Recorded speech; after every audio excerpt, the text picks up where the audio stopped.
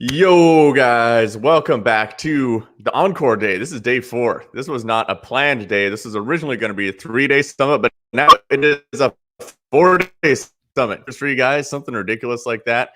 And some really interesting ones, too. This kind of just gained momentum. We were going along doing the first 3 days, and so many more people were reaching out like, yo, this is really valuable. This is really good. How can I be involved?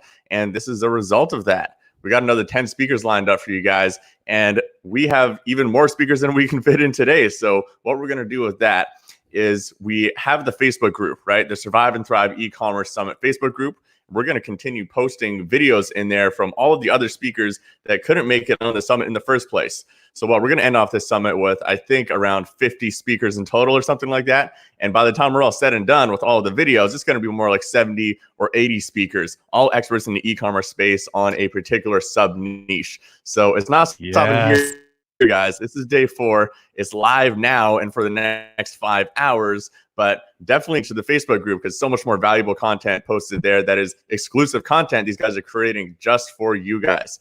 So definitely check that out. Yeah. And let's take a quick minute before we get started here. I just want to thank all of our sponsors who have been involved in this event. Some really powerful ones. Let's bring this up here. Let's bring up this. So many different sponsors help this event come to you guys completely for free. Highbeam Analytics, the FBA Broker, Enreach, BIG Tribe, Seller.Tools, Zonguru, Kenji ROI, that's my company, Data Automation, AMZ Advisors, Empowery, Summit E-Commerce, that's Isaac's company. Boom. E-Commerce Optimizer, TFG, Empire Flippers, Perpetua, Marketplace Seller Courses, and India Source and Trips. So if you see those guys, make sure to thank them for bringing you like 50 free speakers and all this amazing stuff. Huge. And without further ado, let's pass it over to Isaac to introduce our first speaker. All right. Our first speaker today is Rob Tabraka. He comes to you from the Netherlands, from Budapest, actually. This guy he's been on my podcast. You might have heard him. He has a company called ABEL Finance. He does virtual CFO services for online-based businesses, including e-commerce companies. This guy is super knowledgeable in cash management, in financing, getting people out of trouble. And if they're not in trouble yet, helping people plan so that they don't get into trouble. And a lot of people right now are really, really up. And I've been saying, hey, while you're doing well during this time, that's not going to last forever. Stash that cash. And also those who are sort of down in a big dip right now, you may need some strategies to make it through.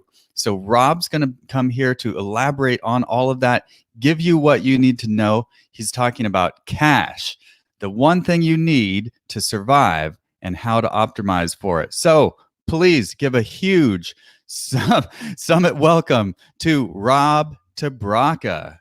Welcome, buddy. Hey, Isaac. Thanks for having me. Good to be here.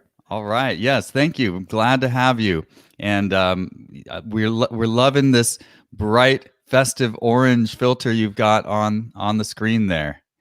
Yeah, that is the least orange wall in this house. That's what you get with an Airbnb. Yeah. Welcome, buddy. Thanks for being here. So what have you got pleasure. for us today? I have a story about cash flow, why it's so incredibly important, and a couple of ways you can optimize for it. Awesome. Can't wait for it. Take it away, man. Well, let me share the screen. And while we're waiting, Trisha, good morning, Trisha. Trisha says, welcome, Rob. Thanks for showing up, Trisha. You've been awesome this whole time. Everybody else, put some comments. Tell us where you're from. Tell us what you're looking forward to today. What was exciting from yesterday? And can't wait to engage with you.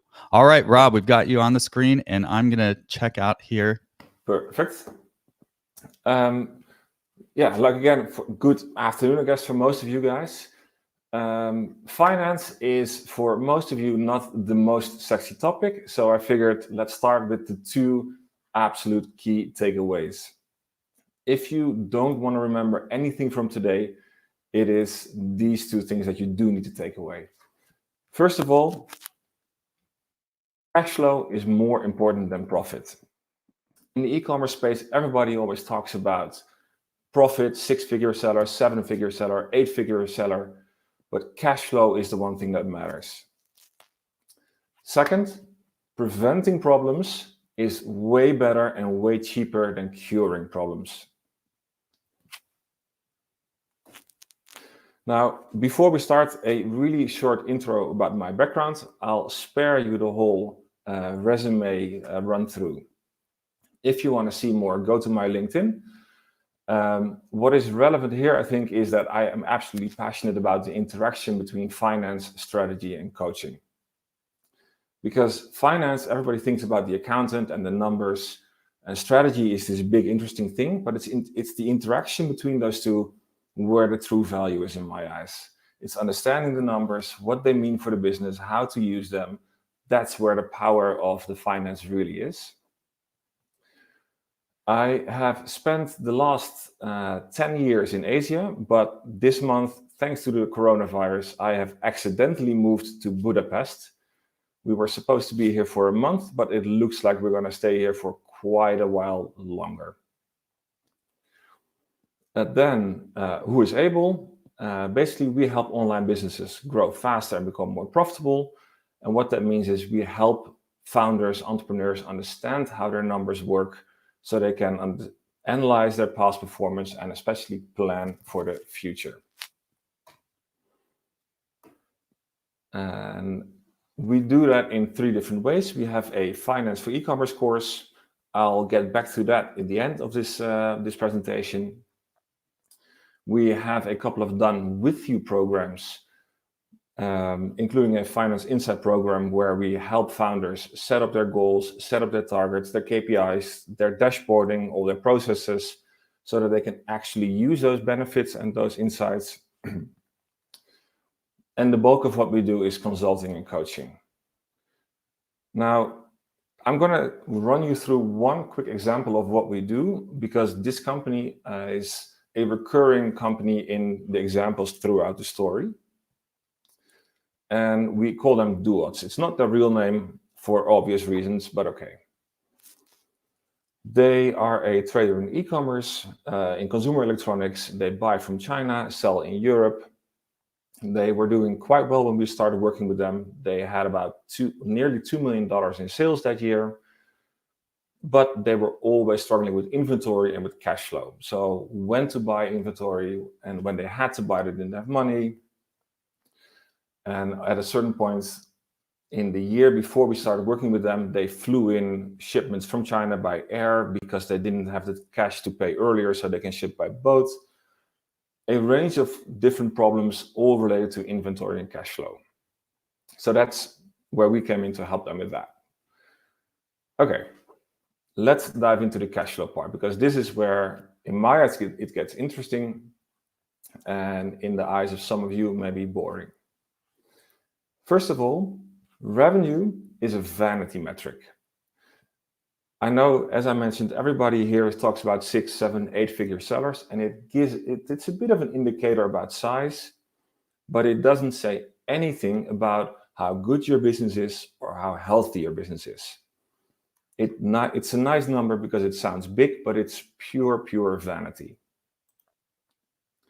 Profit, we all know that profit matters a bit more, but it still doesn't mean if a business is healthy.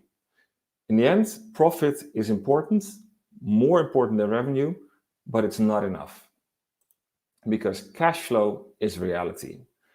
In the end, at the end of the day, the only thing that matters is cash flow, because it's the cash flow that pays your salary, it's the cash flow that pays your dividend, and it's the cash flow that allows you to live your lifestyle.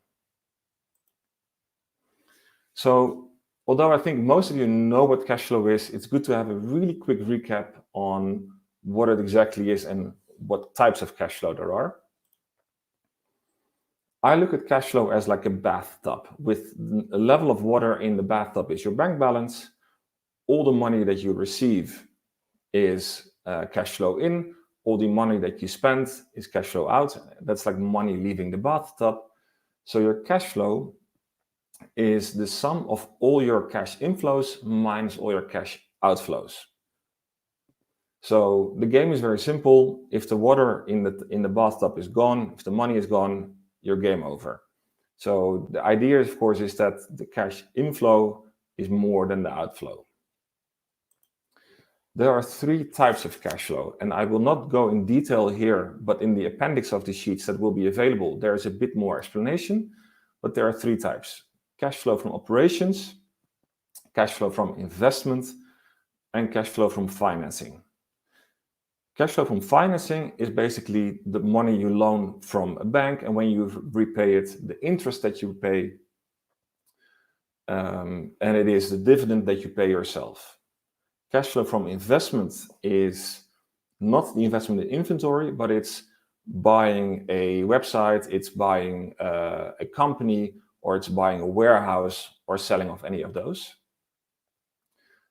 And cash flow from operations is all the cash flow from your normal course of business. So that means the cash flow from buying and selling your product, but it's also the cash flow from refunds that you get from paying your taxes and your salaries and your marketing subscriptions, etc. In the long term, if you want to survive and thrive as a business, you need positive cash flow from operations. Not any other cash flow, but it's the cash flow from operations where you need to make the money with. And these 3 companies show you why. All of these 3 have massive revenue, but have never made a profit and are still not running a positive cash flow from operations. The only reason they survive is because investors keep putting money in. If they want to survive in the long run, they need to get their cash flow from operations in order. One big misconception: cash flow problems do not only happen when, to bad companies or companies doing bad. Because it's actually success that may kill you as well. If you look at this cash conversion cycle, so this is the cash flow from do-whats when they buy 1 container of products. They down pay in week 1, the pink bar. They down pay to their supplier. In week 9, they pay the remaining 70%. In week 10, they pay their shipment. So as of week 11, they start selling, and Amazon or whatever marketplace they are using pays out the first batch in week 14. So you will see that at the red line, this is the cash balance. So they need to pre-finance their whole container. That means that in week 10 to week 14, the total cash that they need to pre-finance is about $115,000. Now, for 1 container, that's a lot of money, but they can do that. It's not a big problem. And you will see that it takes for them to week 19 before they're actually cash flow positive on this container. Now, imagine that their sales are going through the roof. And instead of having to buy 1 container, they need to buy 6 containers. At that point, they don't have to pre-finance $115,000, but 6 times $115,000, almost $700,000. And that is immediately a cash flow problem. And that can kill them, because if they cannot deliver, well, they can't sell it. So there are a few tricks that will help you to manage your cash flow and to optimize for your cash flow. And the most important one is get your bookkeeping in order. It sounds very mundane, and I know that everybody finds it boring, but it's absolutely critical, because bookkeeping is garbage in, garbage out. If you don't have it in place properly, whatever information you're going to get from your systems, it's garbage. So this is critical. If this is not in place, forget about the rest of the presentation and talk with Isaac first to get that sorted. The second is look further than only your P&L. Like I said in the beginning, revenue is vanity and profit, it's important, but it doesn't give you the whole picture. So you need to look at your balance sheet and your cash flow statement as well. And ideally, you understand how they interact with each other. And I know it's not as sexy as conversion rates or writing sales copy or finding new products, but understanding these three and how they interact with each other will have a massive impact on your business and how you manage it. It will level you up to a more professional level immediately. Because again, this is a simplified balance sheet from Duots. Here it looks like they're doing quite okay. They have $78,000 in the bank. Amazon still needs to pay them $15,000, and they still have some inventory left. But if you look at their liabilities on the right-hand side, they have a loan they need to repay, Facebook ads they still need to pay, and they have their supplier that they need to pay back. So their actual financial health is not that great. They actually are on the edge of getting into trouble. So since we've already discussed that preventing problems is much better than solving them, I want to focus especially on how to forecast the cash flow. Because by the time you're in cash flow trouble, it's usually too late to have a good solution. You can still put out the fire, but it's never a nice solution. So forecasting cash flow. I personally still prefer to use Excel for this. And yes, I know there are a bunch of SaaS tools that can help you with that, with great AI, etc. But the reason that I want to use Excel is it forces you to think about how your business actually operates, what actually drives it. And if you use one of those tools, you become lazy to rely on those tools. Those tools, they don't include the holidays of your supplier or the seasonality of your product or a big promo campaign that you're trying to that you're going to launch. So so the most important thing in cash flow forecasting is surprisingly your sales forecast. And this is where I expect that most of you become a bit more enthusiastic, because this drives everything.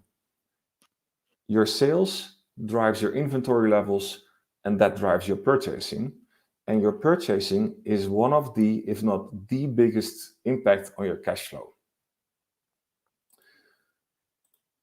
Now, I know that sales forecasting is not easy, especially if you're having a new product or a more seasonal product, but it's an absolutely critical skill to learn. And you can learn it also for newer products and newer product categories. But it requires the discipline from your side to make a forecast on a weekly or monthly basis. And after that, evaluate. Did it actually happen? Where were you wrong? And why were you wrong? And from experience, most entrepreneurs, most of us are too optimistic about our sales forecast. So evaluating that, like, why were you too optimistic and where did you make the mistakes? Did you expect the conversion rate to be higher, or did you expect to have a higher click-through rate? Or did you expect a higher average order value? All these things matter, because the more accurate your sales forecast becomes, the better you can manage your cash flow.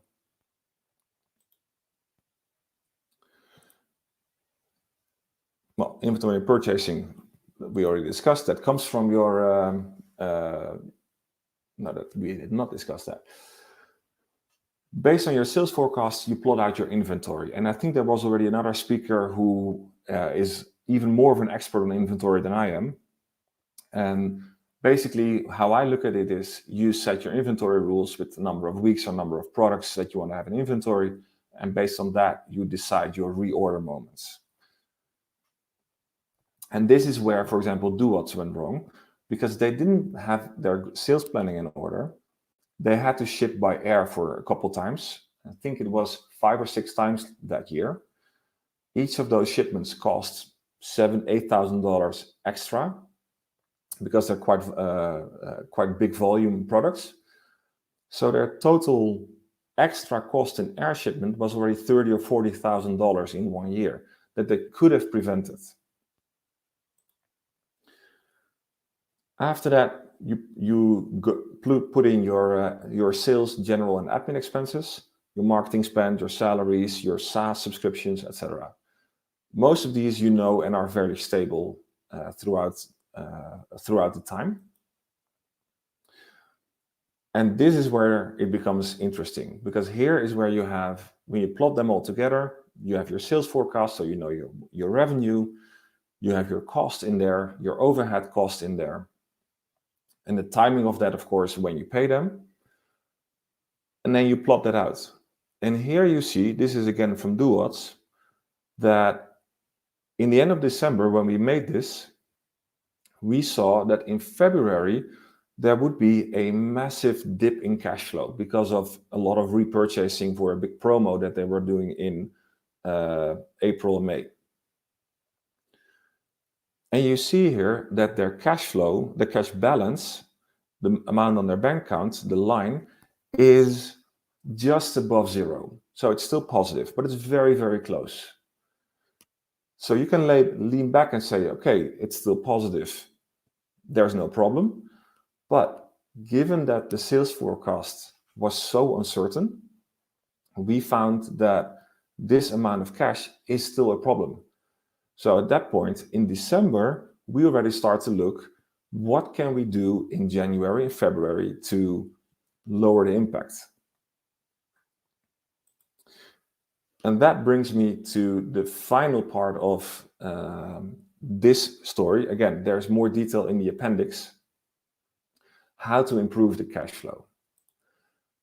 There are basically 3 places where you can improve it: on the supplier side, on the customer side, and internal.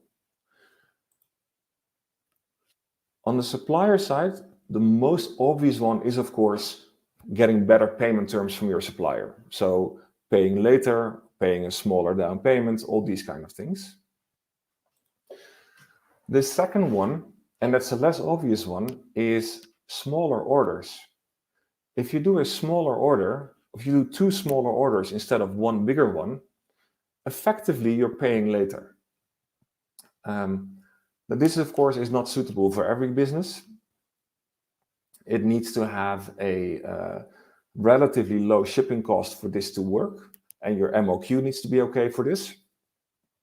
But doing smaller orders, but more often, is a surprisingly effective way to manage your cash flow. On the client side, the most obvious one is to incentivize or to agree early payments from your customers.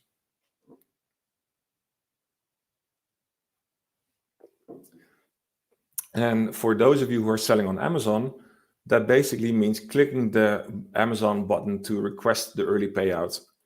I'm just going to say almost every day.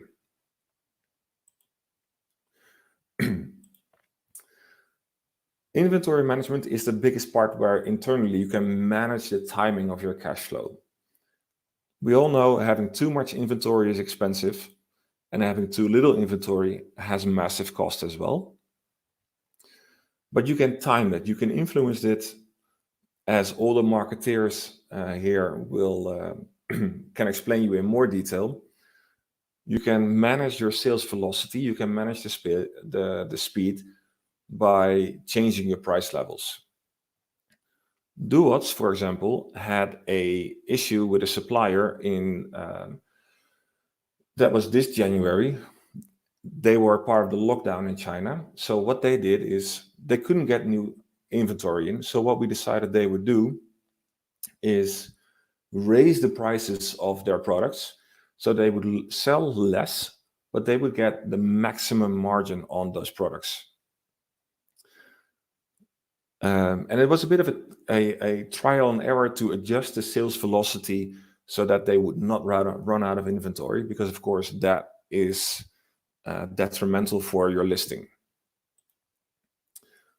So in summary, priority number 1, get your foundation in order.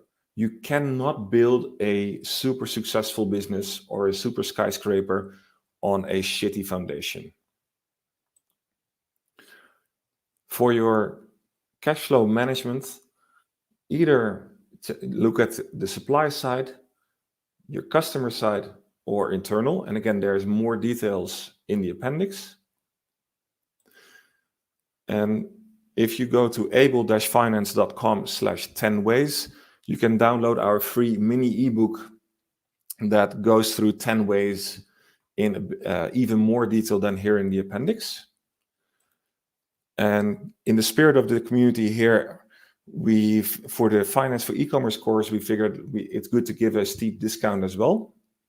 So if you want to learn more and get in control of your numbers yourself, go to abel-finance.com/survive to get the course, and use the coupon code SURVIVE to get $100 discount. That was still overrunning. Damn. I thought I was quite on time. No, that was good. That was awesome. And thank you so much for being so generous and giving in spirit of this community. So I know Rob, Rob really knows his stuff. So if you want to learn more about that, if you're struggling with your cash flow right now, Rob's the guy to talk to. And I loved a couple things that you said. A few things here I want to point out. Cash flow is greater than profit. Several of the speakers have talked about this over the last few days, and cash is what you need to make it through right now. So this is more enforcement. Appreciate that. Success may kill you. You know, this is something that most people find out too late. Smaller orders more often. Yeah. Orion, who talked about inventory on the first day, this is one of the things that she gets her clients to do is more often, ordering more often. And you can even work it out with your suppliers to get the same pricing. Usually you can say, I'm going to commit to order 1,000 units, but I'm going to order 250 this week, 250 2 weeks from now, and so on. So awesome, Rob. That was really great. So if there's any questions, we'll take those now. By the way, you can go over to abelfinance.com/survive and get those. He's got a free ebook. We'll make sure to have everything in our gifts page here, summitecommerce.co/gifts. So we'll have all the speakers' slides, all the gifts, everything in one place, so you don't have to remember. But awesome, buddy. Thanks for coming and sharing this with us. Sure. And deep appreciation for all of you guys, both the organizers and the viewers, for 4 days of hardcore knowledge.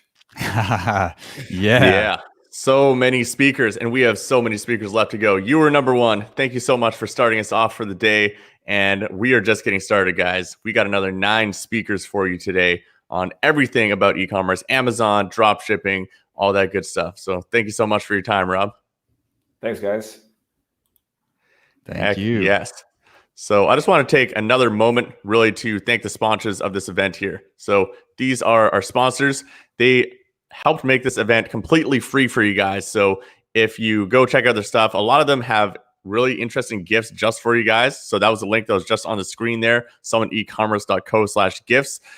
There's some really interesting stuff given away by the speakers and also by the sponsors. Like there's at least 3 free masterminds, including Vance Lee yesterday was talking about Kickstarter, giving away a free Kickstarter mastermind for anyone who wants to launch a 6-figure Kickstarter launch. He's done almost $1 million launch on Kickstarter and many smaller ones. So a lot of value being given out by our sponsors here. And on this final day, who's our next speaker, awesome. Isaac? Hey, before we go on, we've got a comment that came in here at just the last minute. Rob has just popped off. But Tricia says, if you're just starting out, what recommendations do you have for setting everything up and getting it right the first time? I'll try to answer. I'll give you my quick perspective, and maybe Danny can come in on that as well. One thing, I think a lot of people complicate it too much when they're first starting out. They think they have to have all their systems in place and everything, but just go do it. But there are some fundamental calculations that you need to go through to make sure that the product you're choosing are profitable. And there are people out there who have a lot of guides on that. I can't walk you through that right now, but yeah, there's information out there. But essentially, make sure that you have a landed cost that gives you a margin that is good, including Amazon fees if you're selling on Amazon or wherever else you're selling. Make sure that you have that set up, and don't outlay a ton of cash. That was the hard lesson I learned. Getting it set up right the first time. That's an interesting question too. I would echo your sentiment on that, Isaac, in saying that spending too much time getting it right is actually one of the biggest mistakes a lot of people run into. So personally, whenever I'm doing something I've never done before, a new process in my business, a new product launch, or a new type of marketing campaign or whatever, I just go through the process as bare bones as possible. I will open up like a Word document and make some really rough bullet points of what needs to get done. And then I'll just go through that. And then as I go, I'm just learning all of the even smaller bullet points. And I don't even document it then. Once I go through it once, I only start really documenting things and refining things once I've gone through it the second time, maybe the third time or the fourth time, and really figured out, how to set things up the best. So hopefully that helps, Tricia. All right. And for our next speaker, we have this is going to be really fascinating. I've been waiting. Whoops, sorry, wrong one. Wait, I think that was his. We've got the wrong name on here. Sorry, guys. This has been pulled together too quickly. That's the guy. That's his business. And this is an old title. I'm going to just take this off the screen. But our next guest is Alex Avanth. He's with Alpha Rock Capital. And these guys are doing some really, really, really interesting stuff. And their founder, still the same. Their founder, Mark Roca, I've chatted with him a bit. I've tried to get him on the podcast, but these guys are just so insanely busy. They never have any time. And so I'm so glad that Alex is able to come join us today. So just to give you a little information about what is so intriguing about what they're doing is they're going out and raising capital and buying up a whole portfolio of Amazon-based FBA businesses. And because of their deep knowledge and skill set and team, they're able to rapidly scale these companies, and they're instantly more valuable than when they buy them. So it's really fascinating. This is an area that personally I'm very interested in going and doing at some point when I have capital, or anyway, very interesting. I'm not going to delay any longer. Please give a huge, huge welcome to Alex. Hey, Isaac. Hey, thanks for being with us. I'm really excited to have you here. Thanks so much for the invitation. It's been exciting to be in this podcast. Yeah, so you have a pretty intriguing title. We had the wrong title up there. But it was I'm Jacob, apparently. Yes, sorry about that. No worries, no worries. By the way, I am amazed at how well this has gone. Danny and I have pulled this thing together. This did not exist 2 weeks ago. I think it was 2 weeks ago I messaged Danny and said, hey, do you want to do a summit? I think people need this. And we've got like 50 speakers here now. That's incredible. So, yeah. It's really amazing, man. Yeah. So it's gone very well. Sorry about the name. Yeah, no worries, no worries. Yeah. So what do you have for us today, Alex? Well, it's interesting. I was thinking in the beginning, Isaac, that I should do a classic pitch, but I think if people want to know more about Alpha Rock, they can, you can just pull my shoulder, and I'd be happy to involve them into our actual business model. What I have for you today is some of the processes, some of the thinking we've been going through over the last, I'd say, weeks to months, because we've seen this transition come in the horizon. As I'll share in my presentation, the people I have the pleasure of working with are individuals that are incredibly good at forecasting and are incredibly good at managing risk. So it's been, I would call it war times for us. We've been locked down in Manila. Manila has a pretty tight grip in terms of the quarantine. So we've had to take some pretty drastic moves in terms of making sure that the business model continues. So for today, I just wanted to share some of the learnings that me and the management team has been getting together with, and also share these learnings in terms of perhaps our listeners out there would be interested in seeing if their business model and their decision making during these types of crisis could be interesting, valuable asset coming out post-crisis. Sounds amazing, man. Take it away. Thank you. Oh, share screen here. There you go. There we go. All right. All right. Is it visible? Yeah, we can see it. All right, perfect. So the theme of today's talk, I changed it a bit based on I've been looking at the different talks, and I wanted to bring up this topic of anti-fragility, mainly because anti-fragility is a term we use perhaps every day at AlphaRock. It's something that I'll dive obviously deeper into, but the short notion of this is it's a way of thriving under stress. It's introduced by Nassim Taleb, an individual I believe everybody should read his books of if you like trying to work with uncertainty, and if you are interested in kind of the do's and don'ts when it comes to navigating randomness. You might have heard about Black Swan. So he's one of he is the author who came up with this term of anti-fragility. And the way I'd like to just start with this presentation is beginning with the bottom lines, because my assumption and our assumption and what we communicate as well to our investors and how we build our investment strategy is by making this argument now that e-commerce as an asset class will gain an extraordinary amount of attention in the post-COVID world, and a way to work with your own assets. If your asset is an online e-commerce asset, you can come out with an investable asset if you keep a few points in mind, and if you work with these aspects as a part of your strategy. This is something we do. So this is basically just our learnings from our management team. The first aspect here is, regardless of the crisis we exist in, you as an individual and your business model have to strive towards anti-fragility, which means this making bets towards thriving under stress while others fail.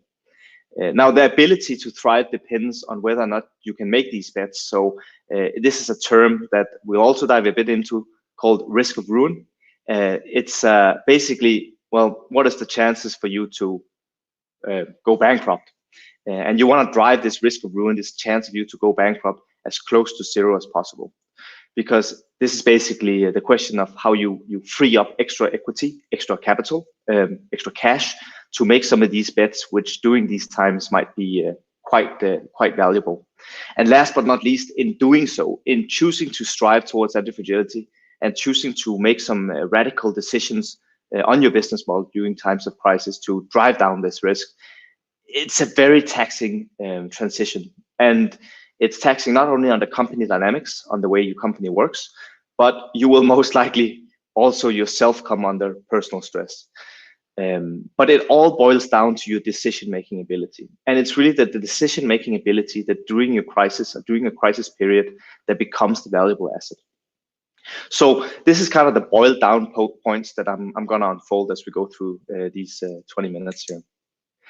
Now, what we're experiencing, and I've heard it multiple times during this different presentation, is obviously a change, but I'd like to ramp it up a little more. I think we are undergoing what's called a paradigm shift. And a paradigm shift is understood as a phenomena that changes fundamentally how we view the world. The best example of this is to think back to when the world was flat. And it's, there's still some people out there that thinks the world is flat, but there was literally a time when the world as we live in thought it was flat. And during these times, shipping was a very bad business, or at least it was a very high risk business. Now, thanks to modern science and Copernicus, we figured out that the world was round, and then all the risk takers were suddenly not that much of a risk taker. To the same degree, we are now seeing how digital as a business model that before was discussed as something innovative now becomes status quo. The reason we see this is because of this situation we are under, and it's because of the conditions of social distancing that really messes up a lot of business models.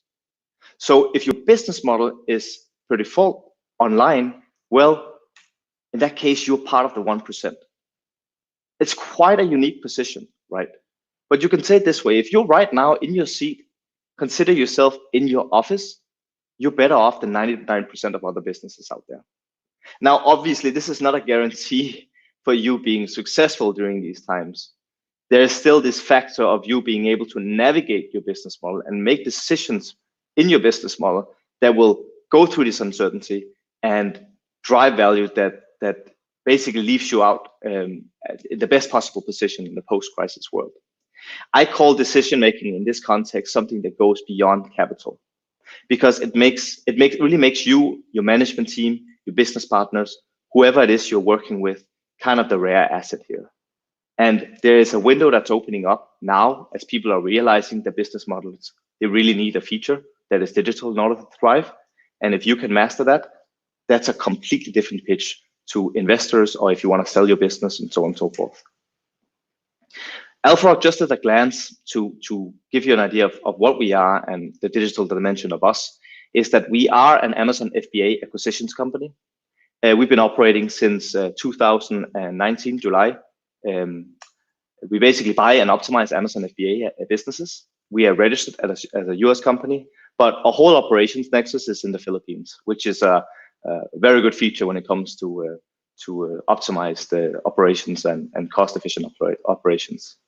Our investment strategy is focusing on what we call inferior goods or unsexy assets. We focus on assets that are not necessarily in a very competitive category. We focus on assets that we deem to have a potential decent yield, not necessarily a high yield, but our main focus is just that they have some kind of stability to them, which we derive through our due diligence. And currently we have 9 businesses under management. And we've purchased these 9 businesses by, as you said, Isaac, we've been raising capital, 2.4 million from approximately 25 investors. And we're obviously looking into raising capital again so we can continue this wonderful cycle. However, we have no guarantee for success either. And as I mentioned earlier, this has been a very, very intense few weeks trying to figure out what's actually going on here. I'm Danish. I'm right now in Copenhagen, and we have an expression in Denmark, which is the toilet is on fire. It's translated into we got a problem. Now, luckily, I don't think the toilet is on fire yet, but it's definitely smoking. So as we went into a very aggressive business continuity plan, we viewed the market we exist in as somewhat of a game that has changed. And we view our reaction to it as, you know, what cards do we have and what are the new rules? How do we need to play going forward? And we isolated as we moved into this crisis. And I think the crisis, I mean, Philippines is somewhat of it's a volatile place to do business. I mean, in January, we had a volcano that kind of put us out for a few days. And then we went into the virus period. So we've been building up some momentum in handling these things, but we've really tried to isolate these 3 different areas of focus, which is first and foremost, figure out the roles on authority and ownership. Delegate, delegate, delegate, figure out who takes what to what degree. Obviously, classic cost management. I mean, we got to free up overhead. And this is not only to run leaner, this is for point 3, this is reinvention, pivot. As we go into a real established crisis, as I see it now, we really focus up on freeing up capital because our investment strategy has pivoted towards looking at attractive assets that comes out in a post-crisis world. So we are trying to think about now, well, what's going to happen? What is this world we're going to come out to? And we're doing some considerations of what might be interesting to purchase. A free one for all of you, which was kind of a fun one, is that 9 months from now, we estimate that the baby products are going to be very attractive, and mostly because people are indoor now, and there's only so many things you can do. So there's a forecast of FBA products in the baby category that might be interesting in a 9 months perspective. So that's a free one. But the factors above really depends on how you and your team drives anti-fragility. So it's not a how do you say a game that you can do as an individual. This is really where I would expect that you're not the smartest person in the room. And if you are the smartest person in the room with your management team, then you are in the wrong room. I'm very grateful to be working with some individuals in my management team that really comes from a very diverse background. I have two co-founders that are former super professional poker players. I have another co-founder who is a former professional bicyclist and an incredible smart former AI consultants for my IBM. So we try and spare with what knowledge we have in the room, because we all come to the table with different perspectives on how we're going to solve this problem that we are faced with. Now, the first and foremost, the theme also for this talk, and also the classic talk we have almost on a daily basis, is this topic of anti-fragility. Now, as mentioned, anti-fragility, as you see on the right side here, is an ability to thrive under stress. Now, obviously, stress or pain or suffering, in my perspective, or as I see it at least, is can be derived in twofold. Either it comes as a pain of regret of something we should have done during the circumstances, or pain of discipline. And essentially, the conversation of anti-fragility is obviously that you pursue something during stress, that you have a strategy about your business model being able to thrive in. Anti-fragility is fundamentally different than resiliency, which is the ability to recover from stress, and robustness, ability to resist stress. It's a way of bouncing back, but still bouncing with the uncertainty that's unfolding in front of you. It's a bet to some degree as well. It requires you to kind of stand up while others might be bunking down. But it's during these how do you say, opportunities in crisis that you can really choose to reinvent, or you can find ways of reinventing your business model. Where we, in our case, have been looking at a different asset class.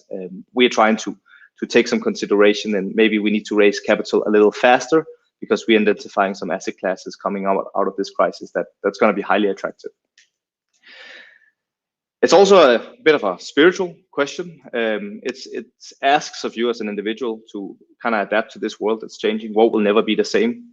I found this example, which I thought was pretty cool, as the last time when we were social distant based on a pandemic was during the Great Plague of 1665.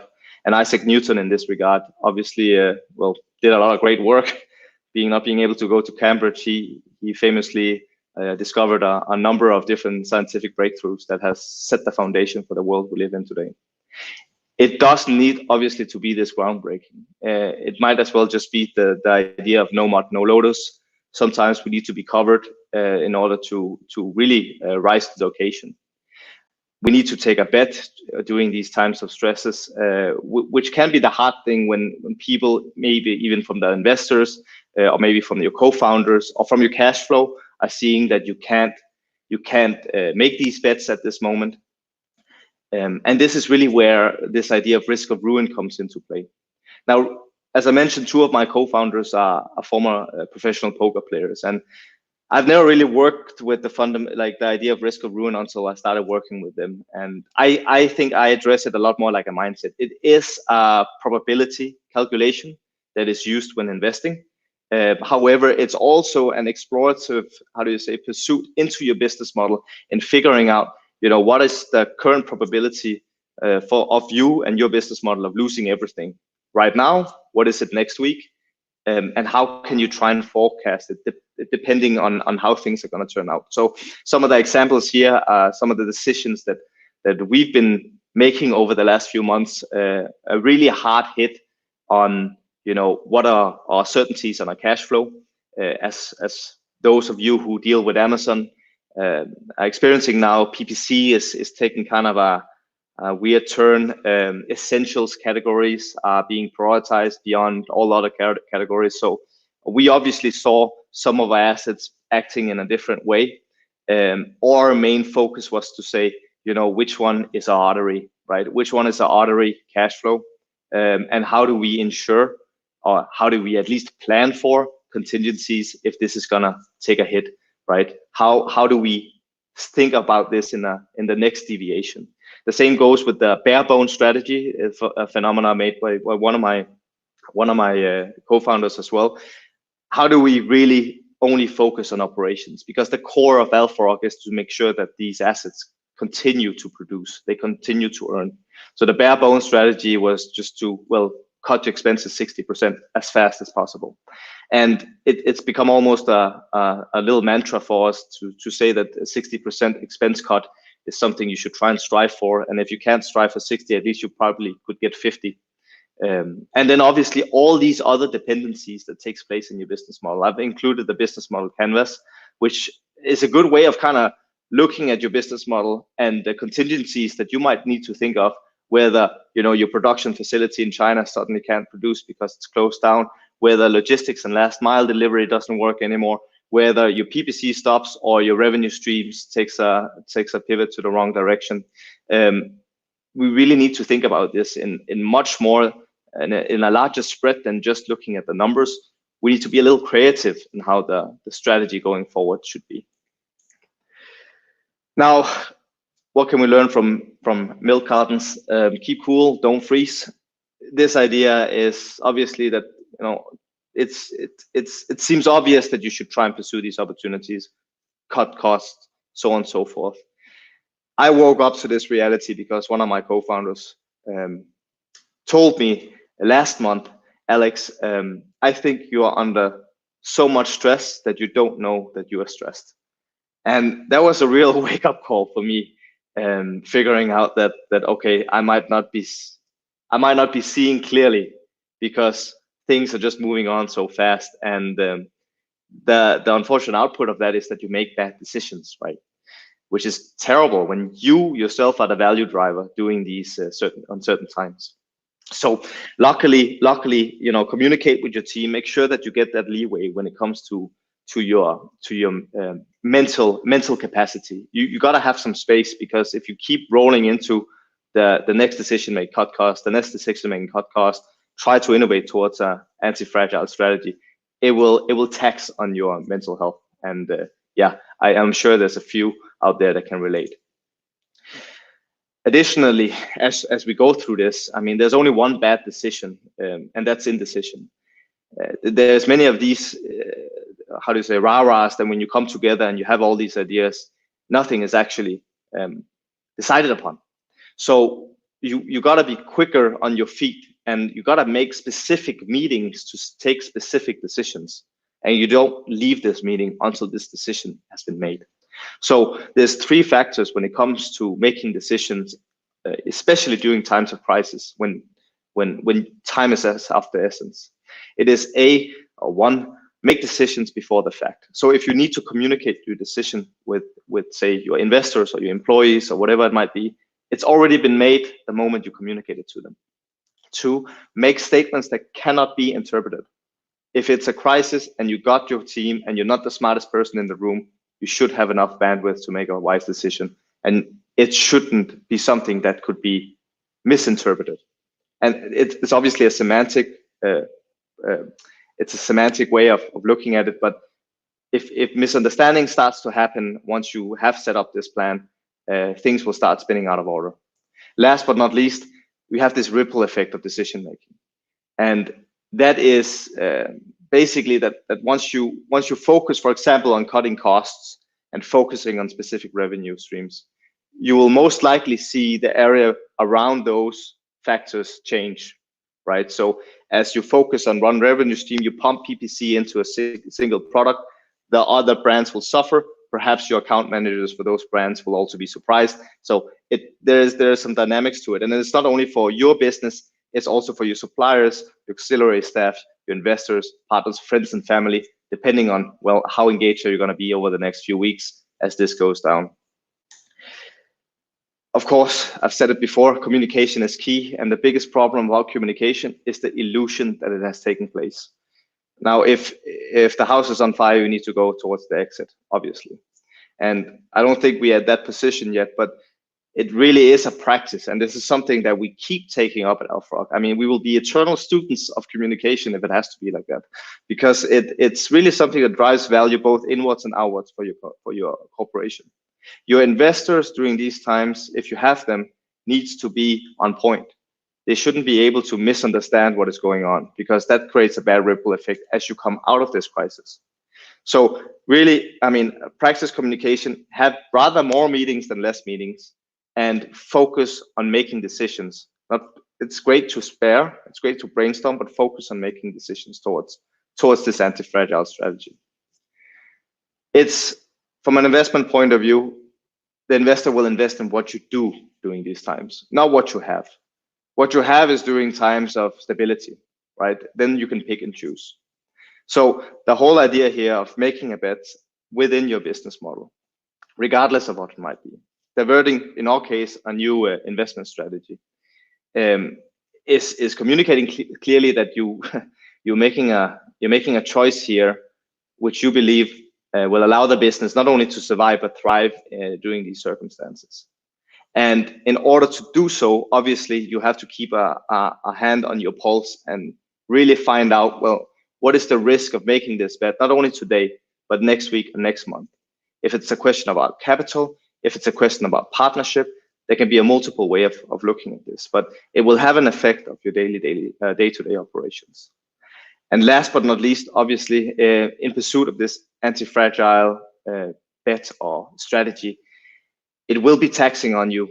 So this is not a one-man army. This is really where the team of your business model and potentially also of your closest peers will need to come together. It's a unique opportunity. I mean, there's really never been a better time in this digital world to make something good of something bad. So obviously, this is something that I'm very eager for people to try and explore, and I would be happy to, well, take time to explore it if there can be something I can help with. So I'm sure it will be okay, but it can be even better if we dare take some risks during these times. So that's what I had for you. I hope it was interesting. Yeah, that was great. You know, I love that book, Anti-Fragile, and I'm not the smartest guy in the room. I'm Me too. I struggled. I love that book, and it's something that I think about a lot, and I struggle to think about how to implement this. A lot of it he talks about coming down to having options. He says optionality, optionality, optionality. So right now, as you're cutting costs, like you said, it sounds like you're trying to get what you've got under control and free up some of that cash to take advantage of these options that are going to be available to you. So I'm wondering what you see coming up, like how, if you are able to get some capital, have some cash stores, what are you seeing for the next 5 months or so, 6 months? Everything's on sale. You said it basically. Mm-hmm. Yeah, I mean, there's gonna be, the multiplier will go down on asset sales, and you know, if you come out and you have cash on hand, I mean, right now cash is king. So it's definitely a better opportunity to accumulate cash now, accumulate a very lean operational strategy towards how you can adopt these assets and get them running fast. So those are some of the focus points that we have. Alexa says, hi, I have a question. What internal processes do you currently have at AlphaRock Capital to correct for business or opportunity loss? That's a difficult question. Yeah, that's a difficult question. Well, I think we're trying to find build cross-functional teams. We've unfortunately experienced that we have to move people around, some people out, and I think it really has put put pressure on the management team, myself as well, to figure out, well, some of our great people can actually play multiple roles. So there's a way of building up a bit of a, well, I guess you could call it anti-fragile operation in making people rise to the occasion and making them take more responsibility. You'll be amazed to see what people will do when you offer them the authority to act in the best interest of your company, if you've hired the right people, of course. But that's some of the things that we've seen develop. I guess, yeah, that makes me think you can be anti-fragile in your team as well, having people who are able to step up into certain roles that are needed when they're needed. Yes, indeed.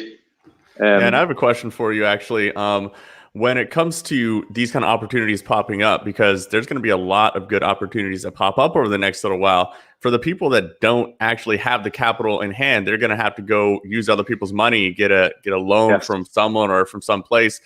What kind of considerations do you recommend that they go through? Because obviously people can get themselves in more trouble than they signed up for, or it can turn out being like the best deal they've ever made, right? Yeah, for sure. And I think it's one of the many requests we get as well. We get some investors that come to us actually asking if they can do this themselves. And you could say, yeah, sure, you go out and buy your own Amazon business, but it takes a bit of finesse, as you know, that the Amazon algorithm and the continuously updating TOS. You need an operational team that know what they're doing, because you might as well be buying an asset that looks good on a P&L, but 3 months down the line, because you don't know what you're doing with PPC, or maybe you're overstocking on inventory, or you can't predict the seasonality on your product. It might as well go the other way around. So cash is one thing, but operational excellence is really one of the key driver for asset success. So it's a very nice little combination of both. Yeah, I like what you're saying there. It's not all about like whether you should be spending the money. It's like if you should be spending the money on that particular investment. I think is a better way to look at it. And if I can add, I'm not an Amazon operator guy. I'm kind of the new kid on the block when it comes to Amazon, honestly. But I've seen some great operators out there, and I think honestly, coming out of this crisis, if you can operate your Amazon asset to a high standard, and you can show that you are in earning during crisis times, you can get an angel. You can get investment for that. You can grow your asset if you don't have working capital. There's plenty of opportunities out there now that investors are realizing that there's some asset classes here that are performing even during times of social distancing. And how can that be? I think it's an open opportunity. Yeah, and I've had personally quite a few people reach out to me, investors, just asking, hey, is anyone in your network have a really good deal on a business right now? Because all the savvy investors realize that now is the time to strike these deals. They're sitting on the money and they're like, hey, the market's going down. Now I'm going to get an awesome deal on an awesome business. So the people are looking. If you guys have a great business that needs investment right now, it's probably a great time. Yes, for sure. And I think we're going to see 6 months, but really 1 year from now, it's going to have a completely different tone. So it'll be exciting to see how this develops. Awesome, Alex. Well, thanks really good to have you on so here. much for. Yeah, thanks, guys. This was awesome. Thank you so much. And guys, if you, heck yeah. And any of the resources Alex mentioned and the slides and the replays, you can find over at our resource there. We keep pointing people over to this one. We'll get someone to put it in the comments as well. summitecommerce.co/gifts. And all of the speakers, this is day 4, and day 1, 2, 3, replays, slides, everything is all going to be at this one resource. So make sure you guys check that out. And thanks so much, Alex.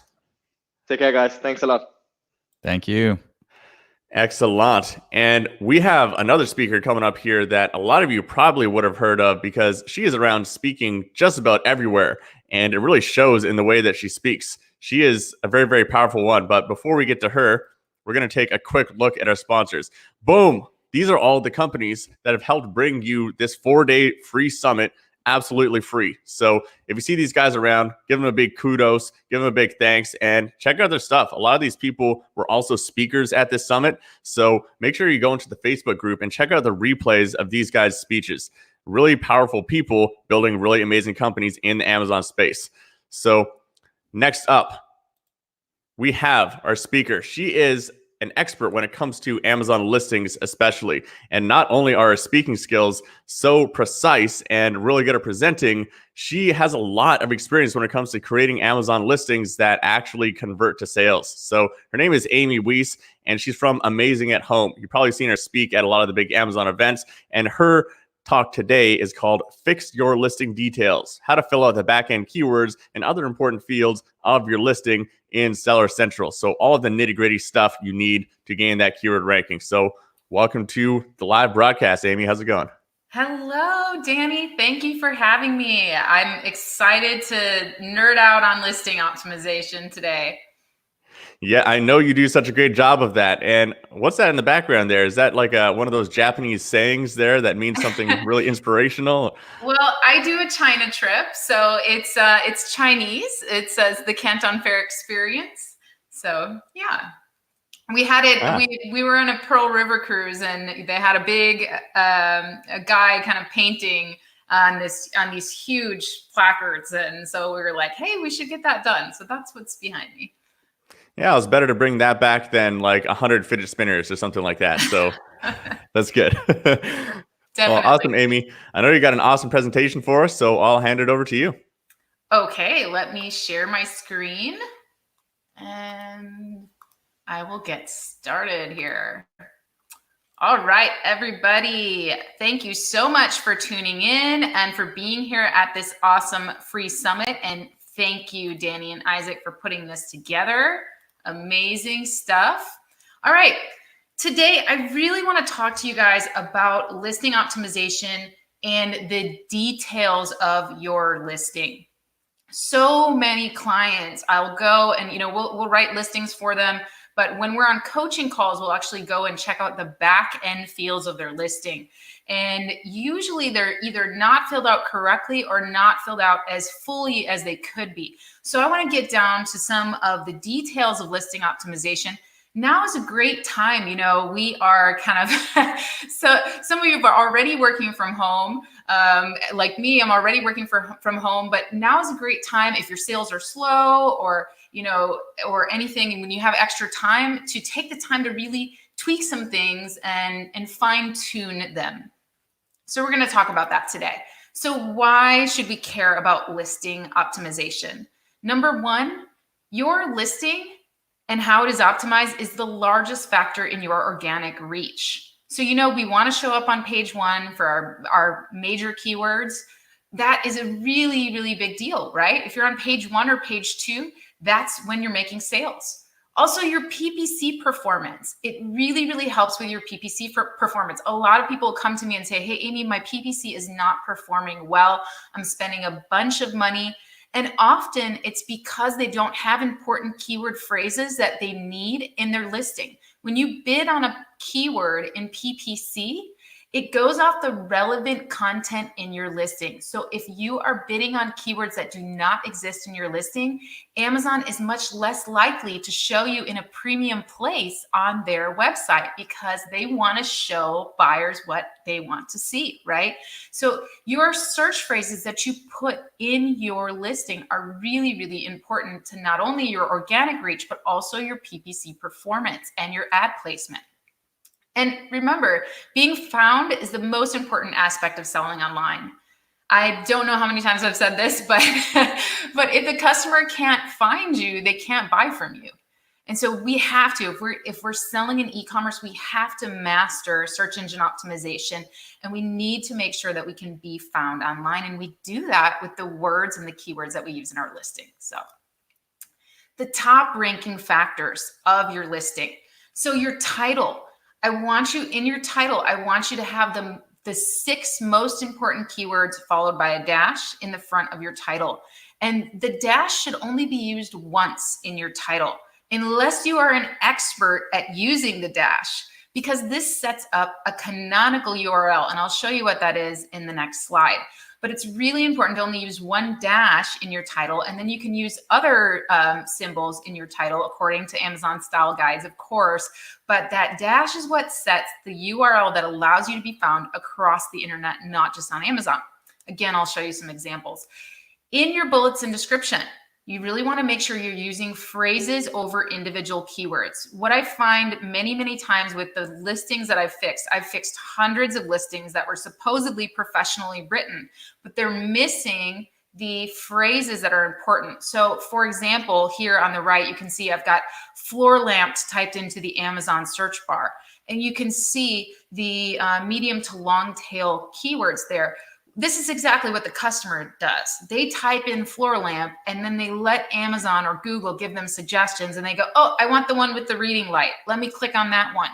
And if that phrase is not in your listing, or if it is in your listing exactly in that phrase format, you are going to rank organically higher than other listings that do not have these phrases. So often I'll see people just put, lamp, or they're not using the phrase floor lamp throughout their listing, and they're not using the medium to long tail keywords in this phrase format. Instead, they're just kind of smattering individual keywords throughout their listing. So you really want to focus on your main keyword phrase and not the outliers. The reason is because if you try to rank for everything, you will rank for nothing. If I try to be a floor lamp and a table lamp and a light for reading and everything else, it's going to be really hard for me to rank really high for floor lamp if that's my main keyword. Instead, it's okay to have those additional keywords, but make sure they're related to your main keyword. In your back end, these are the fields we are going to focus on during this presentation. We're going to talk about search terms field, the subject matter field, your target audience field, your intended use field, and the more details tab. All of those are very, very important. So your title, do you see what I've highlighted up here? I've got this imagey, gooseneck, brightness, temperature, technology. Have you ever, clicked on a blog post or something like that, and you notice that whatever the title is of the blog post is what gets put in the URL, right? Well, the same thing happens with your Amazon listing. And so because they've used multiple dashes throughout this title here, you can see that it has actually set their canonical URL, which is searchable on Google. It's set it as gooseneck, brightness, temperature, technology. That's not really going to help people find a dimmable 9-watt floor lamp, is it? So we want to put a dash right here instead, and we want to remove these other dashes and just put 5-space level here, because what that is going to do is it's going to fix our canonical URL. And why do we want to fix it? Because we want to be found across Google. As you can see, I type in floor lamp, temperature, technology, which nobody is searching for. You can see my little plugin here shows no search volume. And of course, they're the top ranking on Google for floor lamp, temperature, technology. I would want to capture some more of that Google traffic. 80% of Amazon's traffic comes from Google. So I would want to be ranked there. All right, your main photo. It really, really matters, you guys, because look at how much competition we have on Amazon. I really want you to focus on looking on page 1 for your main keyword and seeing what the competition looks like and trying to figure out how your listing can kind of stand out. Immediately, this one here, imagey, it stands out, but it's of course against the style guidelines because it doesn't have a plain white background. So this image could actually be, and this listing could actually be suppressed or pushed down in search as a result because of that. But you can see some of these other ones, like these are kind of plain, but this one, they did this really cool zoom in to show that you get a remote control with it. So immediately I kind of want to click on it and see what it's all about. My next question for you is, do reviews count for listing optimization and why? I would love to hear your comments there or see your comments in the thread. Reviews definitely count because number one, customers definitely click on more listings that have reviews. So Amazon will push you down in search if you don't have a lot of reviews, or not necessarily a lot of reviews, or if you don't have any reviews at all, right? But you definitely want to make sure that your reviews show up, because what do we see? When we see this search, we see the title, we see the main photo, we see the price, and then we see reviews. If you don't have any reviews, your eyes immediately go to those stars and you just want to click there. So you definitely want to make sure when you launch a product that you have a review strategy. You have a way to get your products out to customers and get some initial reviews and social proof. All right, your photos. Guys, I have to tell you, when customers are searching through Amazon, they're scrolling either on their phones, although 67% of people searching Amazon actually prefer to use desktop, according to a poll, I believe it was in 2019. So, that was a surprising piece of data that I found. But either way, they look through the photos first, and then they'll decide to read your listing. And I can't tell you how many times I have seen an amazing listing that said all these great things about the product and totally sold the product. And when I scrolled through the photos, there was nothing. There was no text explaining all of those awesome features and benefits. So you can see these photos from this listing. They actually explain, oh, okay, that's where the plug is, sensitive touch control, multi-angle head, awesome color, you change the color, the temperature. Not sure what that is. I guess, that's interesting. But anyway, you want to make sure that you are showing, you want to represent your listing in your photos. So your most important aspects of your listing need to be explained in your photos. You need to anticipate the questions that customers might have and answer them in your photos. That's so, so, so important. So let's get to the back end. I know this is what we said we were going to talk about, right? You guys are like, Amy, get on with it here. So in your search terms field, you can see here the search terms field. I'm skipping platinum keywords because unless you're a platinum vendor, I haven't met a platinum vendor yet. So if you know one, send them my way. I wanna study how much these keywords rank here. But anyway, the search terms field is what you want to fill out. First of all, this is where you put the keywords this is key, that have not been used in your listing yet. So as you write your listing, you're kind of keeping track of the words that you've used.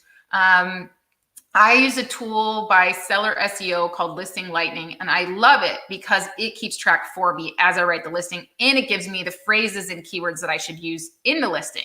So I really love it. It's my, it's a quick tool that I can use. But anyway, you want to put in these search terms, you can see the format that I have there, word, space, words. You don't need commas here, nothing like that. But you want to use words that are related to your product or related to other searches for that product. And you want to fill it up, and you don't want to repeat the keywords that you have already used in your listing. Those are already going to index. So you don't want to put them back here. Here's the space where you can put some additional search terms. Let's say that you're out of search terms to find. Well, you can definitely use some of Amazon's built-in tools to find these words. So you can see over here, I searched for this lamp on Amazon, and you can see on this side, I've got, okay, the lighting bulb base is Edison, bayonet, bipin. Those are related search terms for my product, right? Light fixture, style. Those three words right there are definitely related words. Modern, traditional, Art Deco. You could put those in the subject matter fields. So I want to tell you guys, subject matter, intended use, and target audience index. So I want you to, each one fits 50 characters, and then you click this add more button. I want you to fill it out as much as you can. If you look at the departments here, you can see floor lamps, kids home store, kitchen and dining. Any of these are good things to put in your back end. So if after you have run out of suggested keywords from your list of keywords, right, you make the front end of your listing beautiful, it's filled with your important phrases. Then when you come to the back end, that's when you fill in with all of the additional things that people could search for that are related to your product. And this is a really great place. You can search on Amazon and look on the left side. This is a really great place to find additional keywords to use. So you want to fill out these extra fields, and you don't, again, it's the same format, word, space, word, space, word, and you don't have to repeat the keywords that you already have in other areas there. So your, another great place to find keywords for this is the product classifier tool. So the product classifier tool, that's what can help you kind of switch categories with your products. But you can go ahead and type that into Seller Central, and you'll get the product classifier tool. And you can see I type in floor lamp here, and I can look at all these great words I get: lighting, ceiling, fans, lamps, shades, floor lamps.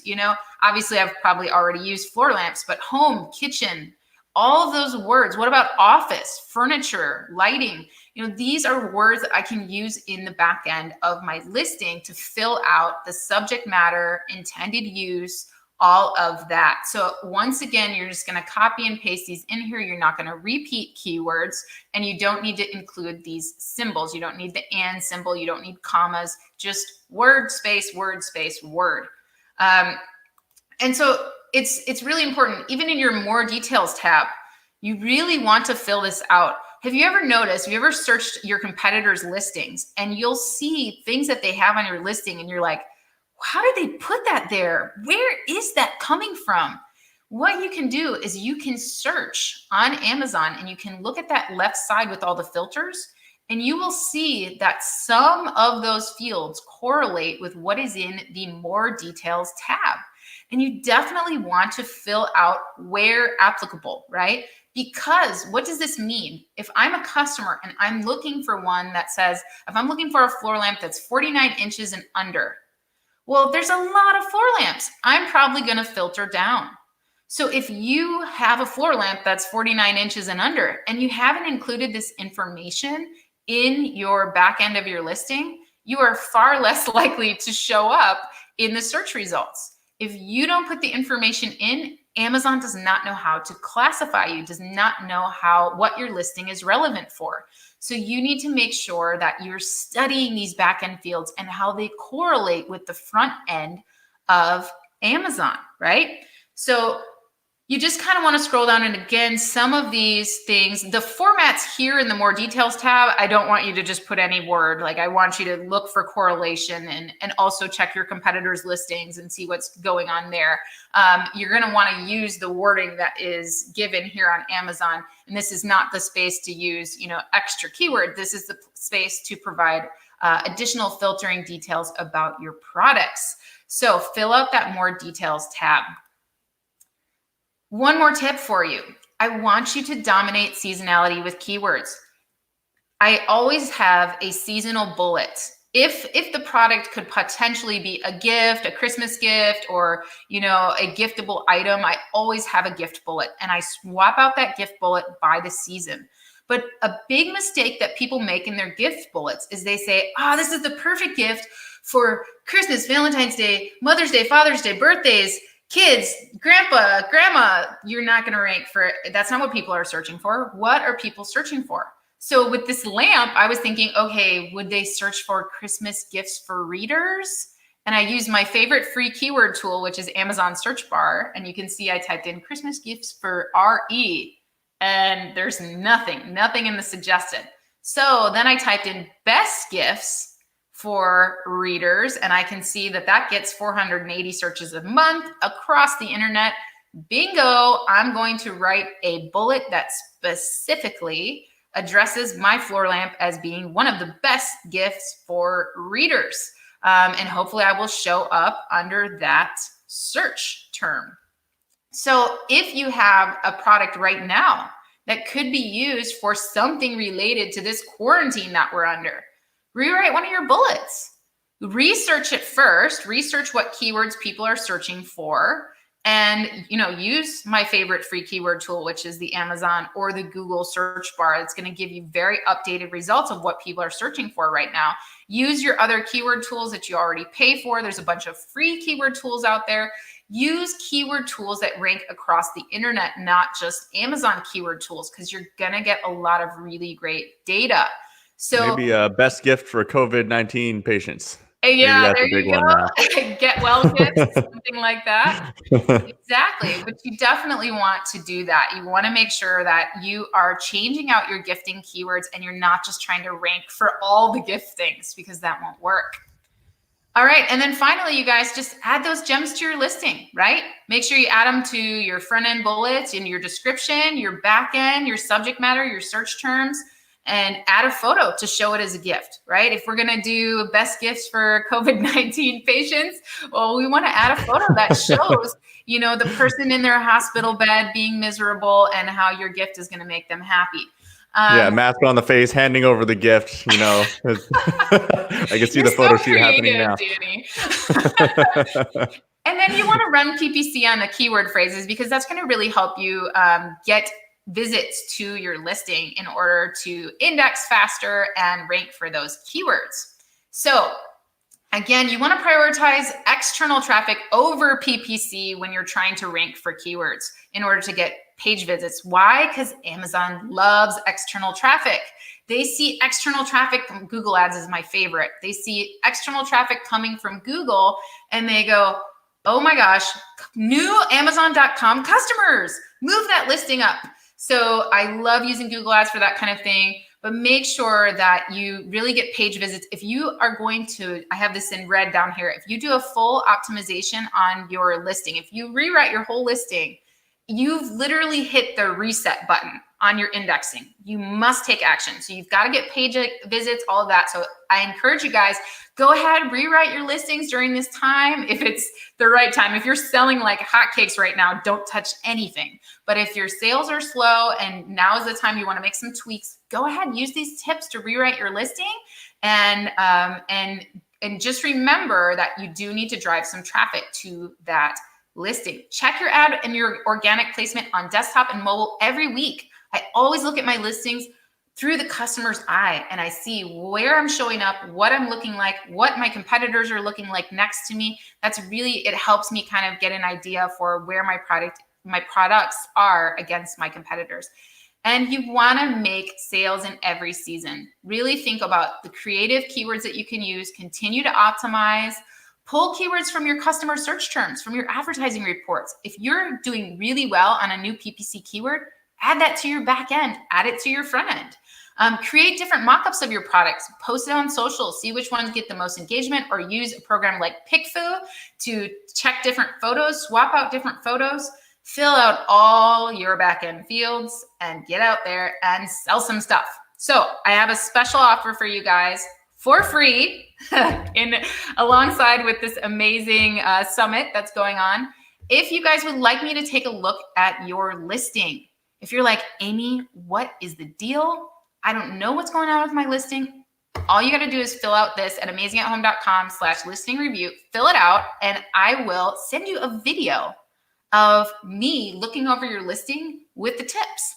And I will give you the exact recommendations that I have. I'll even throw it in one of my tools and show you what keywords you're missing. So anyway, and then I'm also doing a listing optimization masterclass right now, and I have amazing COVID-19 pricing. So if you want to learn listing optimization like me, then that's what we're doing. So that's all I got for you. Oh, very generous of you. There's so many amazing gifts that the speakers and sponsors are coming out with. So we'll add that one to the stack there, Amy. Super, super good. And guys, if you have any questions for Amy here, we got a couple minutes for Q&A. So type your questions in the comments now. What are you doing with listing optimization that you need some clarification on? Maybe you need to find some new things to put on your back end. I did catch that, by the way. I think at one point you said it's like a lamp is a good thing to put on your back end or something like that. And I was very tempted to hop on and make a good joke out of it. I was tempted as well, but I remained off screen. I remain calm. Good job, Isaac. Let me know if you were also thinking the same thing as me in the background silently and laughing, guys. So. I think we've had way too much time on our hands lately, haven't we? Giggling like a little kid. I am straight up totally enjoying these memes and everything. I'm enjoying the humor that people are bringing to the situation. It's obviously not a funny situation, but I'm enjoying that people can engage with each other, make each other laugh, find a little humor when we're out of toilet paper, right? It's been a good time. Yeah, luckily over here in Bali, we have these, the bidet things. So we're not in danger of running out of toilet paper. No one's freaking out. Wouldn't be the worst thing in the world. So we got a question from Nate Milwan. So for target audience, are you just inputting additional keywords or putting information about the target audience? So target audience, I usually try to find those additional keywords that are actually related to the audience. So I'll search through and see what filters are available on, again, the left side of Amazon's filters there on desktop. And I'll see, kids, what does Amazon call the audience?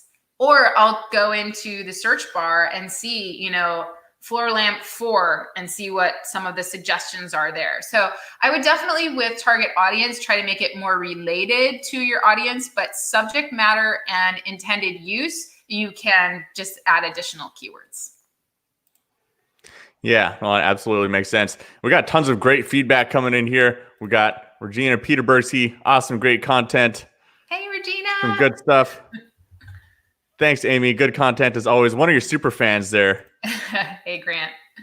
Yeah, always bringing the value, Amy. Whenever we talk, I've had you on the podcast before, just always so concise with what you're saying. You make things really simple and easy for understand on complex issues. We got another question here from Victoria. She was on here yesterday as well. So going on, Victoria.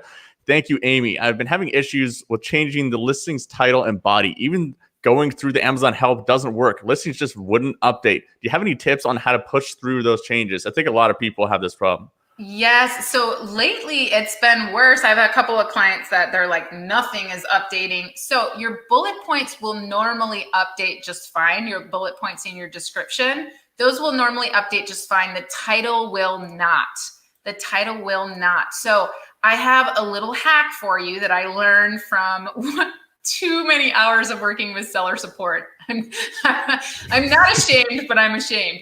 So anyway, sometimes they give you good tips. And what you can do is when you're in your listing backend, that's going to be a trigger word for Danny from now on. When you're in a listing backend in Seller Central and you click edit and you're in there, right? You are going to be either in the new format or the original format. In the new format, when you go to the vital information tab, that's where you see the product ID and all that stuff, right? In the new format, the product ID field is going to be locked. So you want to scroll all the way down to the footer on the page and it says, go back to the original. Like literally, it's not even on the page, it's in the footer. Click, go back to the original. And suddenly that product ID field will be unlocked. You will be able to change it. And the reason I want you to know how to change it is because this is what seller support does to force changes on listings. So what you do is you scroll back up to the top, you go to the vital information tab in the original format, you go to the vital information tab, you scroll up, and in the upper right-hand corner, you'll see like your listing information, like the picture of your product and your listing information. And you're going to copy and paste the ASIN into the product ID field. So right now it's probably like your UPC or your EAN number, right? You're going to copy and paste the ASIN into that field and you're going to select ASIN from the product ID dropdown. Then you're going to make your changes and make a few changes, right? Like add in some additional backend fields or something, because I don't want it to just get stuck in that, but make a few changes, add some things in the more details tab or the back end, and then click save and finish. And that usually will force a change. I used to do wholesale and I would change other people's listings, and that's how I was able to do it almost every time. So hopefully that hack works for you.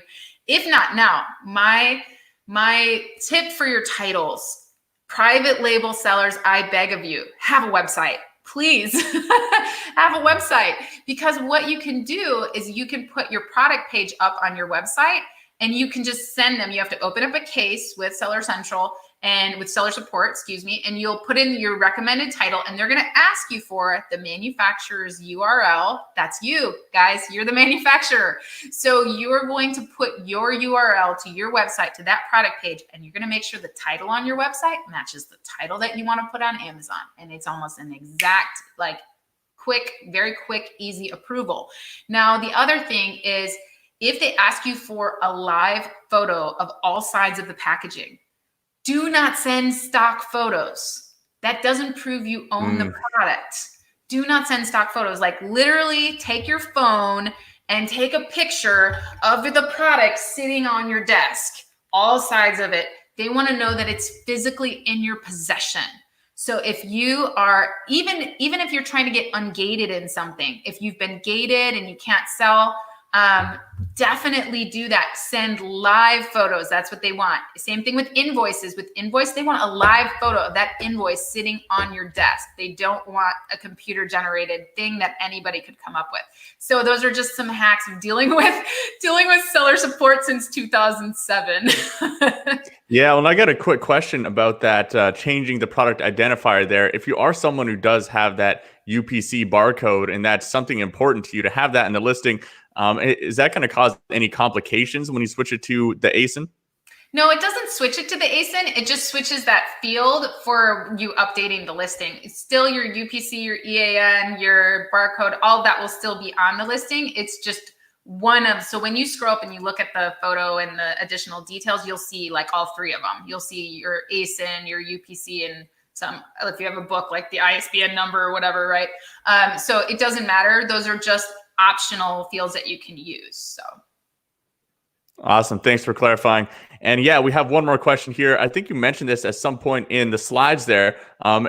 Thanks, Amy. Trisha loves your stuff. Is there any way to change the canonical URL? So that is like Amazon.com/ and then whatever keywords show up there, right?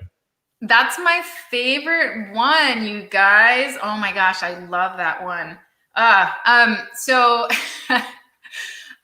Okay. So what you want to do is you want to change your title. You want to make sure you only have one dash in your title. And I believe some of the other symbols also, the pipe is a safe symbol to use. The pipe and comma is a safe symbol to use. So you can use commas and you can use the pipe, which is like if you hold the shift key down, it's like right above the enter button on your keyboard, the straight up and down line. But you can do your first 6 keywords, a dash, and then just fix your title. You're going to have to open a case to fix your title, and your canonical URL should change within like 15 minutes or whatever, right? And then sometimes when you fix the back end, I've seen it where different back end fields, when you change different back end fields, it will also update the canonical URL. So it's something you just have to play with. But it used to be, if you fix the title just that way with just the one dash, after it updates within like 15 to 30 minutes, your canonical URL would change as well. You of course have to force refresh of your browser, because your browser is going to pull in anything old. So. Awesome, Amy. And I think the last question on everyone's mind is it safe to put the pipe in the back end? No, definitely not. It does not work. Does not work. You heard it from Amy. Oh my gosh, you guys are too much. You're too much. I love it. Awesome, Amy. We'll really appreciate your presentation and staying on with us for the Q&A there. And guys, if you want any of the slides that she had in there, she had some pretty dense ones when it comes to doing the canonical URL and filling out those backend fields. So make sure you check that out at summitecommerce.co/gifts. And we'll put the links to Amy's free gifts for you guys that you mentioned there too, free listing analysis and a really big discount on her listing optimization course there. So thanks so much for coming on, Amy. Yes, thanks for having me, everybody. We'll see you soon. See you at the next one. Who's on next? I'm excited. Oh, yeah. Oh, speaking of who's on next, we got this is like an inception moment. This is the guy who actually is responsible for getting me into Amazon in the first place. But before we talk about him, here's a quick look at our sponsors of the event. Make sure you check out that gifts page that I mentioned before, because they have a lot of big discounts and special offers, a lot of them completely free resources for you guys. So make sure you check that out on the gifts page there, summitecommerce.co/gifts. But now it's time to move to our next speaker. I've had this guy on my Amazon podcast. I've had him on my personal podcast, Danny Carlson podcast, and his name is Will Mitchell. You guys have probably seen him because Startup Bros has been around since pretty much the beginning of Amazon time, which is a long time ago. For those of you who have gotten into Amazon, he is like an Amazon grandpa, although he's probably younger than most of you, which is really interesting. He's been an entrepreneur since he's been 12 years old and getting into the online marketing game all through the teenage years when all of you guys were just partying and reading books and stuff like that. So this talk is called Surviving the Virus, Key Actions for Your Business, Investments, and Health. So without any further ado, I'd like to welcome Will Mitchell to the live broadcast. How you doing, man? Awesome stuff. Great intro, my friend. How you doing? Very good. Over here in Bali, where it's not too crazy. No one's freaking out too much like the United States. So happy to be here. It's not too bad over there. Florida's pretty similar. Florida's freaking out a little bit less than most places. I just want to say before we start, Danny originally had me scheduled at a time where the sun was not directly in my face. I live in the sunshine city in the Sunshine State, so it'll be a little sunny. You're just like twice as majestic. Okay. It's perfect. Yeah, it goes well with the beard, I guess. But for some reason, it makes my beard look red, which I don't know if I'm into that. But the light's like glistening off of it, so it'll add the effects. Yeah, right. Well, good stuff. You got a packed house here, and I might be the first person that doesn't have a prepared presentation, but hopefully I have some useful advice for everyone. And Danny, feel free. Hopefully we can turn this into more of a conversation than just me kind of giving a speech. But so yeah, coronavirus is nuts, obviously. At first, when all this started happening, the very first thing we were all concerned about was supply chain issues. And Danny, have the audience as well. Have you guys talked about supply chain issues much? Like, from what I'm seeing, not a lot of people are really having trouble getting inventory from China right now. There's not a lot of factories that are just completely shut down anymore. All the problems I see now are more on the demand side, on actually selling this stuff, these marketplaces.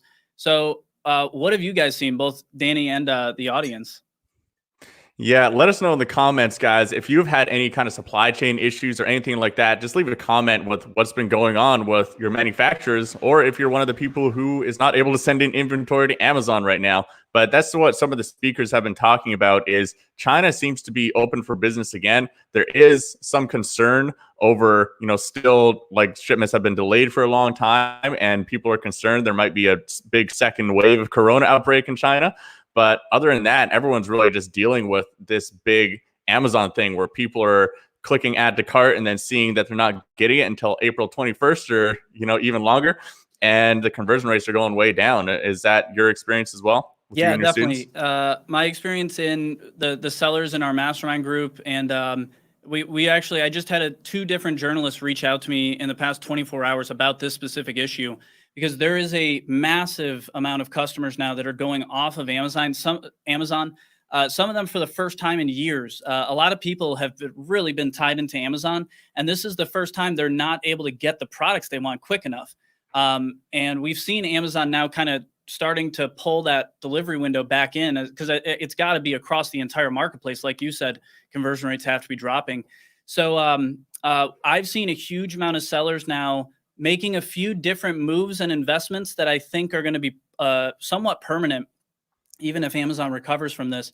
A lot of people want to sell on Walmart now. Walmart is really being seen by a lot of the sellers I talk to as a good kind of all-purpose backup marketplace. If for some reason Amazon goes down, customers aren't able to get your product there, make sure it's on Amazon or Walmart.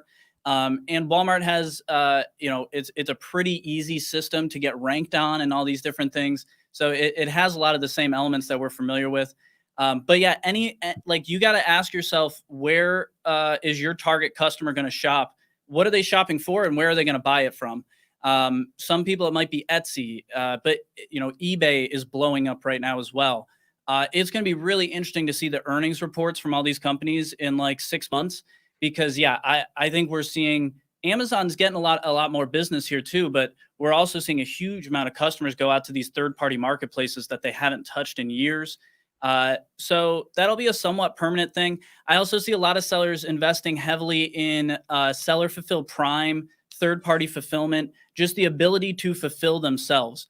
A lot of sellers that weren't set up properly to fulfill at all on their own are just kind of left in the water here, dead in the water here. Whereas customers that had product either in a third-party warehouse or in their own warehouse or in your garage or whatever, these people aren't having as much trouble because they can just switch over to FBM, set up regional seller fulfilled Prime. All of that's pretty easy and simple and quick to do.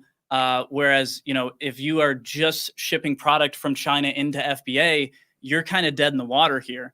So it's always been, in my opinion, the best move to have a third-party warehouse. I want to ship in a container of 10,000 units, and I want to put 9,000 of those units in a warehouse.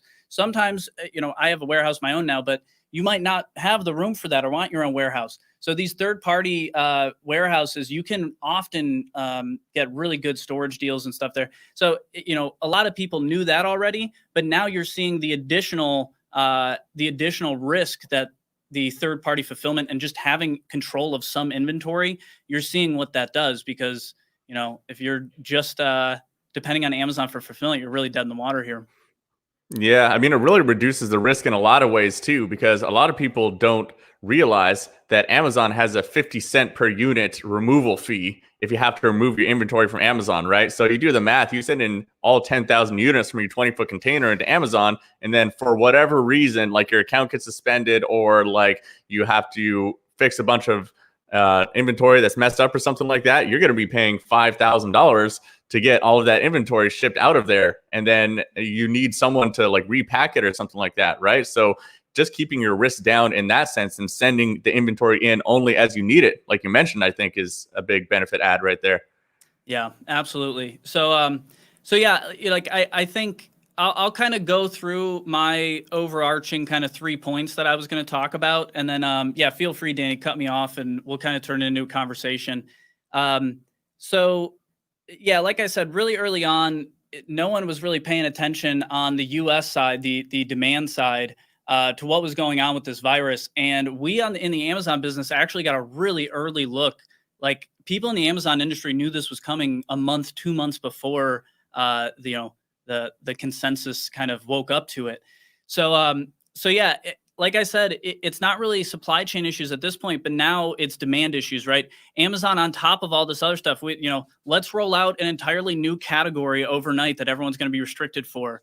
Like there are so many different things that they're rolling out left and right. Review wipes, and so Amazon, they're not.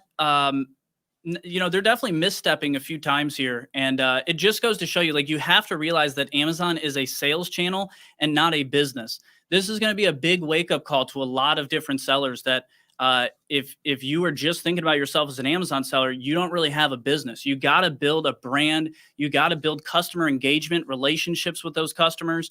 That's what's going to survive a crisis like this. And that's what I think you have to do right now. Survival is the most important thing right now. For those of you just getting started, that's going to be easy for you. For those of you just getting started, you might have gotten laid off. You might be tight on money. And of course, a lot of people are in worse situations than that. But the point I'm trying to make is the people that are really going to get hurt by this are the big established sellers already. The people that are already big and established, they're the people that are levered up 16 times over. I can't tell you how many sellers I talk to that have loans on loans on loans and don't realize that the entire business is leveraged on top of itself. And literally, some people can't go a week without cash flow, without revenue to pay all these bills. There's a lot of people that aren't going to be able to go a month, 2 months, right? This disruption is going to shake up the industry in ways that people really haven't realized yet, I think. There's a lot of money coming down the pipeline with all these, stimulus package and everything, which we should definitely talk about as well. But I don't know, I don't know if any of that money is going to come quick enough to save, a lot of these people that are very leveraged up. So the game for us right now, what we're trying to do is just survive. We're building up, and we've already built up, we spent a long time doing this already, but we built up a strong cash position. And our thinking is that cash is going to be really valuable. It's already getting more valuable, but even with all the money they're printing and all the stimulus, I think cash is going to be really valuable soon because of all these bankrupt businesses. All these bankrupt businesses out there present a massive opportunity for you guys and all of us. There's a few main opportunities they present. One is obviously a lot of these guys are going to liquidate, and they're going to have to sell their inventory for pennies on the dollar. They're going to have to sell their warehouses. They're going to have to sell their equipment. Like everything. And the suppliers that were supplying them are going to be desperate for customers. And so this is going to really help a lot of the new sellers and just revitalize the industry in general. Forgot the second point I was going to make on that. Well, I got a question about the levered up businesses there. So yes. That is a really common problem in e-commerce, where a lot of these businesses are just constantly taking out new lines of credits and maxing out credit cards to fund their inventory growth and everything like that. But obviously, it's a dangerous situation, right? The entire market falls out from underneath you in something that was completely unforeseeable like this. And that's all it takes to just explode your business, right? I think you made a really good point about cash being so valuable. So how do you think people should look at the cash flow of a business like that, like not just being too aggressive with the growth and just taking on as much debt as possible to grow it, while at the same time taking on enough debt to actually grow a business like that effectively? Yeah, well, it's an interesting time, because for for a long time now, there's been so little just risk in the economy. And again, I apologize about the sun here. There's been so little just general risk in the economy that it hasn't really made sense. And the interest rates have been so low. Why would anyone save money, right? It made no sense. You wanted to lever up because the interest rates were so low and you get such good rates. So it's no surprise that everyone that had credit is levered up and anyone that had cash flow is levered up. There's very few businesses out there that have the cash position to survive this. So you really have to focus on your cash flow and your cash right now. Build and maintain both of those. To your question, which was what was your question again? I ranted right off of your question. Yeah, it's really like, I mean, a lot of businesses now, it's too late, basically. But in an ideal scenario, if you were running your business before the crisis, how would you look at your cash flow and like the amount of debt that you take on to grow your business to a point that is actually safe while still growing your business effectively, right? You don't want to be too levered up, but you also don't want to just like not be reinvesting in your business. Yeah, it's a really complicated time to be a business owner. And I think the more you have right now, the more complicated it is. You know, I would hate to be a billionaire right now. I'm having enough trouble wrapping my head around everything at my level, right? Everyone is overwhelmed right now. How do you balance growth and risk in the future is really tough. It's really tough to say. I think you have to go back to the real fundamentals of entrepreneurship here, which is like entrepreneurs, what we do and why we make disproportionate amounts of money is because we take on risks that are bad risks. We take bad bets, and through our sheer will and brute force and confidence and belief and just work, we make these bets work, right? And that's why they pay off so disproportionately, is because they're kind of bad bets, but we make them work anyways. So you almost have to go back to that core of your business. What risk can you take that you really have control of?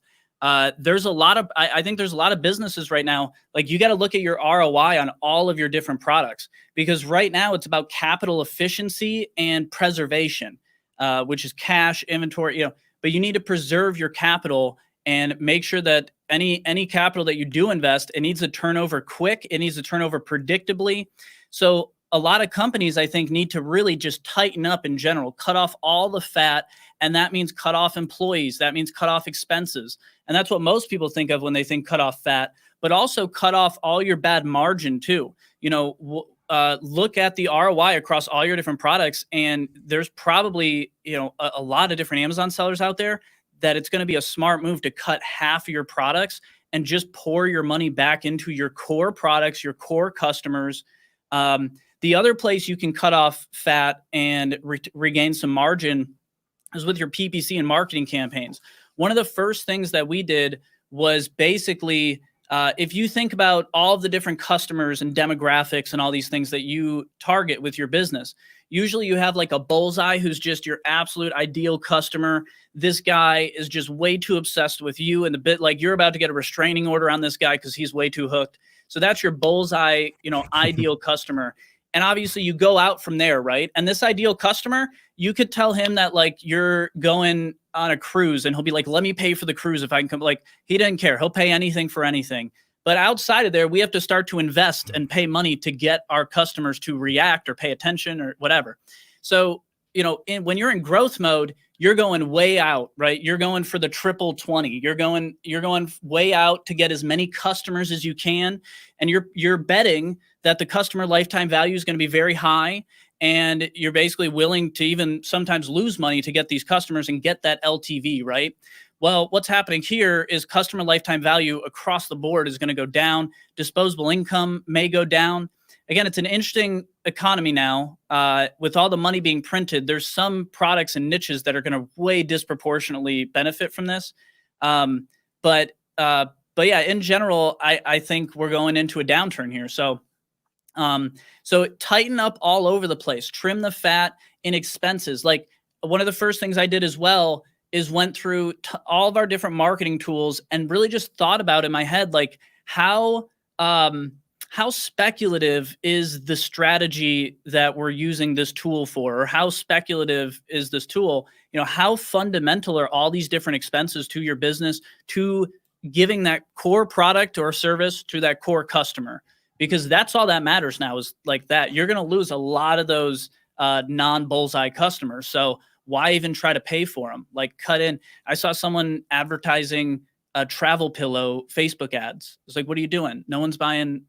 Yeah, no one's buying a travel pillow. pillow. I know a few Yeah. people in the travel niche right now, and their sales are way, way down. A few of them are trying to just like remarket their products to be nothing to do with travel because they're just not getting any traffic for those key terms. So guys, right now, if you have any questions for Will, type these in the comments now. Will is someone with a ton of e-commerce experience. Well, you've been in online business for like 17 years or something like that, right? First Something product sold crazy. on Amazon was like 2002, I think. 2002. Yeah. Rocking it. Yeah, he knows his stuff. So pretty much anything Amazon or e-commerce, Will can answer that for you guys. And I want to touch on one thing that he said there that was really interesting about the most obsessive customer. And I just had a crazy idea for all you marketers out there. You have like tiers of your customers, right? You have like VIP club. If you do this, you get VIP club and these deals. And then you have the next tier.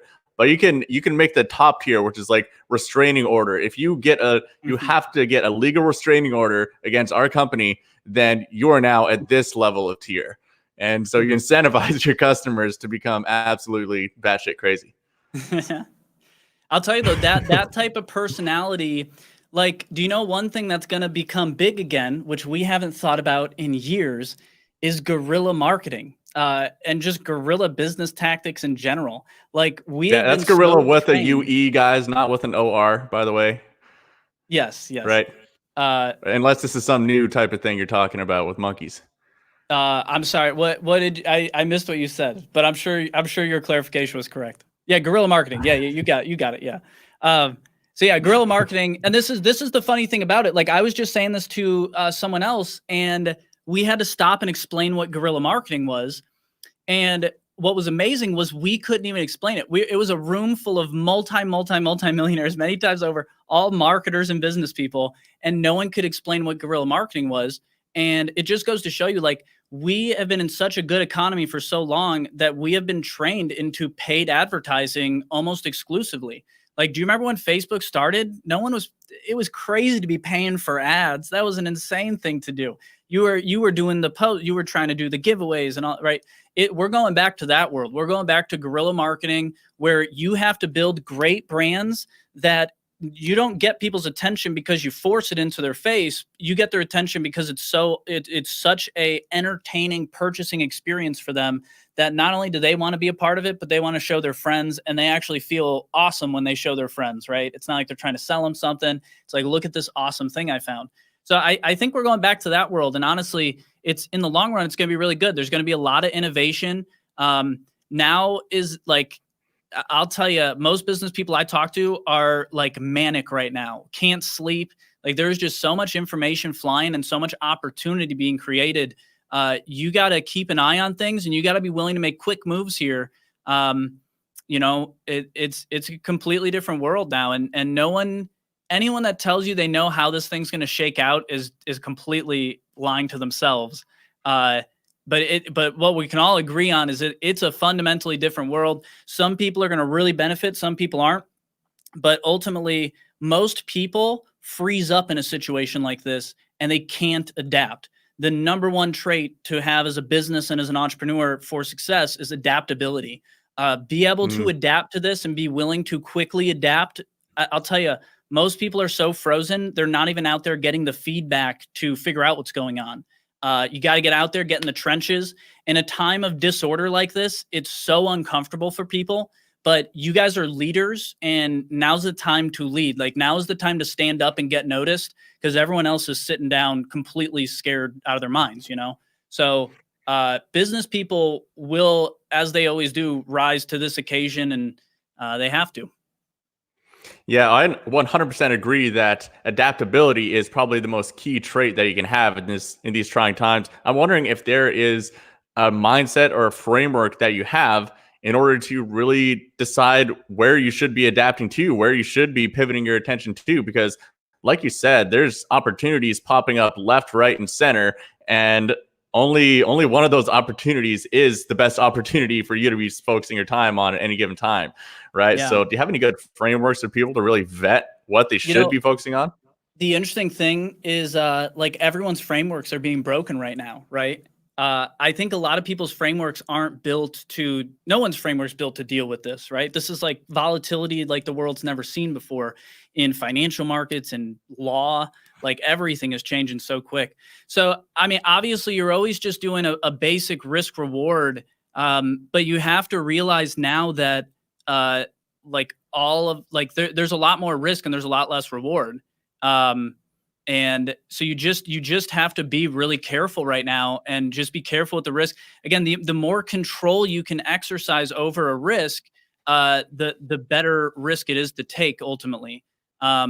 But yeah, now is the time to be careful and tread lightly and, don't like one thing, we were talking about, suppliers in China and supply chain earlier. Like one thing that I've seen, and I haven't seen anyone really run into any bad situations yet, but there's been red flags there. And it just goes to show you, like, even relationships and deals that you trusted before, you have to be on your toes right now because, people are going to start going under overnight. I think there's going to be banks that may go under overnight in this whole thing. I just read an article, Capital One almost went under last week and had to be bailed out. Just no one even talked about it. So like it's crazy times out there. The things that I've seen in China that you have to watch out for, the factories using the virus and the quarantines as an excuse. So I've seen people that their inspection companies are not allowed into the factory. And when they get in touch with them, they basically say, the factory will basically say, hey, we can't let them in because we're under quarantine. And you'll say, well, they're outside your door. They were already let through. So I think that's like things like that you got to watch out for. I saw another person that the supplier came back to them after the 40 or 30% deposit was already done, came back to them and said, hey, we want you to cancel the 30% deposit and trust us. We're going to ship the product in 2 days, but we need you to do 100% of the payment through to this bank account via wire. It's like, whoa, that's not what we agreed on at all. So you just have to be on your toes bit with payment issues, inspections, and quality issues. I think there's going to be a lot of Chinese suppliers that end up pushing through poor quality with maybe inexperienced workers or a smaller workforce. All these things. A lot of people trying to take advantage of the situation right now, which is it's kind of unfortunate. But anytime you have something like this, it pretty much is that. Well, awesome, Will. This has been really valuable. I know that you and I can spout off on this kind of stuff for hours and hours. We have before on other podcasts, and it's really fun. And yeah, the audience is loving this stuff. You guys keep answering my questions before I write them. Every useful talk, so many insights. Thanks, Will. I mean, Will is just a powerhouse of useful insights from like 17 years of entrepreneurship. That's more than half of his life. He's been an entrepreneur, and you're like not even 30 years old or something like that. Almost, pretty crazy. Yeah, almost 30. Be a month now. Yeah. Thanks for reminding me. And looking good. You got an admirer over here as well. I appreciate it. He likes the sun glistening off your beard. Well, awesome, Will. If people want to reach out to you and learn more about what you do, where's the best place for them to do that? You can just email will@startupbros.com. And you can check out startupbros.com. I'm doing a bunch of YouTube videos now, so you can check out our YouTube channel as well. Last thing I'll mention, and I'm sure I'll screw up your schedule a little bit, Danny, but I love you. I'm assuming you've had someone come in and talk about the EIDL $10,000 grant and the PPP and everything. We had a speaker go into that pretty good, but just a brief mention of that for people who are listening right now. Where can they sign up for that or learn more about that? Yeah, because that was the next thing I was going to mention. We talked about risk reward and how dynamic it is. Like they just released all the PPP, the loan application. So like, there you go. My whole day is changed now because I need to go fill out this loan application. So the EIDL grant, if you guys haven't done that already, even sole proprietors can get a $10,000 grant just wired into your bank account. By the law that they wrote, they only have 3 days to do it. So like they can't even really filter this. It's absolutely insane. But basically you fill out an online form and you click a box that says, I want $10,000. and apparently you're going to get $10,000. Crazy thing. Much better than the last bailout, which all went to the banks and stuff, right? I'm into this bailout. But make sure you guys have done that. I don't know the link, but I'm sure Danny can get it for you. I'll drop it in the comments after I jump off of here. So that's the EIDL grant. Thanks so much. Yeah, also make sure you guys do the PPP loan too, because that's going to end up giving you a forgivable amount of money from the government. So like our company, we're looking at like a $480,000 forgivable loan that is just free money essentially, as long as we hire enough people and things like this. So make sure you guys check that stuff out, because I don't know if we're ever going to have just like free money flying down from the government again. So make sure you check that out, because business at any definitely size, one of the most valuable things that's come out in the last little while. Oh, thanks so much, Will. Reach out to Will at startupbros.com. Is that correct? Yep, Will at startupbros.com. Check out the YouTube channel, stuff like that. Hopefully you guys enjoyed it. Thanks, Danny. Heck yeah, we got some awesome feedback for Will. Thanks, Will Mitchell. Super informative, Will. Thank you so much. And it is time for the next one. We got a really good one coming up for you guys next. You guys have probably heard of this guy too. Yeah, well, first of all, I want to say that was really great. I love hearing the perspective, and that's what we're hoping to bring to you guys today is people who are not sort of sitting where you are, people who have different perspective from different angles of e-commerce and of business in general, and that's what we want to bring to you. So I'm really excited to bring our next guest. You may know him from the Ecom Crew podcast. This is a podcast that I've listened to for years. I love it. What I really appreciate most about the podcast and about our guest in general is how honest and transparent he is when he's talking about the experience. You know, a lot of people don't like talking about the tough stuff, you know, and we all experience the difficulties and the emotional journeys and how it affects our family lives and all of that. And so I really appreciate that about our next guest. He's built and sold companies, and he's gone really deep into that on the podcast, and that's really super insightful. So I'm really happy to have here with us Mike Jackness. Please give a warm welcome to the show, to the summit. Thanks for being here. How's it going, man? It's good to be here. Thank you. Yeah, awesome. So like the previous guests, like all these other guests, we love to hear perspective. I know you're out there, you're doing things. What do you think? What do you think people can be thinking about right now? How can people make it through this? Like this is the Survive and Thrive Summit. Yeah. So I'd love to get your perspective. I think that people probably are in one of two different buckets, right? You're either in a bucket where your life's been turned upside down and you're just trying to figure out how to make ends meet, and that would certainly be one perspective. And then the other bucket would be, you have cash on the sidelines. You're in a better position to take advantage of what's going on. And luckily, we're in that spot. We sold one of our businesses last year, also sold our house and sold all of our stocks. We were anticipating something like that happening in 2020. I obviously didn't know coronavirus was coming, but I felt like the economy was already on shaky ground, and we had, one of the things that sucks about being in your 40s is like when you get out of bed, like everything snaps, crackles and pops like Rice Krispies, and things kind of start to hurt and ache. But you also have been through a few different economic cycles, and so I have perspective of what it felt like in 2008 through 2010 and 2012 as we're going through the financial crisis, and just felt like we were pushing things to the limit a little bit too much, growing year after year at 100%, putting everything back in the business for multiple years running, and felt like it was just time. And we're very fortunate, very lucky in the timing, because it's been almost a year to the day. We sold our business on April 5th of last year. So if this was April 1st, 2019, and this was happening, we'd be in a lot of trouble. And I can definitely relate to that, because we had a lot of debt that we had taken on to buy inventory. I mean, e-commerce is a very cash intensive business, and we probably wouldn't have been able to weather the storm. So I can look at things from both perspectives, both having been through it and just on both sides of the fence. So happy to chat more about that. Awesome. Well, I'll give you the floor. Okay. Well, I was asked to come speak at this event just a couple days ago. I don't really have any slides. Sure. And so we'll just kind of shoot from the hip. And if there's questions, Yeah. I'm happy to answer those things. Absolutely. First, So I'll yeah. just interrupt. Yeah. As you're listening, type in your comments and questions. This can be like the last one, can be very conversational.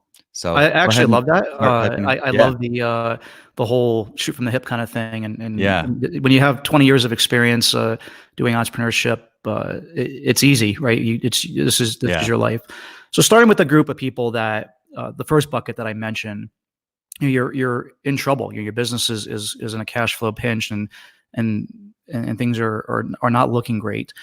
Definitely can feel that. I mean, again, just grew up in entrepreneurship and have been through these cycles where, when things are going good, you think they're going to go good forever when you're younger, especially. And then what I found is everything that's happened in my life in terms of business, in terms of like a business just completely imploding, has been for things that are out of my control. That's always the thing that you don't see, right? It's been the financial crisis. Couldn't possibly really see that coming.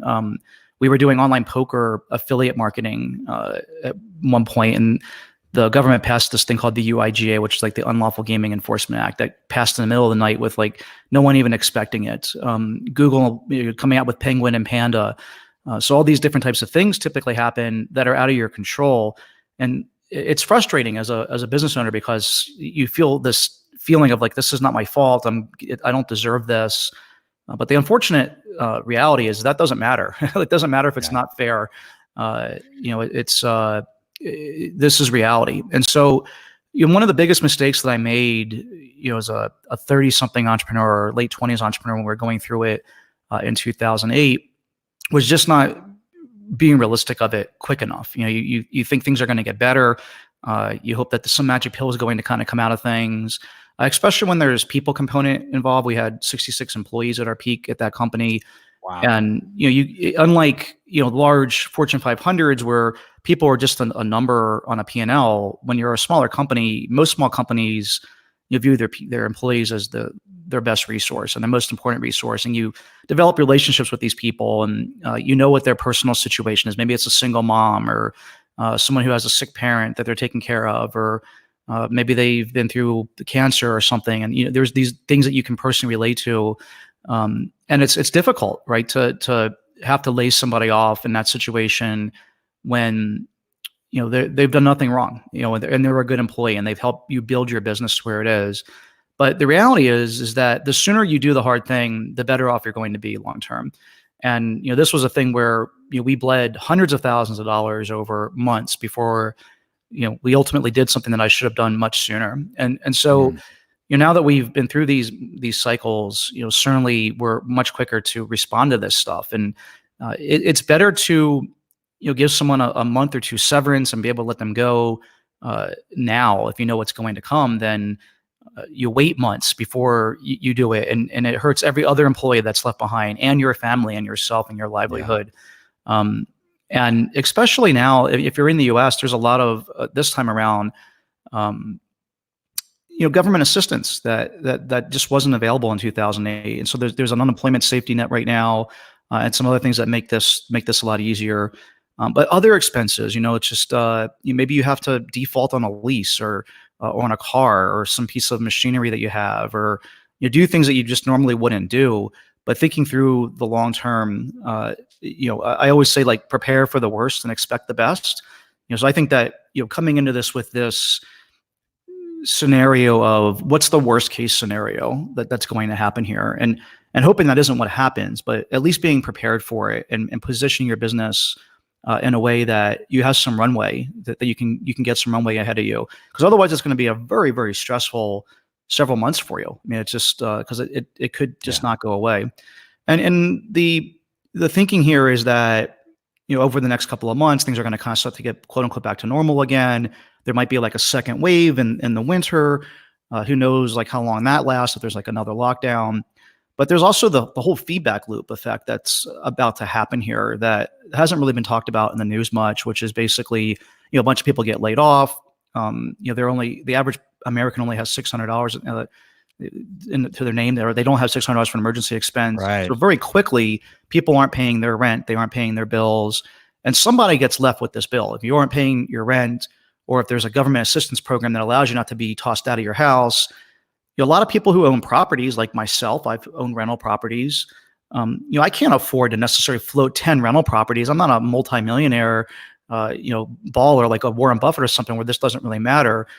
Quickly, someone who could be thought of as well off in a great position in life can also find themselves in a bunch of heap of trouble because the bank isn't necessarily forgiving their mortgage payments.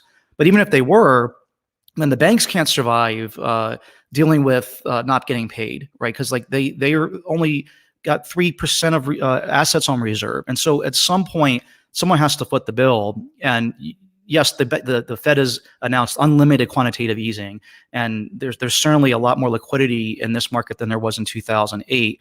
But at some point, this stuff really starts to add up, and we're not talking about hundreds of millions of dollars or billions of dollars. We're now like talking in trillions of dollars, numbers that typically just aren't thrown around. And so I really think it's prudent to just not think, okay, like this is going to be done and over with in 4 or 6 or 8 weeks, and things are going to get back to normal. Even if things get back to normal in terms of like things start to open back up, people's habits just aren't going to be the same. The entire population isn't going to start going to movies again, going to casinos, going to crowded restaurants, going to concerts, getting on airplanes, going to amusement parks, whatever it might be. Slowly but surely that stuff will get back to normal, but it won't be like a rubber band where like it just goes back 100%. And those industries employ hundreds of thousands of people, millions of people nationwide. And so their money not being in the economy is going to have a trickle-down effect, true trickle-down economics effect that will really hurt the average business owner, the average employee, et cetera. So I think it's prudent to again, plan for the worst, expect the best. For us, I mean, we just happen to be in a great position. We're very lucky this time, and so our prep has been we've been cutting PPC. Don't fight the tide, right? Like if sales are down for a particular niche of products you have, you can't invent demand. If you have products that people use, like for us, unfortunately, the one thing that we are in an unfortunate position in, our sales are down 75% for our businesses. Most of the things that we have are things that people use when they're outside or being active. We have hot and cold therapy products, that people will use after they've played tennis or golf, which are kind of at a standstill right now. They also will use these products when they get done with a knee replacement surgery or Botox or something like that, wisdom teeth extraction. All those things, all these elective surgeries have been paused right now. So like our sales are suffering. Again, we're just fortunate and lucky that we have the cash and we were already operating lean. That's another thing we kind of had set ourselves up just from years of running businesses. Instead of frivolously spending, we already were operating on a pretty lean budget. And so we're gonna be able to keep all of our staff and make it through without much of a problem. And for us, I look at this team that we have as an opportunity for us to have people descend onto the next thing we're going to buy, because we're out there right now looking to buy. And I think that this is going to be the opportunity of a decade. The same type of opportunity that existed in 2008 to 2012 is presenting itself right now. Because what I look at is businesses that were like ours in 2019. We were running almost a $10 million e-commerce business. By every measure, we were really, really successful, and people would high five me whenever I would go speak at events, and you get all this entrepreneurial love, and you're just like thought of as to be a badass. But the reality is that we were one event like this from just going bankrupt, and because we were growing so quickly. Wow. And so there's lots of businesses that are going to be in that position that I think that we're going to be able to take advantage of and invest in. And these are the times where you just have to like go with your gut instinct and buy. Right, you're not going to find the perfect business. It's going to be a business that's got problems, that's got a lot of debt, or their sales are on a downtrend, or whatever it might be. But you feel like, okay, when things do return back to normal, hopefully their sales return back to normal. So if it's a strong brand and a good company and has historical sales, I think that there's just going to be an opportunity of a lifetime here. And we've already been evaluating a couple of these businesses. And one of the ones that we own right now, the ice wraps business, is actually a business we bought like that in 2015. Now, it wasn't during a financial crisis like this, but even in the best of times, people get themselves in trouble. And so this business that we bought that now is worth millions of dollars was in that realm. And if you're buying these types of businesses, if you get multiple of them, you have chances to make mistakes and still be right. And so that's kind of the approach that we'll be taking throughout all this. Wow. Yeah, and so I'm wondering, how do you consider you've set yourself up very well. Like you said, some of that was careful planning, and some of that was just pure luck of Pure luck. timing. It's better to be which is lucky than great. good. Yeah. Yeah. So, but I know a lot of people are. Some people are not. Some people have not gotten lucky, but quite a few people have. And so I'm wondering, how are you thinking about? I know you've said you're operating lean now, but you're still down, and you have the cash to sort of make it through. So I'm wondering how you're balancing maintaining that cash supply while also being out there looking for, like you said, brands to pick up and use some of that cash. How are you thinking about, like, well, how much do I need to set aside here versus investing? Yeah. And so again, just we're in a very fortunate position. Even with our sales being down 75%, we're still not losing money. Wow. I mean, it's crazy. Wow. but Congratulations. That's amazing. It is. It's mostly, first, one of the things I love talking about, most of our staff is in the Philippines. And so we have 14 employees who all together cost about as much as like 2 people in the US. And the reason that we hired there and started making a shift to that is that, e-commerce is a low margin business. It's a tough business to be able to do all the things that you want to do and hire all of that in the US. Like when we had an affiliate marketing business, it was easy. It's 100% margins or 90% margins, whatever. It's like basically money falling from the sky. But in e-commerce, it's really difficult. You're competing against a globalized world of Chinese manufacturers or other people that are operating out of lower cost jurisdictions. And if you aren't doing the same thing, then it's very difficult to compete against them. And so we have an amazing staff over in the Philippines that has done an amazing job for us. And yeah, I mean, even with our sales down 75%, yeah, it sucks. We aren't making any money right now. We are just breaking even. It sucks. We were free cash flowing mid 5 figures a month of just free net profit. It was awesome. I mean, this was supposed to be the year of accumulation for us. We were going to put tons of money more in the bank after the sale. We got a bunch of 7-figure cash out, but our plan, my wife and I, was to keep on putting money away. Now I feel like it's the turtle up mode, but also take care of the people that have taken care of us. Now, if our sales drop 90% and we have to then lay people off, we'll do it. I mean, it's a situation of, again, like I was saying before, you just gotta be cognizant of the reality of where things are. And so we aren't having to balance how much are we spending on the business right now. Like the business is holding its own. Very, very fortunate. We're also fortunate in that we have 3 different brands. We had 4. One of the ones we sold was Color It. But one of the brands we have is a tactical brand, and people are prepping a lot right now. And so those sales are way up. The ice wrap sales are way down. And so all together, we're holding our own. And we know that when things start to quote unquote return back to normal, the company will start making money again. But we also have this cash on the side that we're going to deploy by buying another business. And we might even buy a business that is cash flow negative right now, as long as we feel like the long-term potential is there. Because I really do think that there's going to be some just desperate fire sale situations coming up. And, part of me feels awful, like even talking about it and knowing that we're going to take advantage of that. Because again, I know, I've been there, like I've had to do that in my life before with another business. And so I know how that feels, but it's also a tough world out there, and no one cared about me when I was going through that, and I didn't get any help. And I think that you have to take advantage of the things that present themselves in life, good and bad. And so in this situation, we're going to do what we can to take advantage of it, and be equitable to everybody in the situation. Try to make sure that the business owner is taken care of, the employees that we're going to take over are taken care of in some way, where it isn't just we're coming in there and pooping all over everybody and saying too bad. But at the same time, it's not my fault that this has happened. It isn't like I'm the one that released coronavirus on the world. And so it's just, again, you're just taking advantage of market trends that I think are important to take advantage of. And so we're definitely going to be on the prowl for that.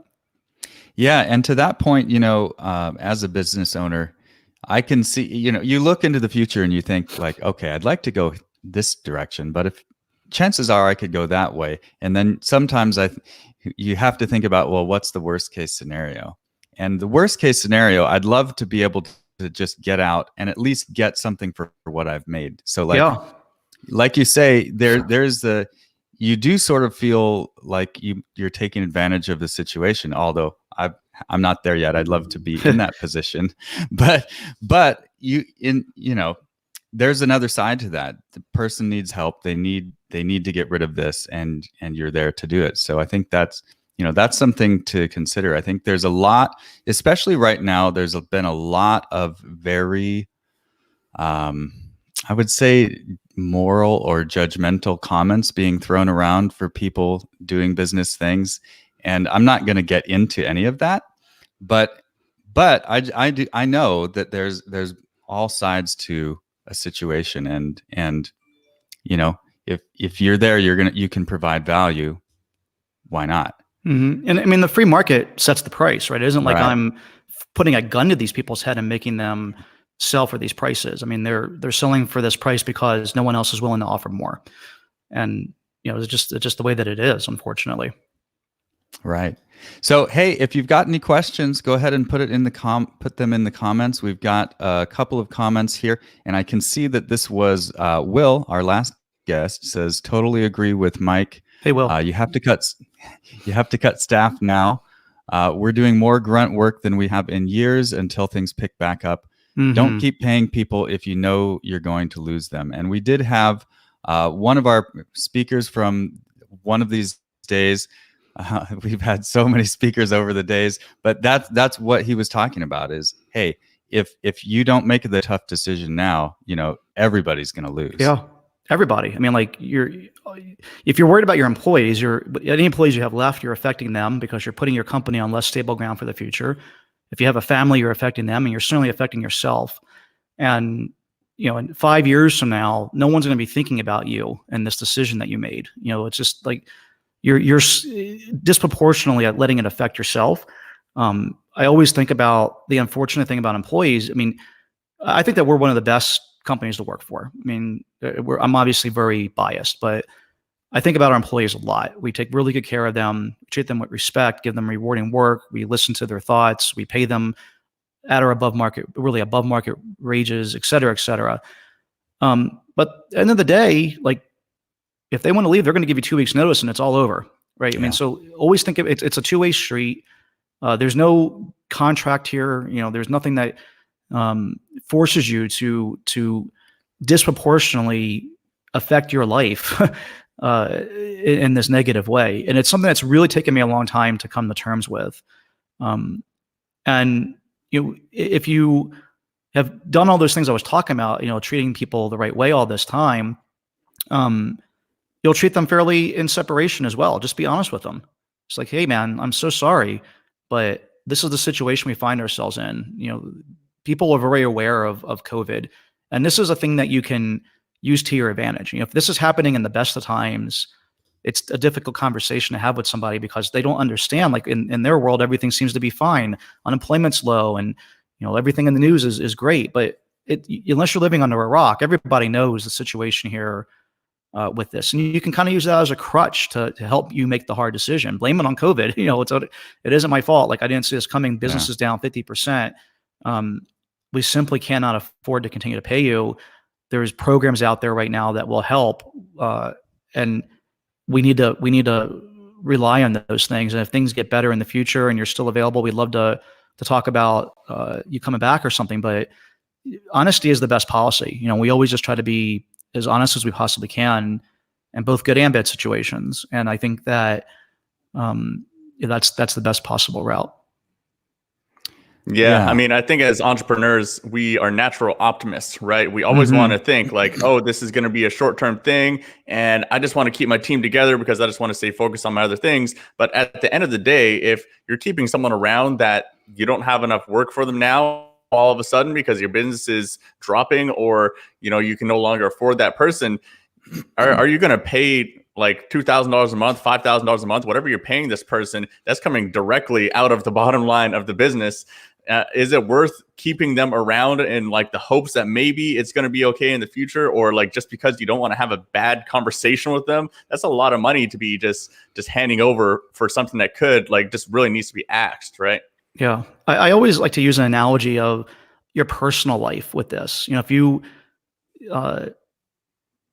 fired your pool guy or the guy that mows your yard, or had a contractor putting an addition on your house, you know, would you feel bad about telling them to stop? And the answer is usually no, because you don't have that same personal relationship with them. But it makes so much sense to just like stop paying them, right? And so think of it in the same way for your business. You know, and also in the way of it's a two-way contract. I mean, they're not going to give you more than 2 weeks notice if the shoe's on the other foot. You know, what you've been talking about makes me think of something that I've struggled with over the years as a business owner. And when I have a team, and you know, there's been a question in the entrepreneurial circles, you know, should you be open with your books with your team? Should they have visibility into all of this? And sometimes that makes me very nervous, the idea of my team seeing that there's a big difference between what I'm being paid and what they are. Mm-hmm. And that used to make me really nervous. But then when I realized, wait a minute, there's actually a really huge difference between being an employee and a business owner Yes. or entrepreneur, Absolutely. which is the reason I'm doing this now. I hated being an employee. And the team, they haven't seen all those years that I've had nothing, basically all of the sweat and all of the energy that I've put into this, and that there is that's how it works. There is a reward for that. And so there is a difference, and we need to remember, you know, we need to be fair with our team and honest and open and loving and kind and all of that. But there is a difference. We are not both employees of this company. Yeah, I completely agree. And we've taken the open books approach with our team. I find, especially in e-commerce, it's actually quite helpful because employees kind of have a sense of what your sales are in terms of like the total top line. That number kind of gets out. You know, you have somebody in the company or multiple people in the company that have access to these numbers. When you log into your Amazon account, you see the sales, or a Shopify account, whatever it might be. And so those numbers are pretty out there. And what I like to explain to our team is just like how much it costs to run this business, so they have a better feel for the difference between that top line number and net profit.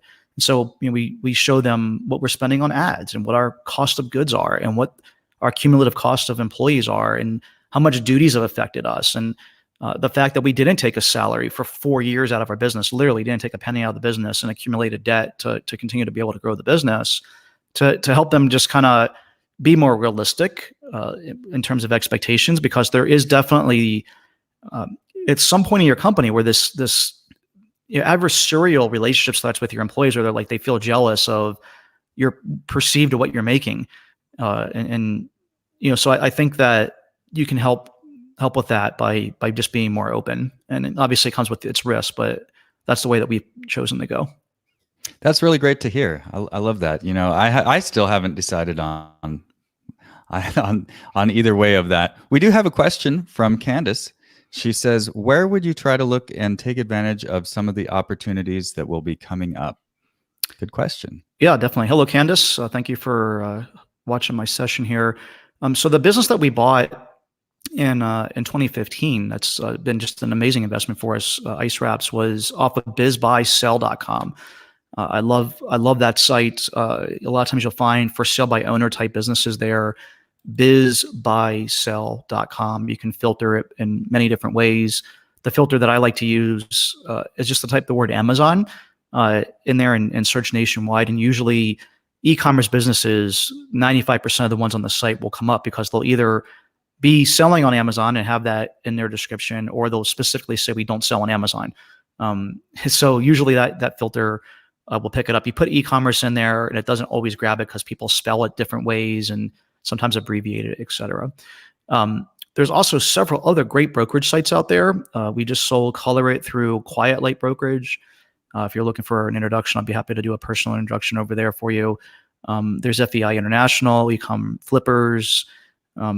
and several others that I'm probably not thinking of. The Flip is another one that's out there, but they're usually a little bit lower quality things. The thing that I found personally, I'm just really fortunate that I'm connected to the community. The thing that has been the thing I never thought was going to be a benefit of starting a podcast and speaking all over the world it has been the relationships that I've formed. So I know a lot of people in e-commerce, and so I'm very lucky that they usually come to me. When these types of things come up, especially at Quiet Lake, because I'm friends with the guys over there.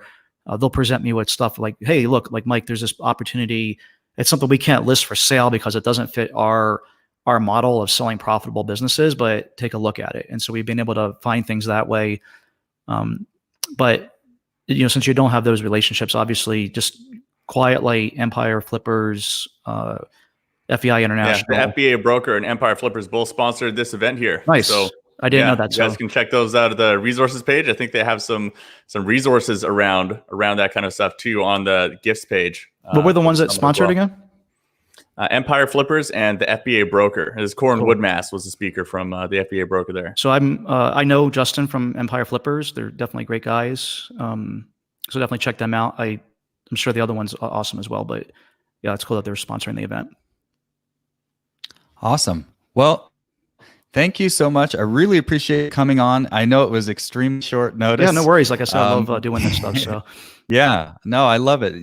There was a need in the community, and we just Danny and I just frantically reached out to everybody we knew, and so we're in 10 so days. happy to We got to pull something together in 10 days, and we've been scrambling a little bit, but we pulled together like 50 speakers, and just so grateful for everyone coming on and giving the support that we did from all the speakers and the sponsors. And really, thank you for your time, Mike. Really great stuff. The main reason I wanted to come do it, and I'm happy to do it, is just being an entrepreneur for my whole life. Like, I know what this feels like if you're really struggling. So my heart kind of goes out to you. Hopefully some of the things I talked about are helpful. If there's anything that you need that I didn't talk about, or you want to ask in private, feel free to reach out. I'm happy to help out. Awesome. And by the way, guys, Ecom Crew, that's a fantastic podcast. I've been listening for a long time. I love it. You should check it out. Thank you. You should come on it and do the podcast with us. Oh, well, if you're offering, I'd love to. Absolutely. I'd love to have you on mine as well. Yeah, just shoot an email over to Abby. later. We'll work all that out. I'm sure you were working with her to get this set up. But yeah, I'd love to come on yours and you come on ours, and let's do that for sure. Awesome. Yeah, thank you so much. Thanks so much. Thanks, guys. And guys, if you're looking for the slides or the replays, any of the resources that Mike mentioned, you can find those over at our main link here. This one, we've been pushing this all day. This is the most valuable link that we have. This is summitecommerce.co/gifts. All 4 days, all speakers, all slides, and all of the gifts that the sponsors have given. 3 free masterminds from some of the speakers, and a whole bunch of really cool free resources, including some free consultations. And Amy Weiss, one of our last speakers, had free listing analysis where she goes over your entire listing and identifies what she would improve on that. So make sure you check that out. And I'll pass it over to Isaac to introduce our next speaker. All right. You know what? Before we get on to the next speaker, speaking of all this free stuff, there have been some masterminds, and I've sort of teased it a little bit. If you're watching right now, I've decided that I'm going to also do a free mastermind. So if you want to be involved in a mastermind, we'll put some links somewhere, but this is just happening right now. This is just, I'm feeling like this is what needs to happen. I've been so appreciative of all the guests and their offers. So if you want to get in a mastermind and we can come together and help each other out, let's do that. Send me a message. I'll set up a link somewhere, but in the meantime, you can just send me a message and say, let's do this. So we'll do a 5-week mastermind. How about that? All right. Boom. There we go. You guys are going to be drowning in free masterminds with everyone. This is freaking amazing that everyone's putting in their time and offering this stuff. So thank you so much for that, Isaac. Yeah, absolutely. And so, just hit me up, guys. Let's do this. We want to make as much impact as we can, and we know it's needed now. So let's do it. Our next speaker is, I'm so happy to announce our next speaker. You may know him from all over the place. He's spoken around the world. He's been on my podcast fairly recently. If you want to check out his background and some really interesting insights into management, managing a team, managing a business.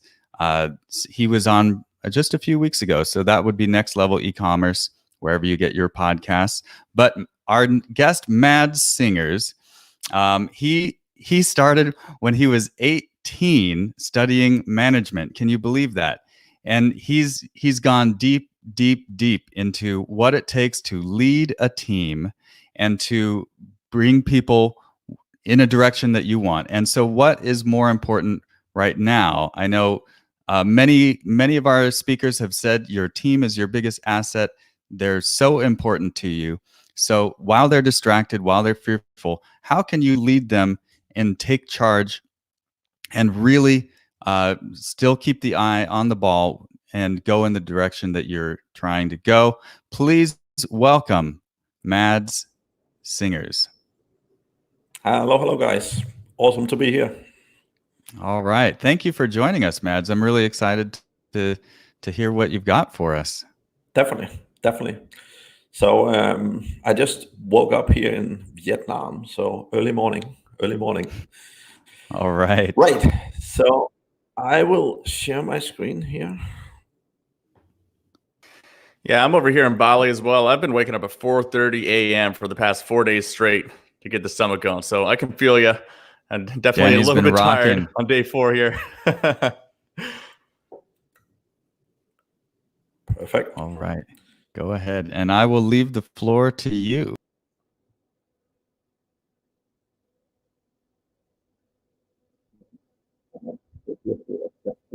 All good. You good? So all right. Basically, as Isaac was saying, my name is Mads Singers. I'm a management coach. My background is corporate. I used to work in companies like Xerox and IBM for 10 plus years. And really my passion in life is management. I run a few different businesses. I've run a few different e-commerce businesses as well. And generally my passion is really management and really teaching business owners how to effectively manage their staff, right? I think everyone always invests in, learning e-commerce, learning Amazon, learning Shopify, learning PPC, learning all these different things. But unfortunately, very rarely people actually invest money in themselves, becoming a better manager and doing the same for their staff, right? And that's what I'm all about, because fundamentally, the benefits you get from actually teaching your staff and learning yourself better management skills for most people have much better ROIs than any of the sort of industry specific trainings they go through, right? So generally, again, if you love learning and if you want to learn more about management, again, my website is madssingers.com. And if you go on madssingers.com/free, we have a free webinar for you.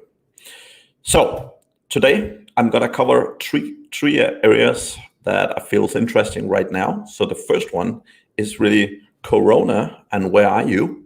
Because the fact is different e-commerce businesses and different situations right now, right? So some is heavily impacted, some not so much, etc. The second one I want to talk about is really about structure. And I know a lot of e-commerce businesses have typically been working from home, right? But I think even if you're working from home now, there's a lot of structure that you can utilize when managing your team to actually really get the most out of them, right? And I will go through that. And then lastly, I'll go through a lot of the sort of best practices that I have generally around remote work. But it's really things that this is a great opportunity to start optimizing it, right? Because what happens is often when a business is growing, you're constantly hiring staff, you're bringing on board people, but you're not always optimizing, right? So really my focus today is trying to get as much out of the staff that you have as you possibly can, right? So first and foremost, Corona, where are we or where are you specifically? So every time there's a crisis or every time there's a huge upturn, it's always very, very important to look at where am I right now and what am I seeing happening, right? one of the big challenges with this whole Corona thing is that it's very uncertain environment. And, some people have been hit big time. I mean, one of my clients haven't had stock since January, and he's basically been making no money for 2 months, which is not a great situation. Others are selling products that are either in the medical niche or, they're critical products, and they're absolutely killing it if they can keep getting supplies. So the number one thing is look at what's your current situation, all right? The second step is looking at what are you expecting to happen in the future? Because what happens in crisis like this is that some companies will not make it through. And obviously, I'm not sitting saying you should hope for your competitors to die down, but basically there will be opportunities after a situation like this that there weren't prior to it, right? So making sure your business is in a shape where you can take advantage of these opportunities when they become available is really, really important, right? And fundamentally, you really want to make sure when you're looking at your cash balance, right? When you're looking at your team, in a situation like this where we don't know how long this is going to take, I always recommend people be ruthless, right? And what I mean with that is you want to start cutting your expenses early, right? You want to look at all the software, you want to look at all the stuff you're paying for on a monthly basis, and you really want to cut it down. The same also from a staffing point of view, right? This is the time to make sure that you really, one, get the most out of your staff, but also if you have staff that you don't need, you need to make sure that you really try and either let them go, or you have to make sure you protect the business, right? Because in the end of the day, we don't know how long this will take. And if this end up being a 6 months or a 12-month thing, you have to protect your business and make sure you don't go down, right? Because the only way you can take advantage of what happens after this is if you still have a business, right? So protect the business is key.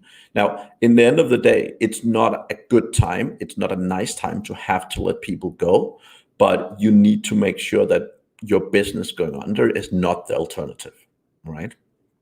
So second of all, again, actually start reaching out. This is the best time you will find for networking, right? Getting to know fellow peers. A lot of people are sitting at home. There's not that much stuff happening.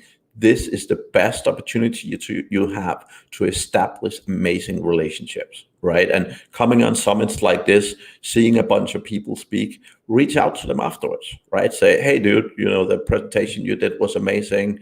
Build your network.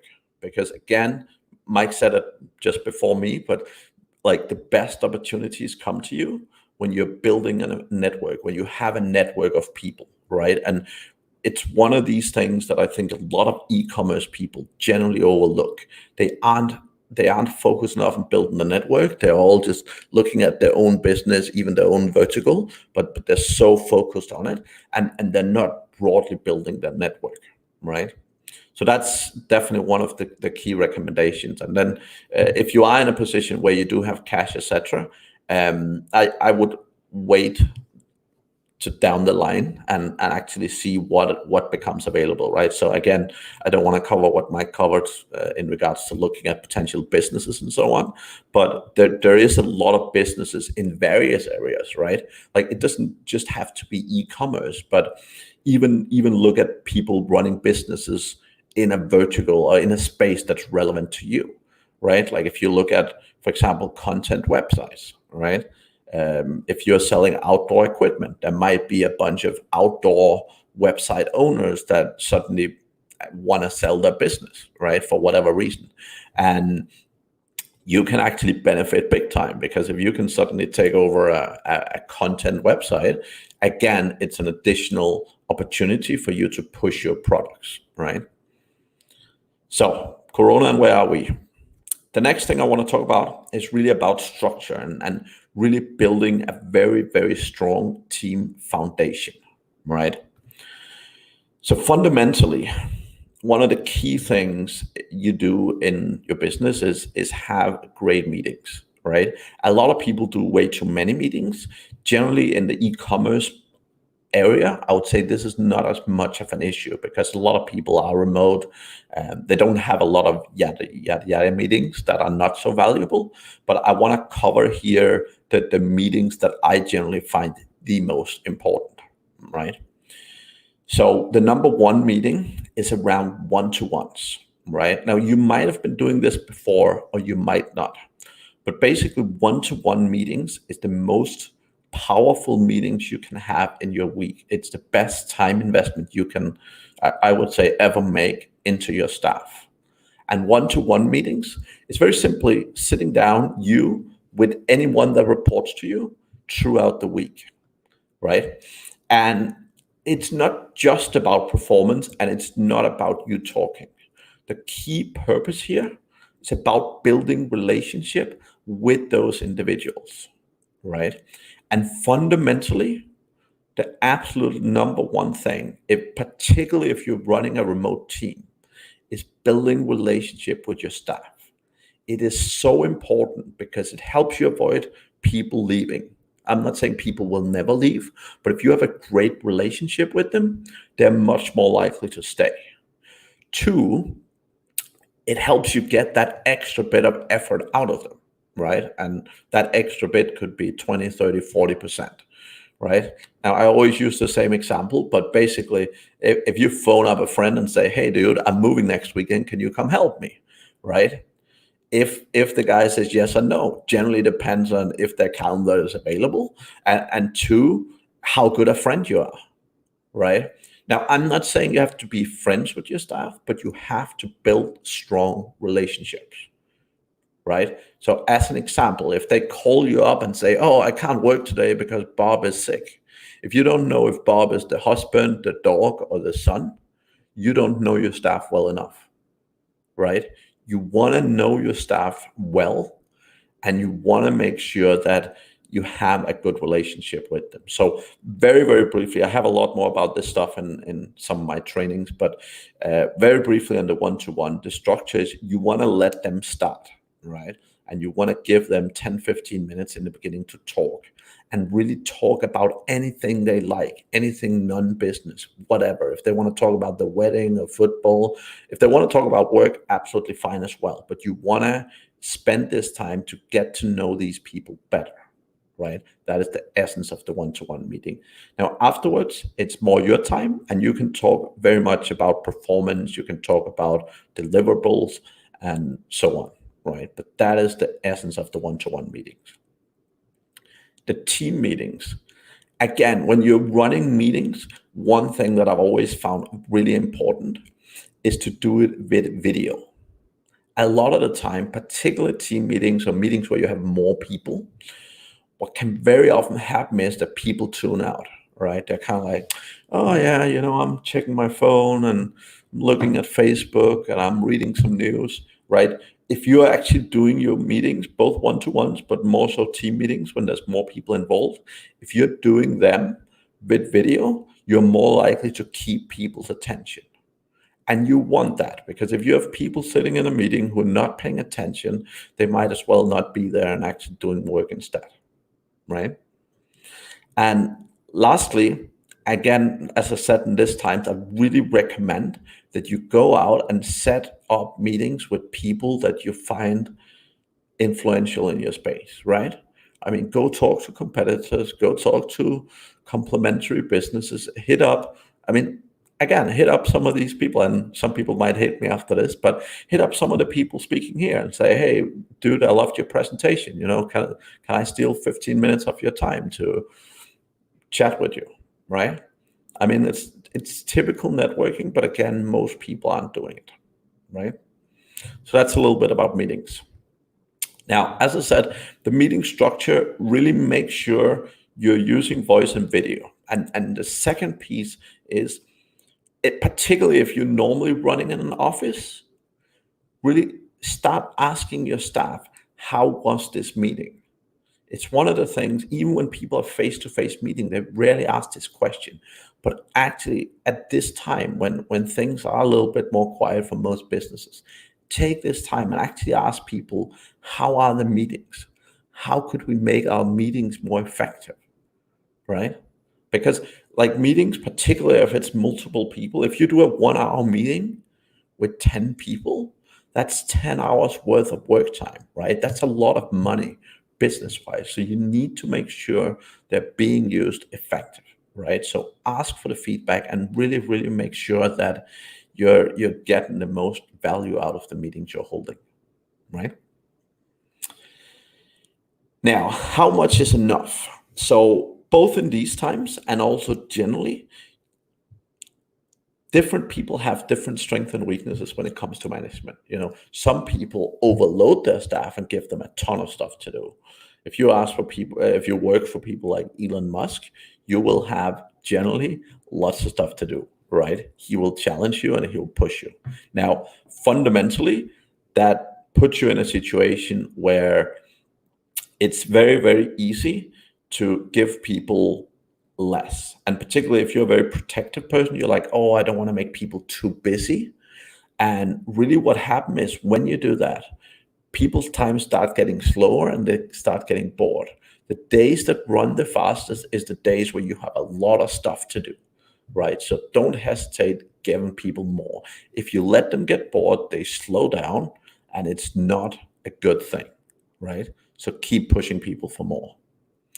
Now, quickly, a few best practices. So holding people accountable, right? Like again, using project management tools, you have to set clear goals. You have to do it. So many people all the time, it's like, oh, well, can you work on this thing? Whenever you give people a task, give them an expectation of when you want it done. Give them an expectation of how much time they expect. And if you're not using a project management tool, which all people aren't at this time, set a calendar reminder, both to remind you, but also to remind themselves, right? So when you give someone a bigger task, a bigger project, say, this is the date we check in, or this is the date I expect it to be done. Put in a calendar reminder. It will remind both of you, and it's an easy thing to do, right? Again, development. This is a time of uncertainty.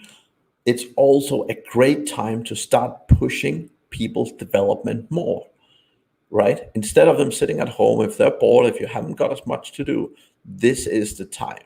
If you want to train them in management, look at getting some management training. If you want to teach them PPC, or if you want to grow any kind of skills within your team, this is the perfect time to do that development, right? And step ahead, be the inspiration, right? Like do it yourself and show people you're doing it. Now, again, if you haven't been doing remote in the past, one of the things I predict will come out of this situation is that a lot of employers will say, maybe we can save office costs in the future, right? And a lot of employees will start thinking the 4-hour mindset and start being, dude, working from home is great. I don't need to dress up. I don't need to buy expensive canteen food. I don't need to spend hours in transit every day. Excellent, right? Now, one of my favorite resources, I don't actually have it on here, but for recruitment, there's an amazing remote work job board called dynamitejobs.co. And that's really where both me and a lot of my clients have, over the last year or so, have been hiring a lot of amazing people. One of the sort of issues you often get when you're hiring on regular job boards is like a lot of people don't really know what this remote work is. But dynamitejobs.co is a job board specifically focused at remote businesses or location independent businesses, right? So amazing resource. Right. It's only half an hour, so I hope I'm not doing too bad on time, guys. But again, as I said, if you want to learn a bit more about management, check out my website, mattsingers.com. I also have an amazing podcast where I talk lots about management. And as I said, there's a free training on mattsingers.com/free. Awesome. Yeah, this is something that, like we said, a lot of us are having trouble connecting with our teams, or they're distracted. And so I I like your tip about make sure you have video meetings. And to me, that seemed obvious, and that's what I've always done. But I know a lot of people don't. And man, that having that connection, just like we're having right now, I can kind of look into your eyes and see your mood. No, it's too early in the morning. I thank you for getting up so early for us. But yeah, it's totally critical. Yeah, and I would say one key thing with it, right? So some business owners are very reserved themselves and they're not very comfortable with it. Mm-hmm. And that's even more reason to do it. Yeah. If this is something that you're not particularly comfortable with, that should be your clue to do it. Because if you're not comfortable with doing that, that's probably a sign that you're not that good at building relationship with your staff up front, right? So this is an opportunity for you to build stronger relationship with people. Yeah, and that's so simple too. You know, like you said, do you know your team member's husband's name, or do they have a dog, or how many kids do they have? You know, that it seems so natural, but I do see that a lot of people are very I guess transactional in their conversation and with giving tasks, and especially now we need to have more of that human connection. Yeah, and that's been so important with my team as well. There's like mostly my team is mostly like younger guys who are like 30 or early 30s or younger. And so they just like to talk about girls all the time. And a lot of our team meetings, we just talk about like girls or models or like something like that. And that builds like so much community, right? And that brings us much more human element together. And that's great. If your team is all women, then you're probably talking about something else. But that's mostly my team is younger guys. So that's how we connect. Yeah, and the last thing that I'm not very good at memory, right? And I'm unfortunately by nature, it's not like things like birthdays and stuff I'm so bad with.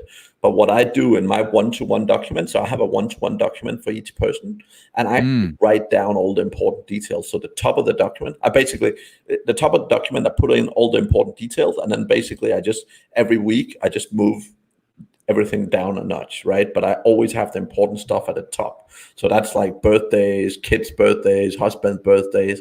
And I basically have it in there because every time I do a one-to-one, if something is coming close, I'm like, so are you preparing for your husband's birthday?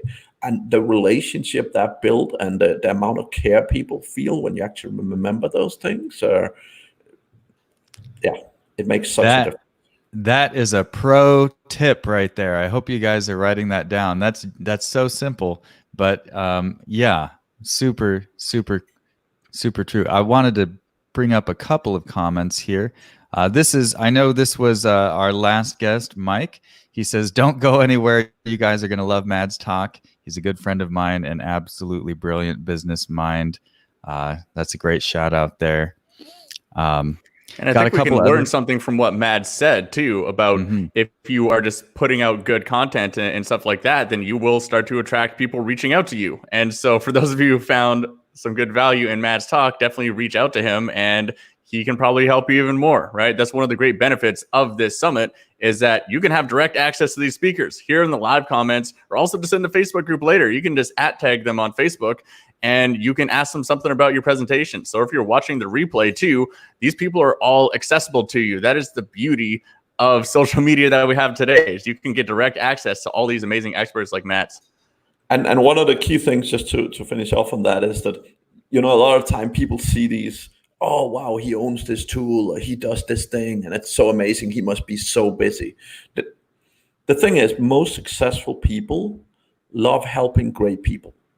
Right? Like I take a lot of time out on my calendar on a weekly, on a monthly basis to help amazing people that I feel can do things in the world. Right? Like I don't feel like helping people who don't give a shit. Right? Like if I sit down and spend 2 hours trying to help someone and they don't care, like that's not what I want. But successful people have gotten to where they are generally with the help from other people. Right. And most people want to give back. I mean, again, Mike is a great friend of mine. Right. And he's one of those people just like myself that love giving back. Right. And like you really have the opportunity to reach out to people. Like, yeah, there is a few people in this world that are very busy, like probably Tim Ferriss type people that, you know, you maybe won't get a response for, but there's so many amazing people with so much knowledge that you can reach out to. Awesome. Well, thank you so much for coming on, Mads, and definitely take his own advice and reach out to Mads if Mads had some interesting topics for you and you want to dive into that further. So thank you so much for donating your time here and helping out all these e-commerce sellers in these crazy times, Mads. Thank you very much, guys. Awesome. And guys, if you're looking for the replays or any of the slides, anything like that, sponsored gifts, you can find all of that in a resource at summitecommerce.co/gifts. And I want to take a moment to just again to thank our sponsors. So these are the people that helped bring the summit to you absolutely for free. We've got Highbeam Analytics, the FBA Broker, Kenji ROI, Enreach, BIG Tribe from Bali, Seller.Tools, ZonGuru, Data Automation, AMZ Advisors, Empowery, Summit E-Commerce Business Advisors, Ecom Optimizer, TFG, Empire Flippers, Perpetua, Marketplace Seller Courses, and India Sourcing Trip. Thank you so much, guys, for giving support to this completely free summit and bringing all these awesome experts.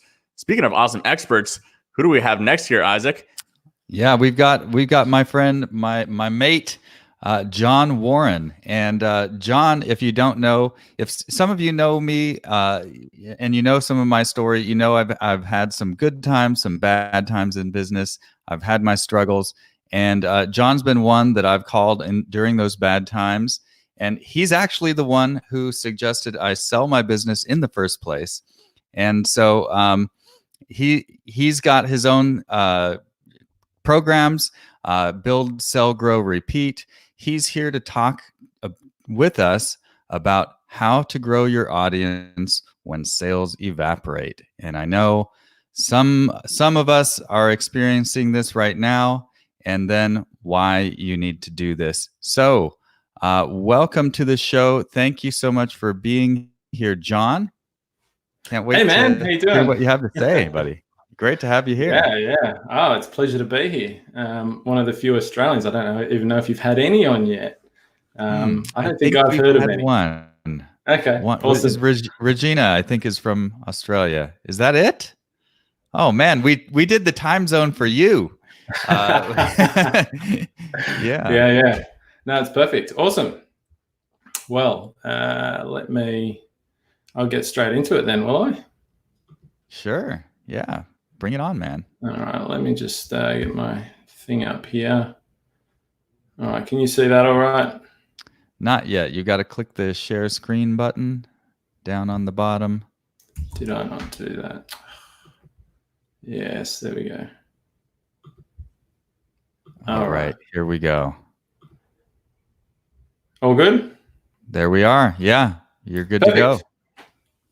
All right, guys. So my presentation, my talk here is titled "How to Grow Your Audience When Sales Evaporate and Why You Need to Do This." Now I'm going to say straight up that while I think what I'm going to talk about is especially important in the current environment that we find ourselves in, it's actually something you should be doing, in my view, all the time.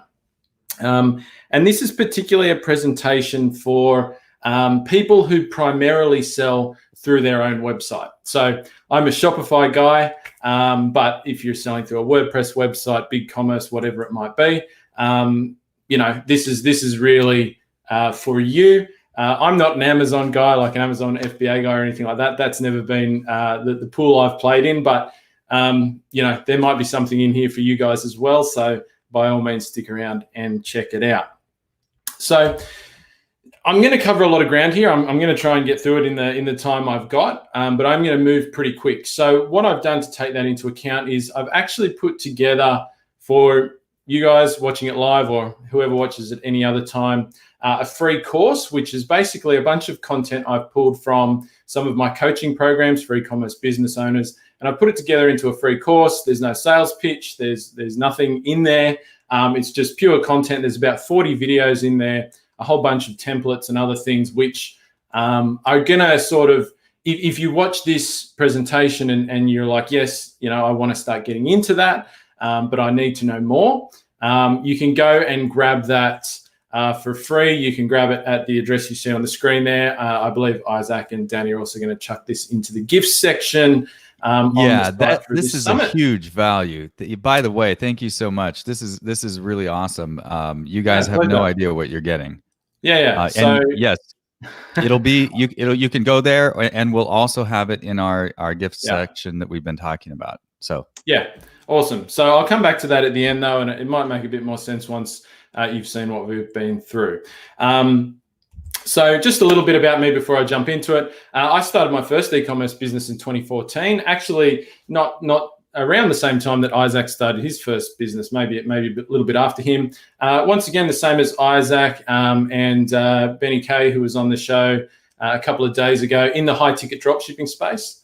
I found success there. The address of my first store, which I believe is still live, even though I've sold it now years ago, you can go and check that out. Found success there and have sort of continued in that vein, starting a whole bunch of other e-commerce businesses, been partners on some, high ticket drop shipping, apparel, lots of different things I've sort of tried out in the e-commerce space. But once again, always on my own website, sort of via the Shopify channel. Since then, I've also worked with many micro to medium-sized e-commerce business owners, either via coaching programs that I run, or I also have a small agency business that provides primarily ad management type services, web development services, mostly on the Shopify platform. I've managed a lot of dollars in ad spend, and I tried to pull up some revenue and profit numbers for what I've done for all my clients, but that was really a bit mind-boggling. So the easiest thing I could track was that I've helped either myself or other people generate over 62,000 e-commerce transactions across products all the way from low ticket stuff, cosmetics, right up to multi-$1,000 products. Like wine cellar cooling systems and all sorts of things in between. I also, just as a side thing completely offline, I also am an owner at a co-working space, which is where I'm sitting right now, called Coastal Co-working. So what's happening right now? I mean, we know this, and over the last few weeks, I've sort of been in touch with my network of independent online retailers to see what's happening from them. And there's a couple of things that are quite clearly happening. So in a lot of markets, niches, however you want to term that, customers are panic buying right now. And what that's doing is artificially inflating sales for people. And I use the term panic buying because that's the term that everybody's using. So people are, their life's changing. They're having to be confined at home. They're not doing a lot of the things they usually do. So they're buying a lot of products that maybe they wouldn't ordinarily buy to help them in this new life that we're all experiencing, albeit a temporary life. And that's artificially driving up sales for a lot of people. And I reckon from my network, that's probably 40 to 50% of people are in that boat. And for some of them, it's been massive. So I've got some clients and contacts where sales went up 10 times basically overnight, which was amazing to see and amazing for them. And it's caused a whole bunch of problems. On the flip side of that, for the other group of e-commerce businesses that we work with, we're seeing that customers are starting to guard their money, which is pushing sales down for them past what they would usually expect at this time of year. And that's, of course, because people are losing their jobs. They're being stuck at home, so they're not buying products that they might traditionally use or buy for things that they usually do outdoors or for their business. And so sales are starting to tail off a lot. And then thirdly, stock in a lot of countries is running out. So even for people who are selling a lot now, stock is running out or it's running short. And so when that happens, people are actually losing the ability to continue to sell because they can't get the stock, they can't get components because of logistical issues that have been caused with warehouses being closed, stuff in China happening that hasn't quite caught back up yet. So what that essentially means is that sales are starting to evaporate. Now, there's a few other things that we see that's happening at the same time. So we're seeing in a big way that ad costs are going down. Primarily, I play with Facebook and Google ads, and I'm seeing costs there going down up to 2/3. So, for example, a lead that a month ago I was paying $3 to get on Facebook is now costing about $1. And that opens up some interesting opportunities. And part of why that's happening is because a lot of businesses are, particularly businesses that have had to shut down, they're basically throwing up a white flag for the time being, I think, and they're pulling out of their marketing, which is reducing competition on those platforms. And at the same time, some of those platforms are also injecting a bit of money to help the advertising keep running and becoming a bit more affordable. But the other thing that's happening is that, people are spending more time online at the moment. They're stuck at home, maybe they're not working or they're working from home. And so they're actually online more. I tried to find some figures about what that looked like and heard things like 30%, 40% more online time. Couldn't really get a reliable number, but something like that. So this is what's happening now. What does this mean for us as e-commerce business owners? So the first one is when people start to guard their money, i.e. they're still willing to spend it, but they're thinking more about it, about where they're going to spend it, when they're going to spend it, and who they're going to spend it with. Trust and authority are more important than ever. And by that, I mean customers having trust with your business is more important, because where they're going to spend their money, if they do, is with businesses they trust more than others. If your sales are down at the moment, I believe you shouldn't pull out of marketing altogether.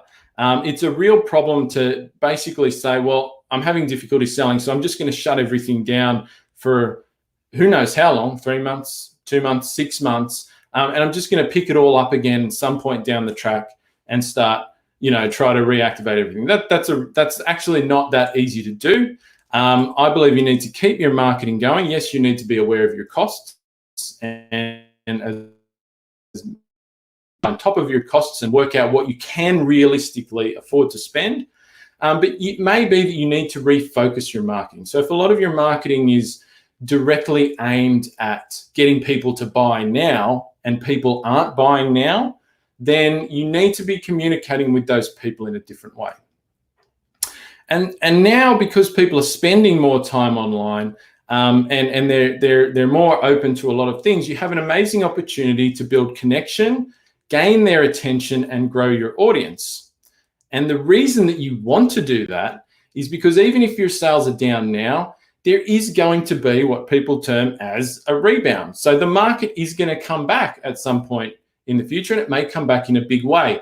And if you've taken the time now, and in the time between now and whenever that happens, to constantly pull people into your audience and get their attention, you can take maximum advantage of that rebound whenever it happens. Whereas if you've just shut everything down and then when that happens, you're scrambling to get back into the market, you're going to miss out on some opportunities. So why should you focus on growing your audience now? Now, the first one, attention equals money. You've probably heard this before. I didn't make that up. I can't remember where I got it from. I think maybe even Grant Cardone says it a lot. Frank Kern, these guys, you might love those guys or hate them. But that's something they're saying. I believe it's true.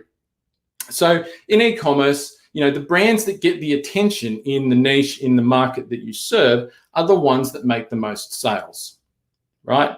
And so if you start growing your audience now, you're getting people's attention. So even if the sales aren't coming, if you're getting people's attention and holding it, that is going to turn into money in your pocket down the track when those people are ready to spend their money again. Some of your competitors are going to take their foot off the gas with their own marketing now. While things are down, they're distracted, their attention's on other things like whether or not they're going to get coronavirus or what's happening in their town or whatever.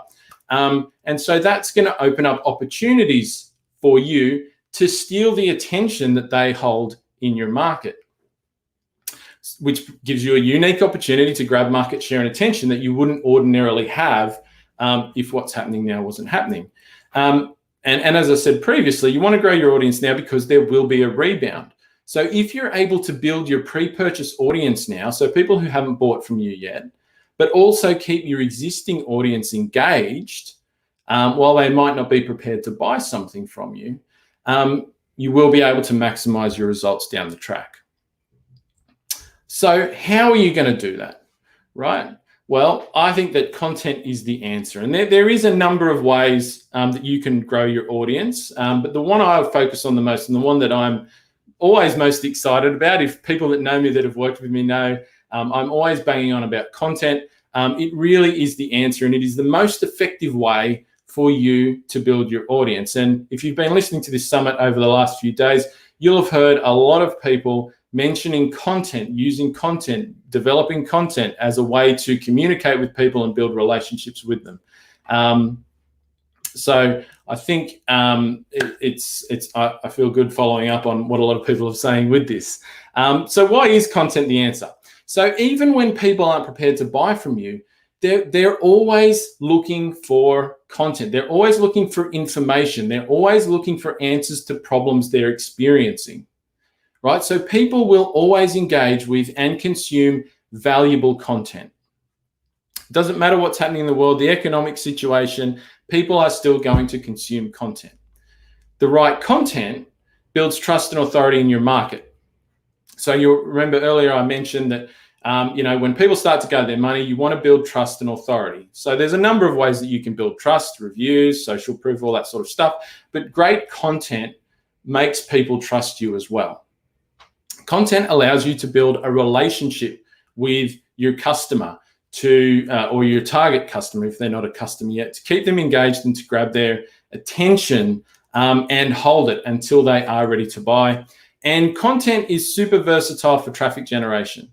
Right, so one piece of content, if you develop one great piece of content, you can use that in so many different ways. We're going to look at a bunch of those, but you can use it in so many different ways, and it can really help you, I think, to sort of decrease the cost of getting people into your audience. So what is the right content? So you've probably heard of these sort of terminologies before. So I've got here the customer awareness pyramid and the sales funnel, right? We know about the sales funnel, top of funnel, middle of funnel, bottom of funnel.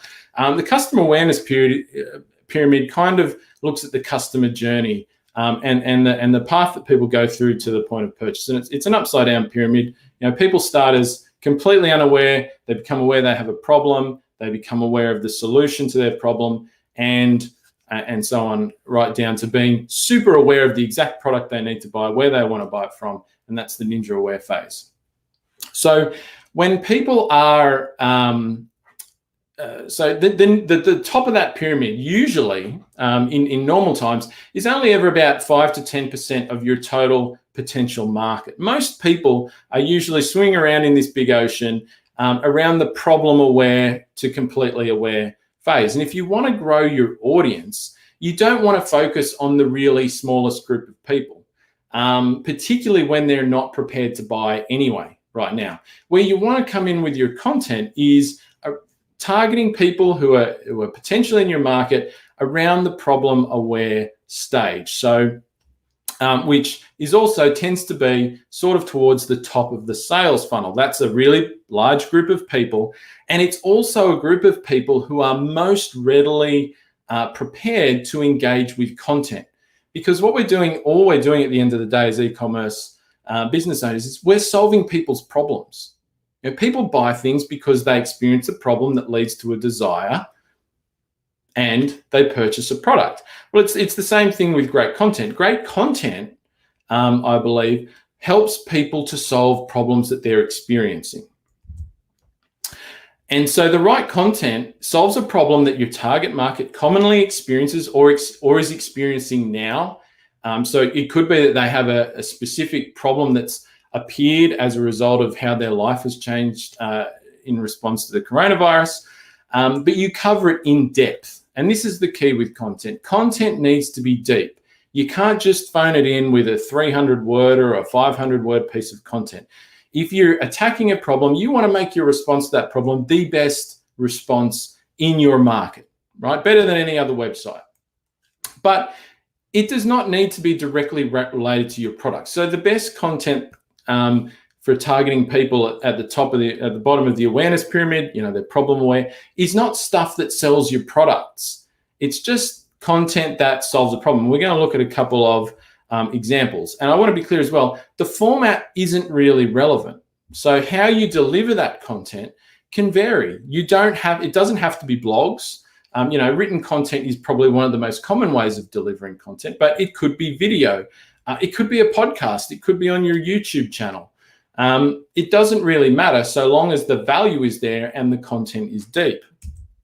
So here's a couple of examples. I pulled these off beardbrand.com. These guys absolutely kill it with their content, in my opinion. I'm clean shaven now, but I used to have a really big beard. So I actually used to buy products from these guys. And I fell in love with a lot of their content at the time. So absolutely, if you want to look at some examples of great content, head to their blog. The little URLs there on the bottom of the page. But if you look at this content, this is great sort of problem-aware content. So you'll see on the right-hand side there, how to grow a thick beard fast, the only guide you'll need. Now, if you go and look at that on their blog, it's super deep. Like it's a super deep piece of content. And it's attacking a problem. Like if I'm a guy and my problem could be I'm trying to grow a beard, but it's not thick or it's not growing fast enough for my liking, this piece of content solves my problem. And when I see that put in front of me, I'm like, yes, I got to get in there now. Then I'm going to read this piece of content and I'm going to go, holy crap, these guys really know what they're talking about. I'm going to go and check out their other stuff. Or I'm just going to be like, I don't even need to check out their other stuff. They know so much about what they're talking about. I'm going to buy their products. On the left-hand example, how long does it take to grow a beard? I might be a guy, my problem is I want to grow a beard, but I'm worried it's going to take me 5 years. So this piece of content is going to answer my problem about how long it takes. And I'm going to engage with that. If I see that pop up in my Facebook feed or in my email or however they put it in front of me. So if you're somebody who hasn't developed content before and you're coming around to developing your first content, like how do you go through that process? If you've already got content on your site and you want to switch over to more sort of a content-focused marketing plan, then you're in a good place. You might need to pick that in a minute. But if you've never developed content before, and this is one of these things that most e-commerce business owners know they should do, but in my experience, particularly for smaller businesses, they don't do it a lot because they feel that it's going to take too much time. Content, the idea of writing really turns them off. It might be, or they just don't really know where to start. So it's something that constantly gets pushed to one side. That's a massive missed opportunity and a big mistake. So you've really got to simplify the process. So the first step is to identify the problem you want to solve with your content, which kind of becomes the topic for your content piece. And you'll get that from knowing your ideal customer. If you don't know the problems that your market experiences, then you've probably got bigger problems that you need to solve. And you need to go back to that step and work out what problems do your products solve, and does your ideal customer need to have solved. Once you know what you're going to write about, you need to explore the market. So research what content is out there. There's a bunch of tools you can use to do that, like BuzzSumo. And basically, you want to see what already exists in that field. Like, what's the popular content already? You can just do Google searches as well. Because remember, you want to build a deep piece of content that's better than what anybody else has done before. And the reason you want to do that is because deep content that's really great gets more engagement. People engage with it more, it gets shared, it goes viral, all that sort of stuff. Then you just want to build an outline of your content. So, like, what's the purpose of the content? What answers does it need to provide? What's the headline going to be? And finally, don't write it yourself, outsource it.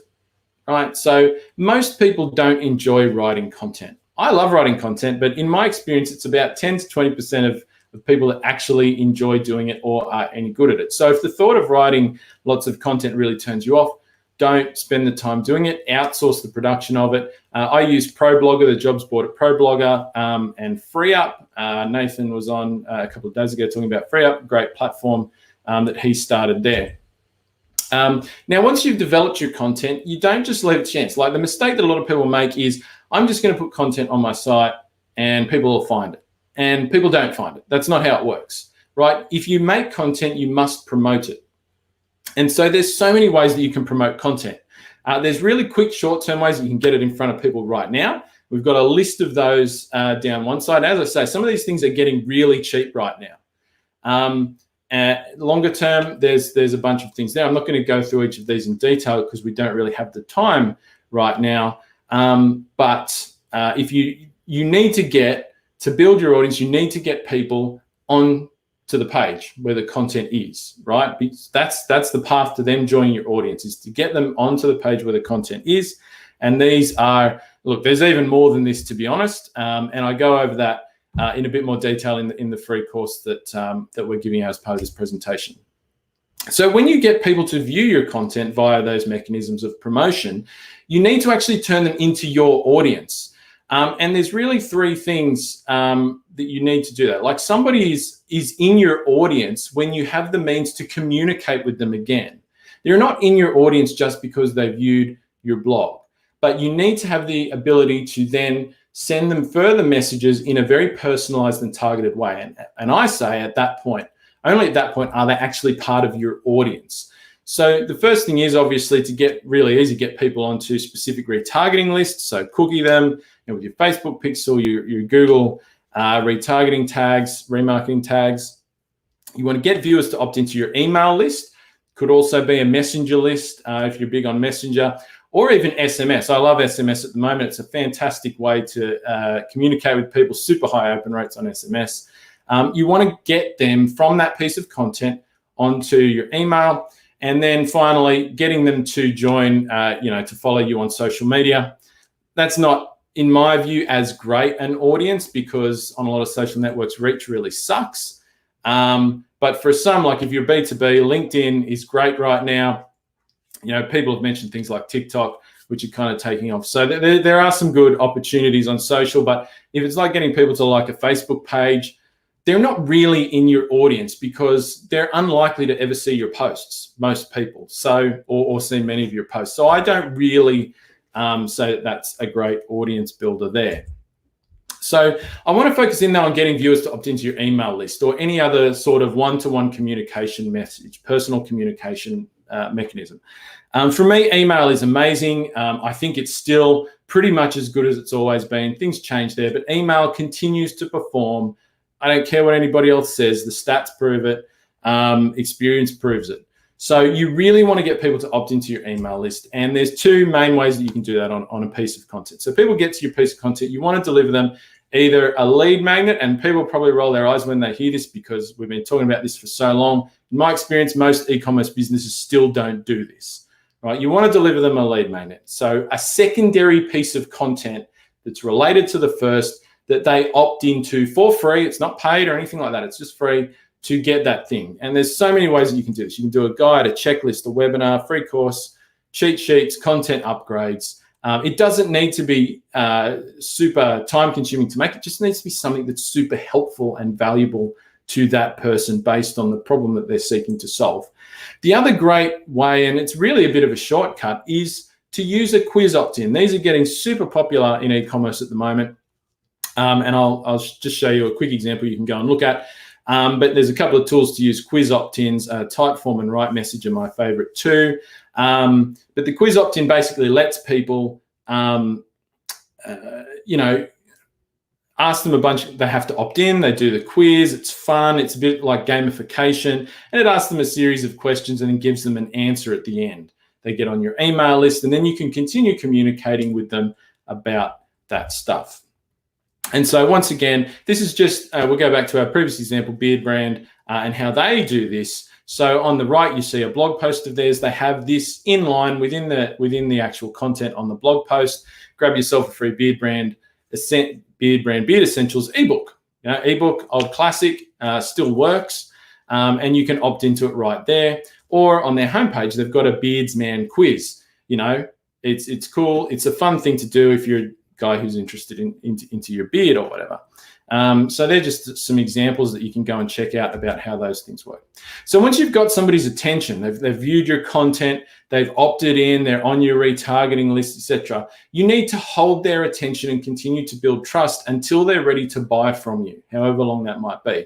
So you must, when you get their attention, you can't let it slip. So if somebody joins your email list and then you don't send them any emails, you're actually going to turn them off more than they might have already been, right? You've got to continue to communicate with them, build a relationship with your customers, and you want to do that by continuing to deliver value via email, via messenger, SMS, retargeting ads, interspersed with opportunities for them to purchase, giving them the odd opportunity to purchase until they're ready to come back into the market again.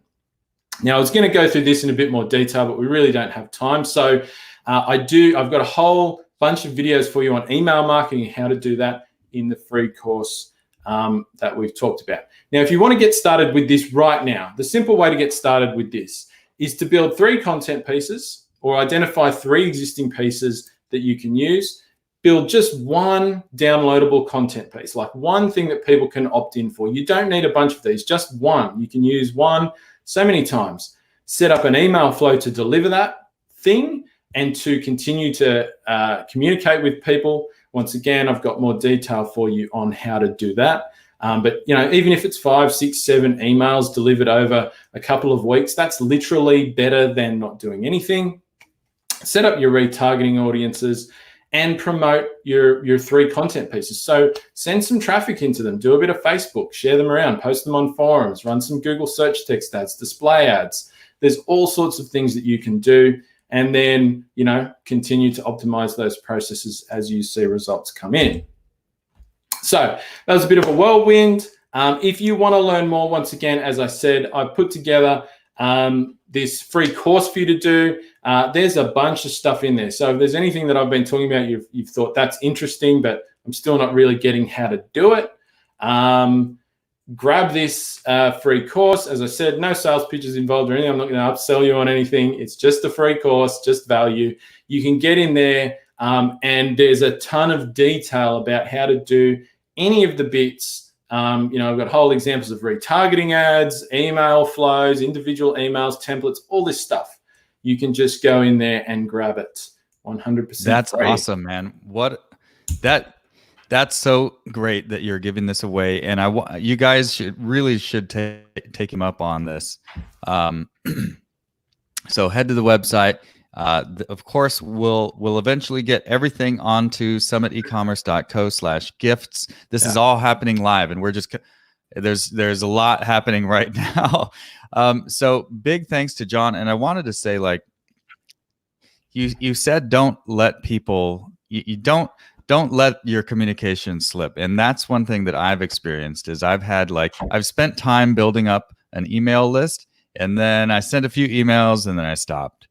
And then time went by and then it's gone. Nobody cares anymore.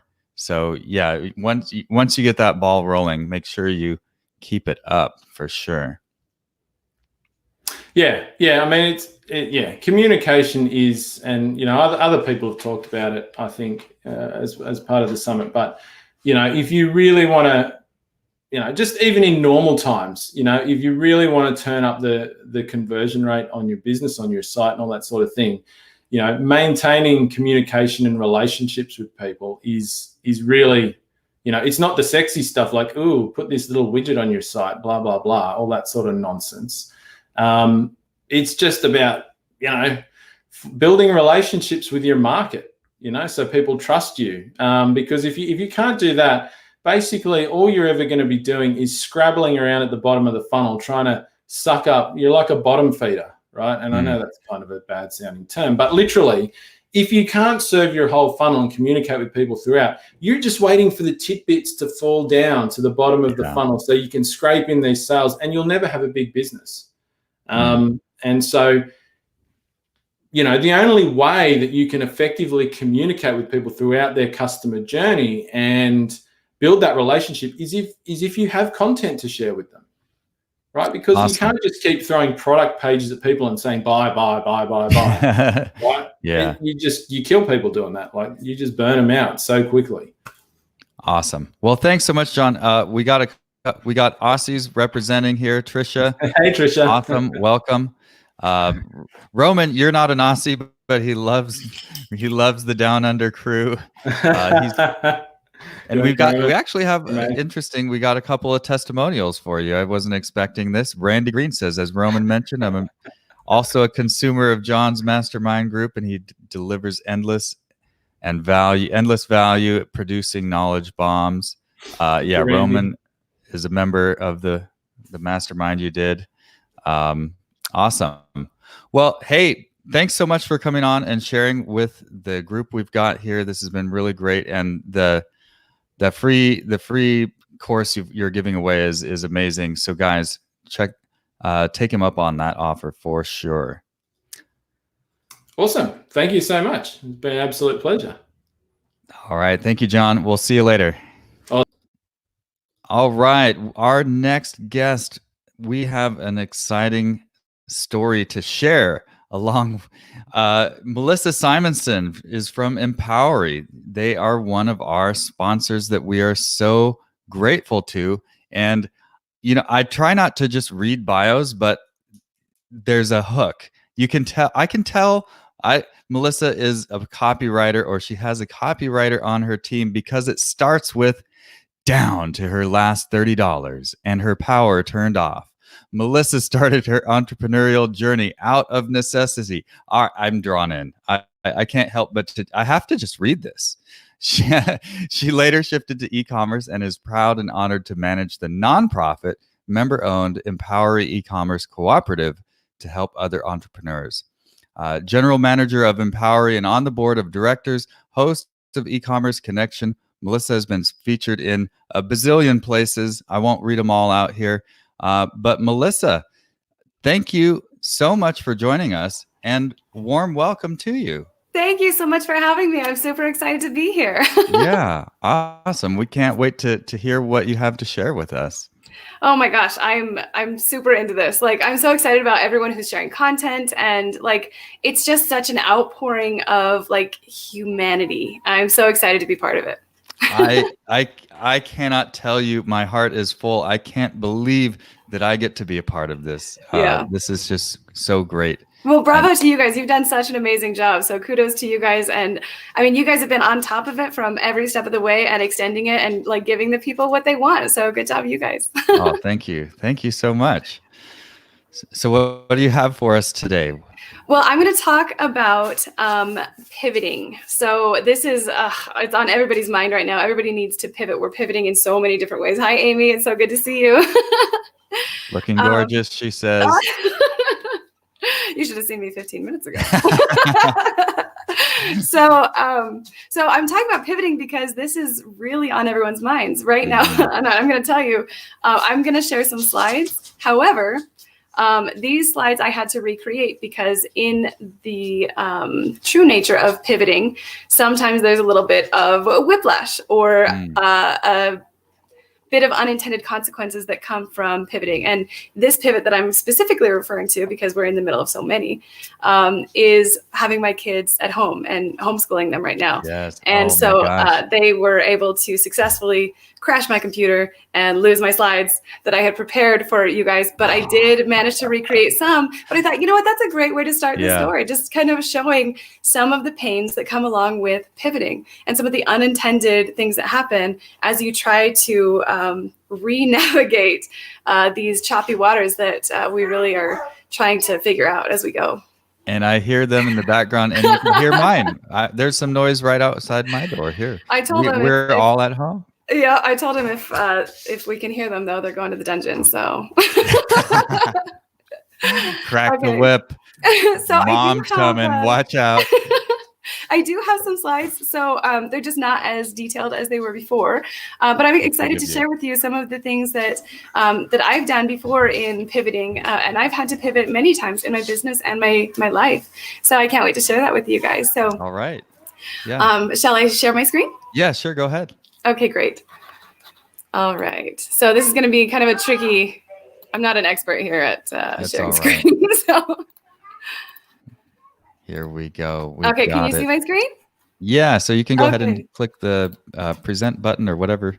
There we go. Oh, you know what? I'm going to have to like backtrack because like I said, I'm not an expert here. So you guys are getting a little preview for what's coming. How about that? All right.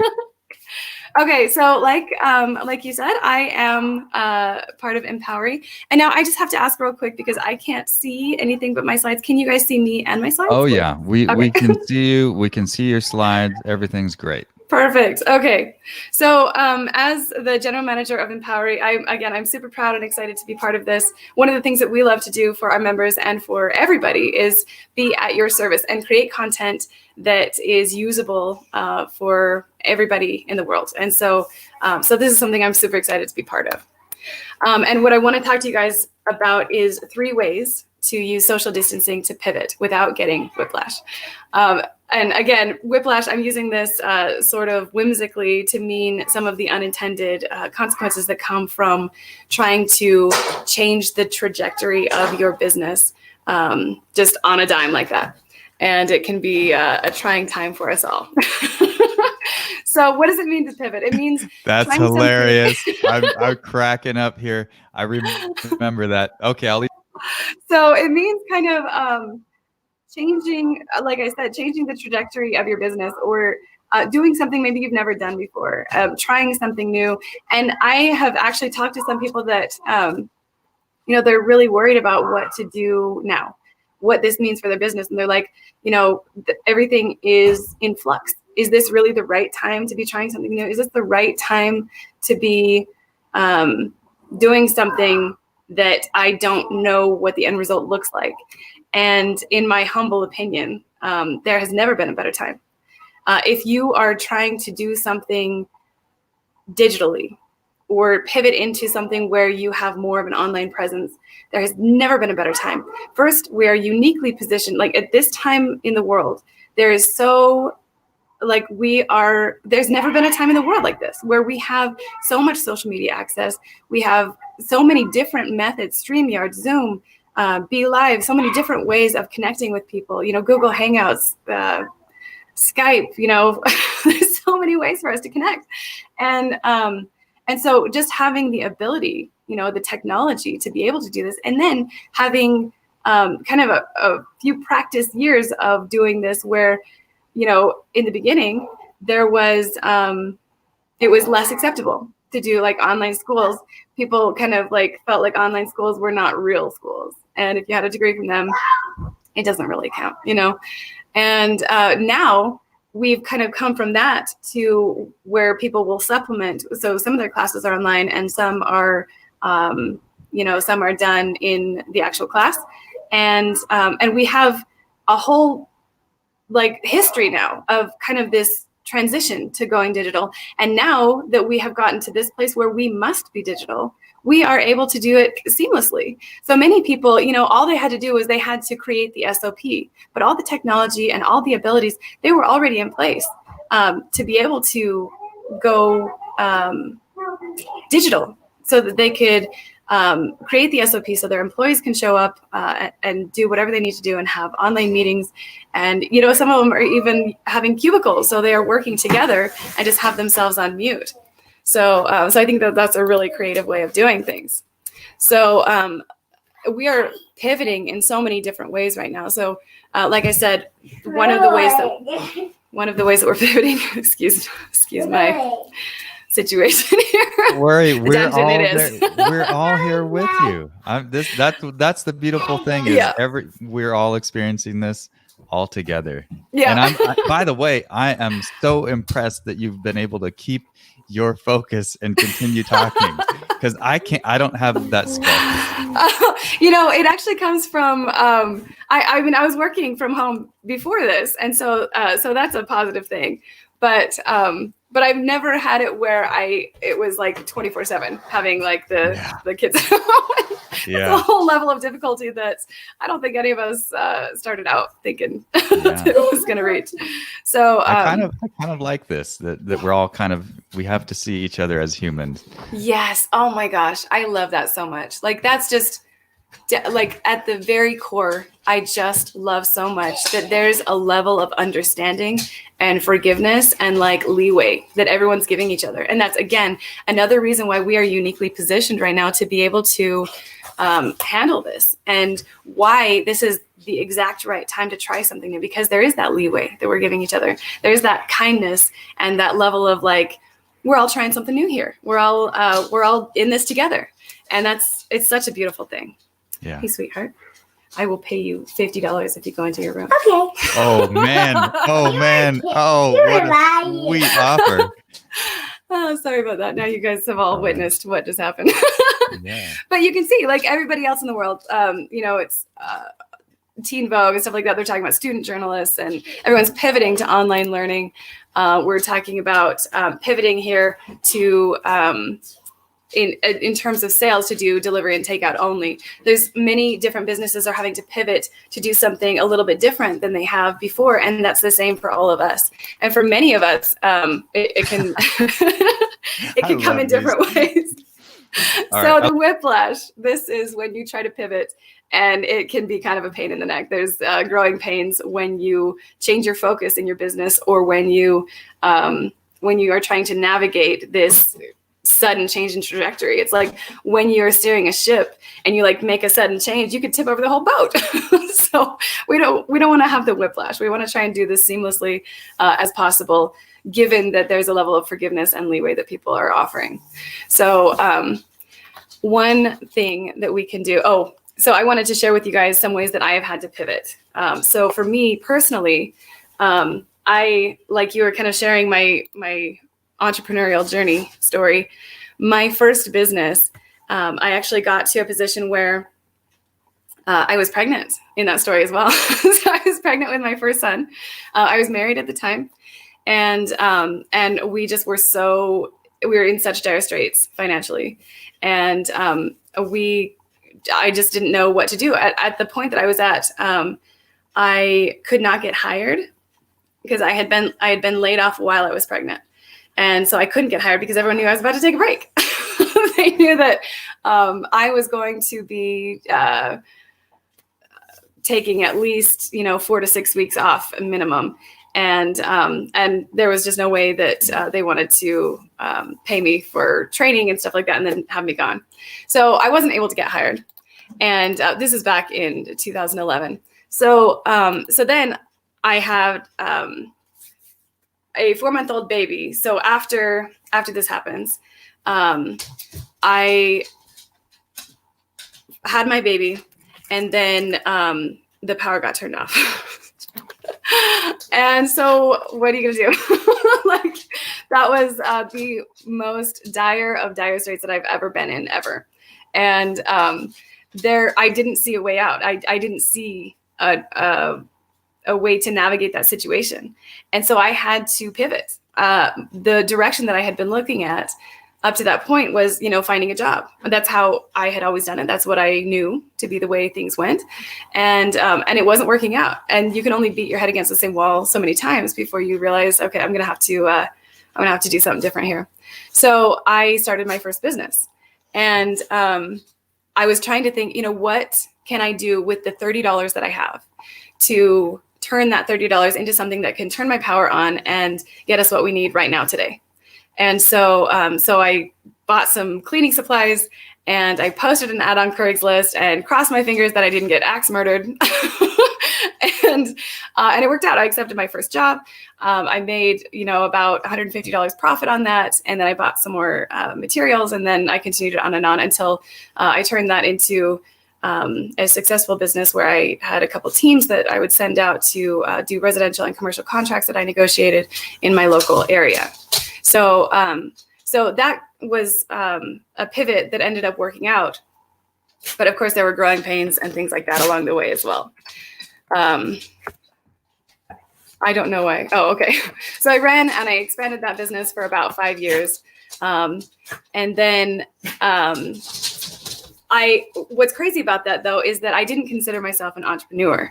I had just pivoted. All I did was just do something that needed to be done. I wasn't planting a stake in the ground and saying, like, I am changing my life. I am taking control. I honestly didn't even tell anybody I was doing it because I was afraid it wouldn't work out. I was afraid of failing. I didn't want people to see it. I didn't want them to see me fail. And honestly, we were at such a low point that I didn't even want people to know that we were so low that I had gotten to the point where I had to resort to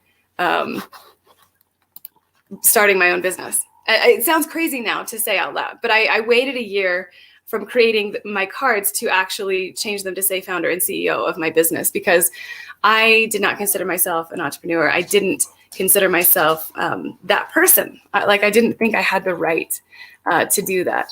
But I finally got to the point where I realized not only am I an entrepreneur, not only do I love to create and to really rise when the cards are down, but I want to help other people do that too. I want to help entrepreneurs be successful, and I want to show them that they can, and that is the answer to so many questions. They can. So I then turned my attention to e-commerce and the Empower E-commerce Cooperative. We recently had a women's conference in January, and so my passion is especially towards helping women succeed, but Empower is not specific to women. It is actually for all entrepreneurs in general. So now I would love to tell you guys, you've heard my story about me pivoting. I want to tell you about how to pivot without causing whiplash for yourself, and using social distancing to really maximize that right now. So social distancing right now, again, it's causing us to have to use these different methods of technology to communicate with each other and to learn and to do business. So the first thing that you really should be doing right now is increasing your network. This is something that I think is very uncomfortable for some people. And the way that I'm going to show you how to do this for me, it was super uncomfortable. I'm going to talk about LinkedIn and some of the other social networks, but I'm going to first tell you about Facebook, because when I started doing this on Facebook, I felt so weird. I was actually, I was connecting with people who were connected to some of my friends, and I had not necessarily met some of these people in person. So I was nervous about this, and I'm like, oh, I don't know if this is weird, or if this is allowed, or if I'm like breaking some kind of social media code here. And I didn't know, because before this happened, I was not into social media. Like it was not my cup of tea. I just don't like it. I really prefer to, do in-person stuff. And so before I entered e-commerce and really got into the community and events and stuff like that, I had like 200 friends on Facebook, and it was only people that I knew and wanted to like keep knowing. I wanted to like know them and keep hanging out with them in person. And everyone else I defriended because I was like, I don't get it. But once you got into e-commerce, you really have to increase your network. And this is absolutely the time, because like we talked about, people are giving kind of leeway and some forgiveness for what is allowed right now, as we all kind of navigate this crazy situation and this social distancing. So increasing your network is vital. It means friending people that you maybe don't know. And so start with that on Facebook. And then we'll talk more about that when we get to number 2 here. But for LinkedIn, oh my gosh, this is such an important channel. If you are not on LinkedIn, you must be. You must be on LinkedIn. Just do it. I didn't get it at first. Go ahead. Sorry, I just had to break in there. Yes, I've been hearing this lately, and okay, finally, I submit. I will do it. Okay. I'm telling you, you will not regret it. I didn't get it at first. I was like, I don't want to like recommend people that I've never met. And I do still get those weird occasional requests where people are like, hey, will you vouch for me or whatever? And I'm like, we haven't met, so I can't really speak to your skills. So, but thanks for asking though. And again, it's not to offend anybody or anything like that. But I think that it originally began as a network to be your reference letters and your I'm stumbling over my words here, but it's kind of it's meant to be for people to vouch for you and your skills and your services and stuff like that. And it has become so much more than that. So it's actually right now really beneficial to use this as a way to increase your network.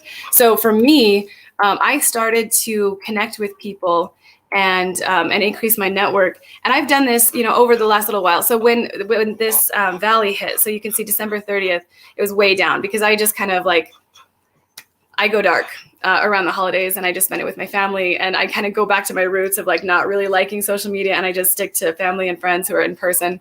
And I don't do a ton online. So you can see it's kind of way down in there. And so then, there's a little bit of viewing. And this went from about, I think a year ago, I had about 200 connections on LinkedIn. And over the course of a few months, over the last year, I increased that to about 400. Now, within the last 4 weeks, it has gone from 400. I'm so sorry, from 400 to over 1,000. And that's just because I knew, like, okay, I really need to increase my network now, and I need to show how possible it really is. I didn't take all of the data for Facebook like I have done for LinkedIn. And so I wanted to make sure that I was taking screenshots of this and showing you guys so that you could really see how possible it is. So, Wow, so you're you can taking see action now. Yes. Yeah, and you're showing us results from now. Yes, That's yes. awesome. So this is actually from This is current. the last 4 weeks. This is absolutely current. So you can see that was March 23rd is the date on there. So you can see that spike over there where it made a big jump in February. That's because we had the women's conference. So that was a live event. And of course, you're going to have jumps when you're like handing out your card. That was immediately followed by the White Label Expo where I spoke. So again, there was a lot of activity there. But then just in this last little while, so then it was a valley down from there because I wasn't really doing too much. But then we started doing the quarantine. And then I started taking action because I was like, this is going to be really important to start increasing my network. So then it starts rising again, and it was up 91% since last week. All of these screenshots were taken this week. So then yesterday on the 30th, it jumped again to 335% since last week because of the activity that I have been doing to increase my network. And finally, today, it's up 1,500% from last week. And that's because I started reaching out to people who I don't know, but I know of them, or I am connected with them through other people. And again, this can feel fairly uncomfortable, but what you need to do is you need to do it from a perspective of caring. If you do it from a perspective of caring and from a place of at your service mentality and legitimately want to help other people and offer your services and offer your knowledge to help somebody else, that reads through, that comes through.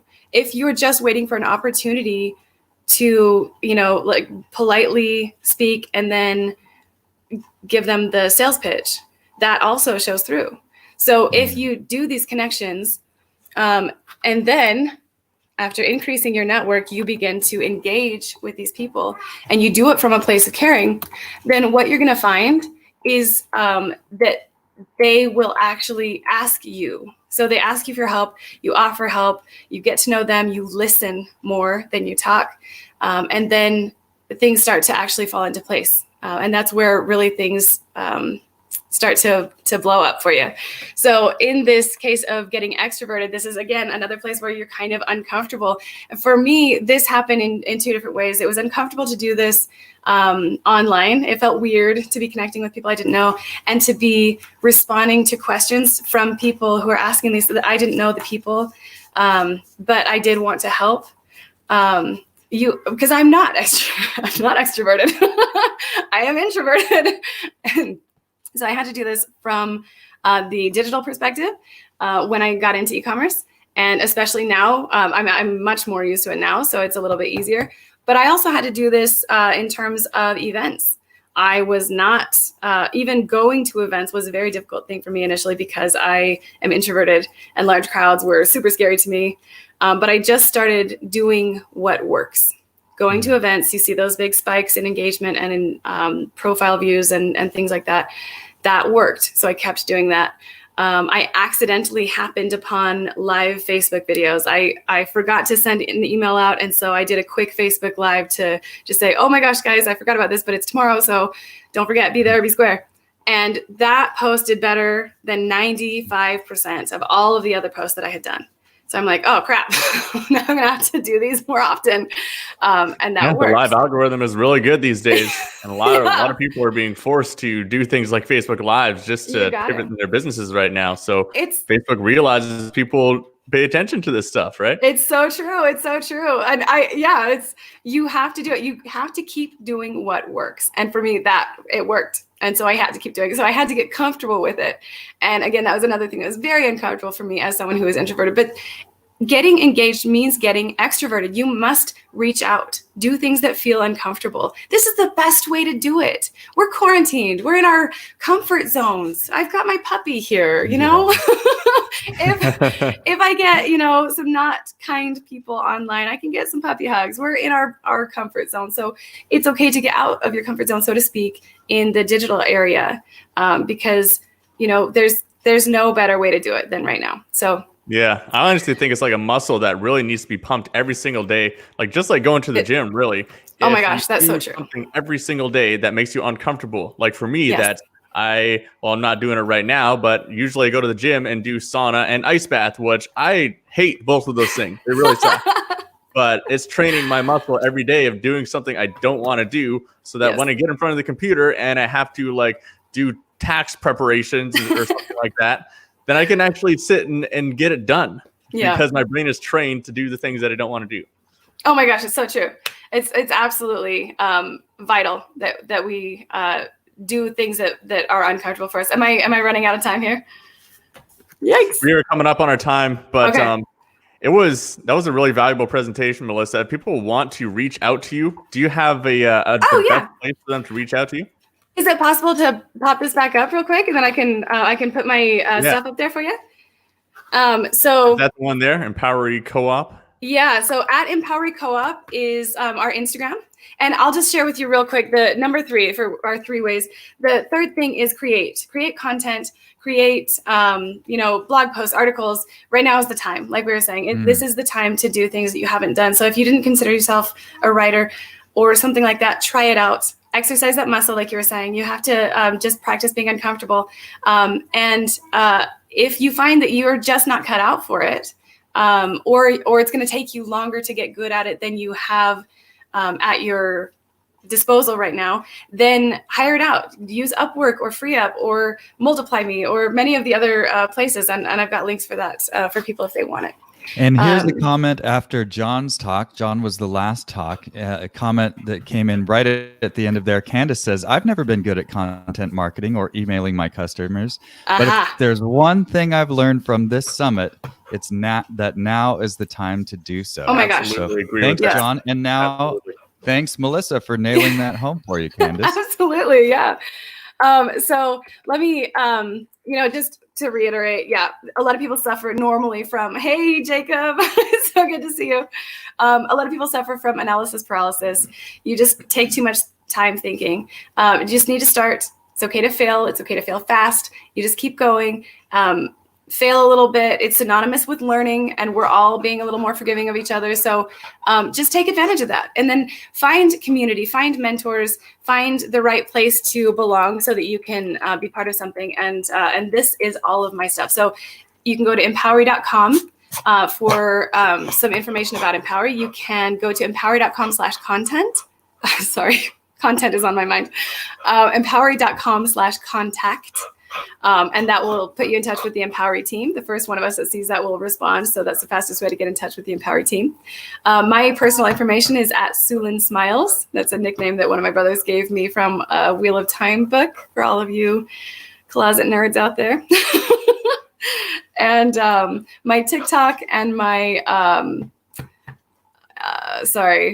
and my Twitter are at Real Melissa Simo. And we also have the Women in Ecom for Twitter. Awesome. Thank you so much, Melissa. And You're so Melissa welcome. is also a sponsor of this event with Empower Ecommerce. So there's going to be a special gift there from you guys over at our resources page there. That is, Yes. not that one. Clicked on the wrong one. summitecommerce.co/gifts. So make sure you check that out for all of the sponsored gifts and slides and replays and what and Empower Ecommerce has something really interesting for us as well there. Yes. So thank you It's so a much, Melissa. huge discount for you guys. Like this is, who doesn't want $500 off of something? So, yeah. Free money.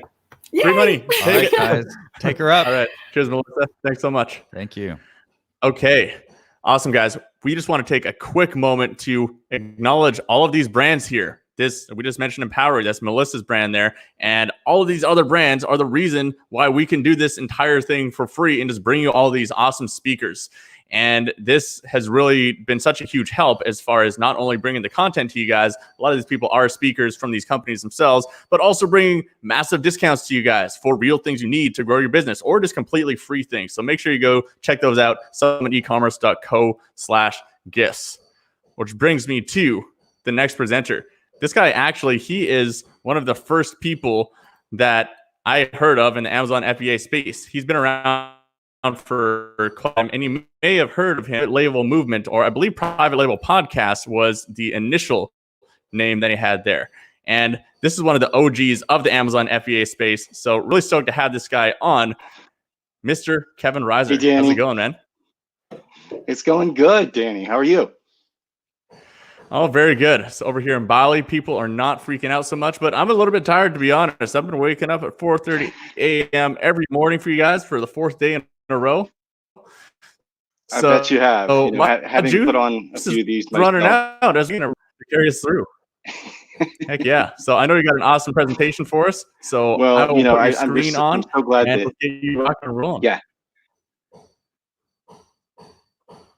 That sounds great. Thanks so much, Danny. And hello, everyone. And before I get started, I just want to say a big thank you to Isaac and Danny and Jason and the whole team, as well as all the presenters and the sponsors that have been putting this on. Having put on a few of these myself, I know how intensive it is. And I know that you are likely running on fumes right now, but it's such a valuable thing and so needed in our space right now. Just good, actionable information and content and positivity to get through this difficult time. So, hey everybody, my name is Kevin Reiser. Some of you may be familiar with me, some of you may not. Either way, I'm thrilled to be able to spend a few minutes with you here today and just share a couple of actionable tips and strategies that hopefully, no matter where you are right now, no matter how this pandemic has impacted your business, your life, your family, hopefully a couple of these things might help you. And so as Danny mentioned, I started and hosted a podcast for a couple of years. Haven't been doing that for a while now. I've kind of been in retirement. But one of the cool things I got to do when I was doing that was connect with sellers all over the globe, Amazon and e-commerce sellers, and some of the biggest names in our space. In fact, some of them have been speakers at the summit so far. And that was my favorite thing, was connecting with those people and connecting with just everyday sellers as well. And over the past couple of years, since I stopped doing the podcast, I've just become a normal seller, just like you guys, most of you are. But one of the things I've been doing the last couple of weeks, since everything started to get really crazy, is just reaching out to people again and connecting and talking and sharing. And so I wanted to share a few strategies with you guys that hopefully will help right now. So the title of the presentation is not turning lemons into lemonade. How many of you have ever heard that phrase? I wonder if you've heard that. I used to hear that from my grandmother all the time, and I always thought it was kind of crazy, right? Turning lemons into lemonade. Well, what we're faced with right now is not something where we just need some lemonade. We need a freaking lemonade factory, right? We don't want to just take the negative stuff that's going on in our lives or in our business and turn it into a nice glass of lemonade. We want to turn it into a freaking lemonade factory. So let's dive in, and I'll make this pretty quick and to the point. The first thing is, don't panic. Acknowledge the fear and then pivot. Look, I know you're probably scared right now. I am too. I know you're probably fearful right now about what the future holds. I am too. And that's okay. You know, if you follow social media or if you follow the news over the past couple of weeks, it almost seems like we're all divided into two camps, right? One is the people who see this as the end of the world and they're freaking out and they're scared of everything. And the other is the people that are saying, hey, we're all way overreacting, and they don't seem to be that worried about what's going on. Maybe a few more people in Bali are in that camp, as Danny said a minute ago. You know, I kind of fall somewhere in the middle of those things. I think we can acknowledge that this is a scary time, both personally and professionally for our businesses. There's a lot of unknowns. There's a lot of stuff happening right now that can keep us up at night, and that's okay. So acknowledge that, but don't get stuck. Don't get paralyzed by that. Here's a few things that can help.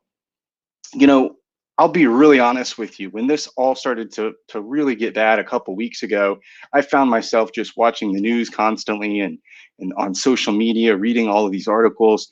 And what it did is it didn't just make me fearful, it made me paralyzed. I got into a situation where I didn't know what to do. I didn't know what to think. I just knew that I was scared and I didn't really know what my next move should be. I spent a good week or 10 days in that paralyzed fear mentality, and it wasn't helpful. And a few things that have helped me to kind of pivot after acknowledging that fear are simple things like going for a walk, reading a book. My favorite is making a gratitude list, and that's something that I've practiced for many years.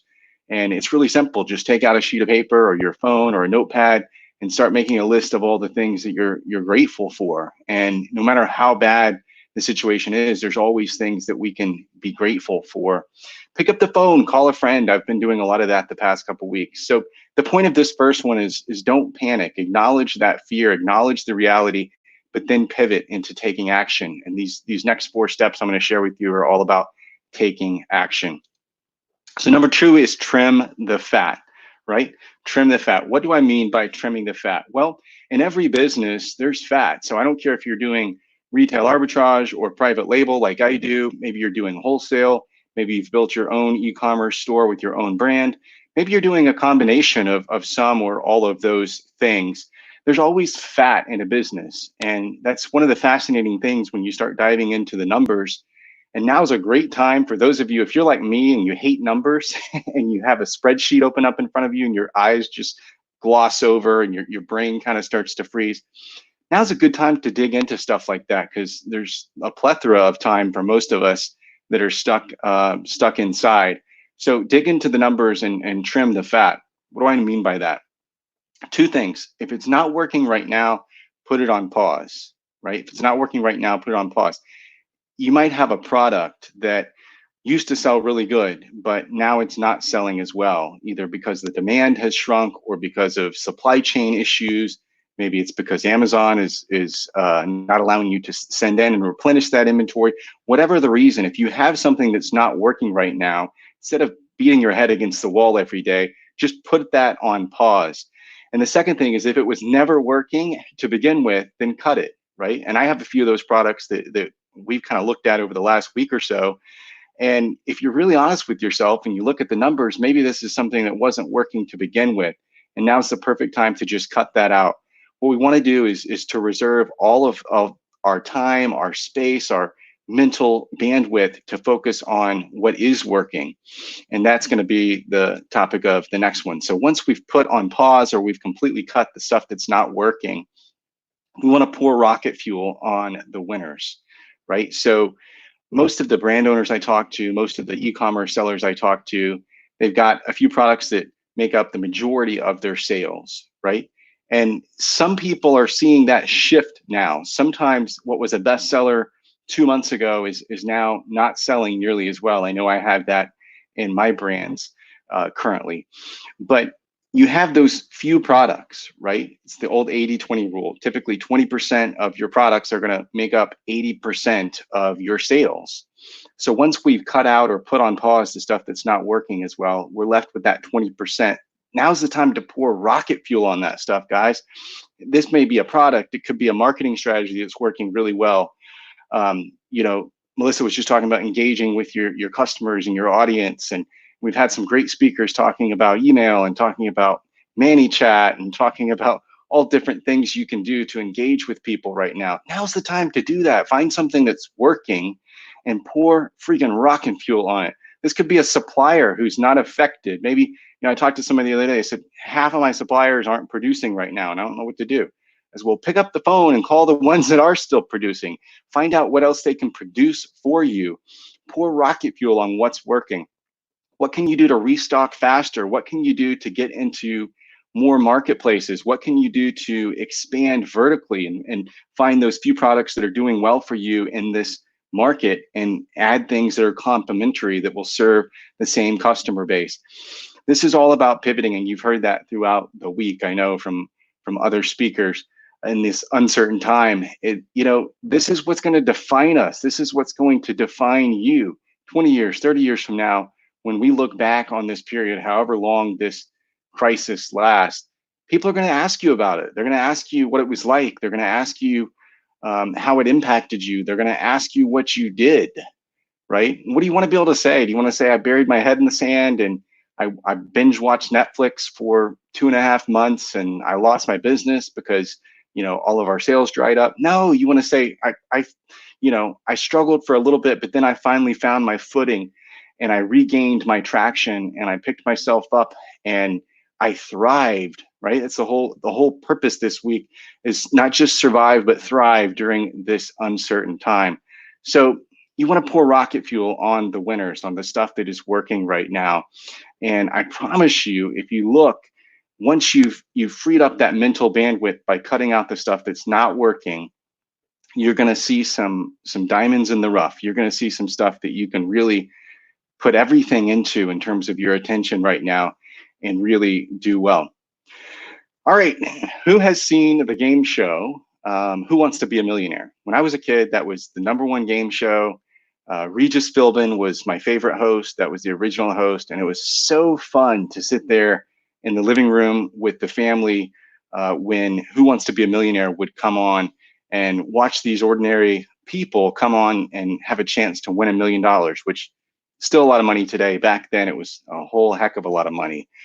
So they had a feature called Poll the Audience, right? If the contestant didn't know the answer, they could poll the audience. And it was a great way to kind of get a sense for what everyone thought. Well, that's not what I'm talking about. What I want you to do is to poll your audience, which for most of us as e-commerce sellers is our customers, right? Here's the thing, guys. It's an uncertain time. There's a lot of people that are struggling. There's a lot of people out of work. There's a lot of businesses that are hurting. We're going to talk about that one in just a minute. But people still have needs, right? People still have needs. People are still spending money, and in some cases, lots of money on the things that they need to get through this time. Talk to them, reach out to them. If you have an email list, hit them up. If you have a social media account, which you do because you're watching me right now, create a poll on Facebook. Pick up the phone and talk to your existing customers or talk to people that are in your network, friends and family that meet the definition of who your ideal customer is. Find out what their life is like right now, what they're going through, what their struggles are, what they're looking for, and find a way to serve them. You know, I'm a big believer in creating a brand. I'm a big believer in having that brand serve a group of customers because I think it's the best way to build a sustainable, scalable, and sellable business. But even if you're in retail arbitrage, even if you're in wholesale, even if you do a combination of those things, people have needs and people are still spending money. Reach out to them, pick their brains, find out what their pain points are, find out what they're looking for, and find ways to serve them. I promise you guys, your next massive product success is in the brains of your current customers. I have a pet products brand, and we're in the process of doing that right now. Because we've seen this, all the things that I've been talking to you about, sales of certain products that used to be bestsellers for us are now going down. Other things that maybe didn't used to do as well are going way up. So we're reaching out to our customers. We're saying, what's life for you right now? What's life like for your pets? What do you need? What would make your life easier? What would make life a little bit brighter? What would make you excited to get up in the morning in terms of things that you need for your pets? And we're looking at products like that. We've shelved our expansion plans for several products that we were planning to launch. We're now shifting, and it's all because we're polling our customers. We're talking to them, and we're finding ways that we can serve them. All right, this next one, guys, and then we'll wrap up. And if there's any questions, I'm happy to take any questions. But this next one is called Look Local, right? So we've all heard about these local businesses right now that are really struggling. And I want to encourage you to open up your mind, open up your heart, and think about ways that you might be able to not only help them, but to help yourself in the process. Here's the thing. I have been in e-com now for about 6 years, which is like an eternity. I am an old veteran in e-commerce standards. But I remember when I first started, all my friends, all my family thought I was crazy, right? Some people still think I'm crazy. My mom, until about 2 years ago, still sent me job openings in different businesses that she thought I would be a good fit for.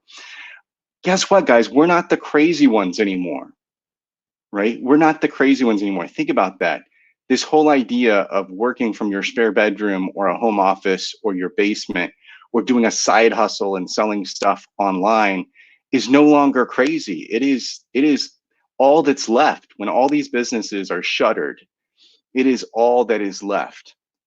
So consider reaching out to local businesses. You may already have a relationship with some of these, and partnering with them and helping them to get their products online. And that could look like a bunch of different things. That could look like helping them with setting up a storefront. That could be something as simple as them just wholesaling you their product and having you listed on your existing channels, whether it be Amazon or eBay or a Shopify store. That'd probably be the easiest way to get started. The thing is, these local businesses have products that they now can't sell. And a lot of them have built-in customers. They have raving loyal fans that would love to be able to drive across town and buy a candle, or to buy their favorite beauty products, or to buy their kids a new outfit, but they can't do that anymore. You have e-com experience. To me, this is a match made in e-com heaven. Here's the thing, your next supplier very well could be down the street from you. Not in China, not across the country, but down the street. And their lead time might be 0 days. They have a whole storefront sitting there right now of things where there's built-in demand. Help them, look for ways that you can serve them. I want to come back to the first thing and then we'll wrap up here. The most important thing, if you don't take anything away from this, is that I want you to not panic. I want you to feel free and feel empowered to acknowledge the fear. You know, if you have to, give yourself an hour a day to feel that, to really get down in the mud, to get depressed, to get sad, to get fearful, and then pivot. Don't get paralyzed by that fear. Pivot and take action, take imperfect action. And the other thing I want to say to you guys, I'm going to put up a slide here, and that's got some contact information for me, an email address. Feel free to reach out. You can find me on Facebook as well.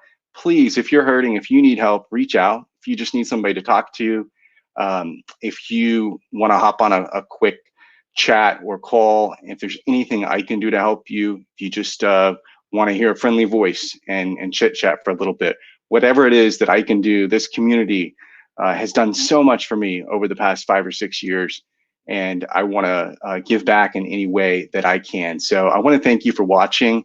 I want to tell you that we're going to get through this. I know it's scary, but I'm here for you. I'm rooting for you. I know a lot of other people are too, and we will get through this. So a big thank you to Danny and to Isaac and the whole team that's put this on. It's really, really needed right now. And I just appreciate being able to be a part of it. Yeah, and I'm really glad to have you on here, Kevin. It's really good to hear someone who has as much e-commerce experience as you do, just talking about exactly what your recommendations are, because you've been through some cycles of craziness in the Amazon world as any seller who's been around for more than a couple of years, right? Yeah, absolutely. I mean, it seems like every year or so, there's something, right? Whether it's ReviewGate or whether it's, you know, just the changing landscape, you know, increased competition, increased advertising cost, restrictions on Amazon taking away our access to things and not giving us customer data, or whatever the case may be. You know, one of the things that a veteran that has been in this space a long time told me when I was fairly new is that you've got to be able to adapt and change. And your business is either growing or it's dying every single day. And so I try to think about that when times get tough, and I just think, hey, now's a great opportunity to pivot, to change, to adapt. And there's people that won't do that, and this is an opportunity for me to do that and to survive and thrive. And really interested to hear too, if you have any kind of daily rituals that, if you notice yourself getting into that mode of getting into like the crazy WhatsApp group chats and the news and all that stuff that pulls you away from growing your business and finding the new opportunities, do you have any reliable things that you fall back on to help you with that? Yeah, that's a great question, Danny.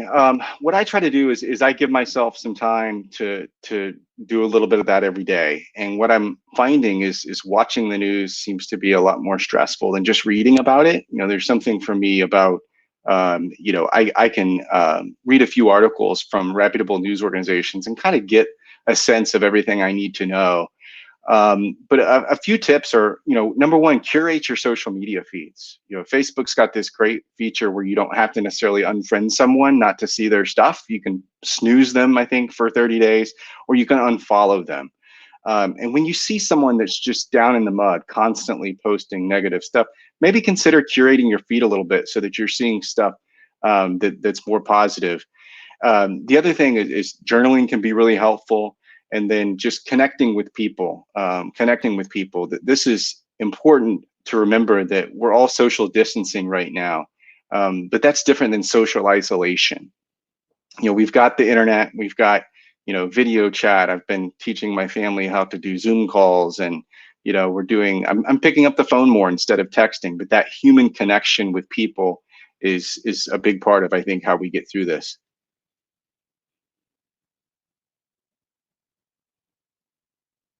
Oh, sorry, my mic is muted there. Yeah, I mean, it's a funny story, actually. The other day, I was on a call with all my family back home in Canada, and I put toilet paper as my background on my Zoom call. So I got this big mountain of toilet paper behind me, and I actually logged on to a few business calls with my team and also a client, forgetting that background was on there still. So That's great. It brought some good comic relief to it. So even though we're all locked up in home, there's still room for a little bit of fun and humor in our lives, right? Absolutely. Laughter, I think, is really one of the best medicines. And I've found myself, I've always been a big comedy fan. I love stand up, and I love, cheesy comedy movies, and, it really can help.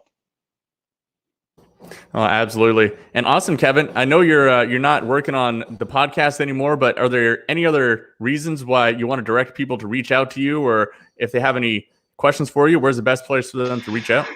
Yeah, look for me on Facebook. Say hi. I love meeting new people. I love connecting with old friends and new ones. If you want to send me an email, and I promise I'll respond to each and every one, Kevin@privatelabelparadise.com is my email address. And reach out if there's anything I can do to help in any way. Awesome. Thanks so much, Kevin. It's really cool to have you on here after so many years of listening to you on the podcast and actually talking to you kind of in person. It's one more step further in person. But thanks so much for your time, Kevin. Really good feedback too. Look at this. Kevin River, I listened to your podcast many times back in the day. Really miss it. A lot of old time fans in here. So, it's the Kevin Reiser. Boom. That's the real life one right there. He's locked up just like all you guys. Jacob. Thanks so much, Danny. Pleasure was all mine, my friend. I really appreciate it. Cheers, Kevin. And guys, if you haven't already, you can find the replay for Kevin's episode, slides, all of that kind of stuff over at summitecommerce.co/gifts.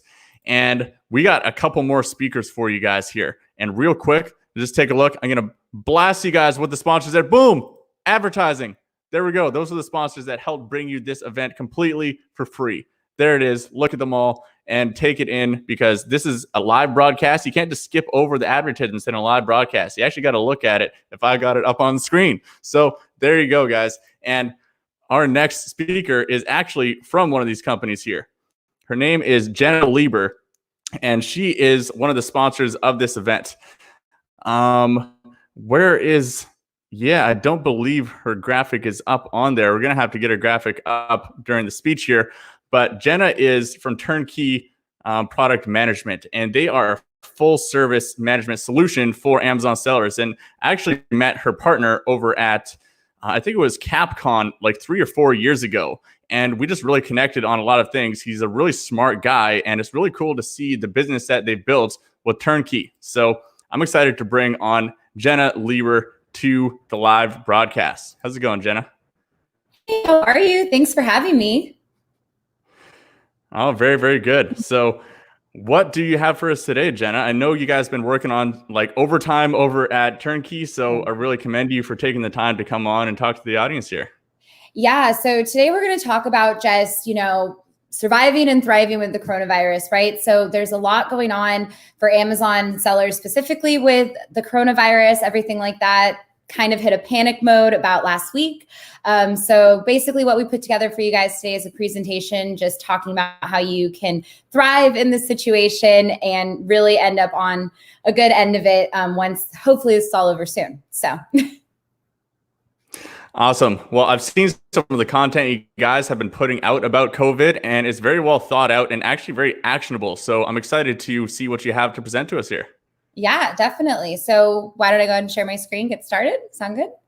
Yeah, I'll get the screen all popped up. We'll go into the screen share vortex of 1 million screens inside of a screen inside of a screen. Awesome. Looks like we're good to go. Perfect. There we So go. awesome. Great. So yeah, today, guys, I want to talk to you about how to survive and thrive on Amazon during the coronavirus. We know it's And been just real quick, Jenna, if you could just press the full screen button on your screen share there, because I know a lot of people are watching on the mobile screens. They're probably laying in bed with, okay. Yeah, that should be good. perfect. That's great. Awesome.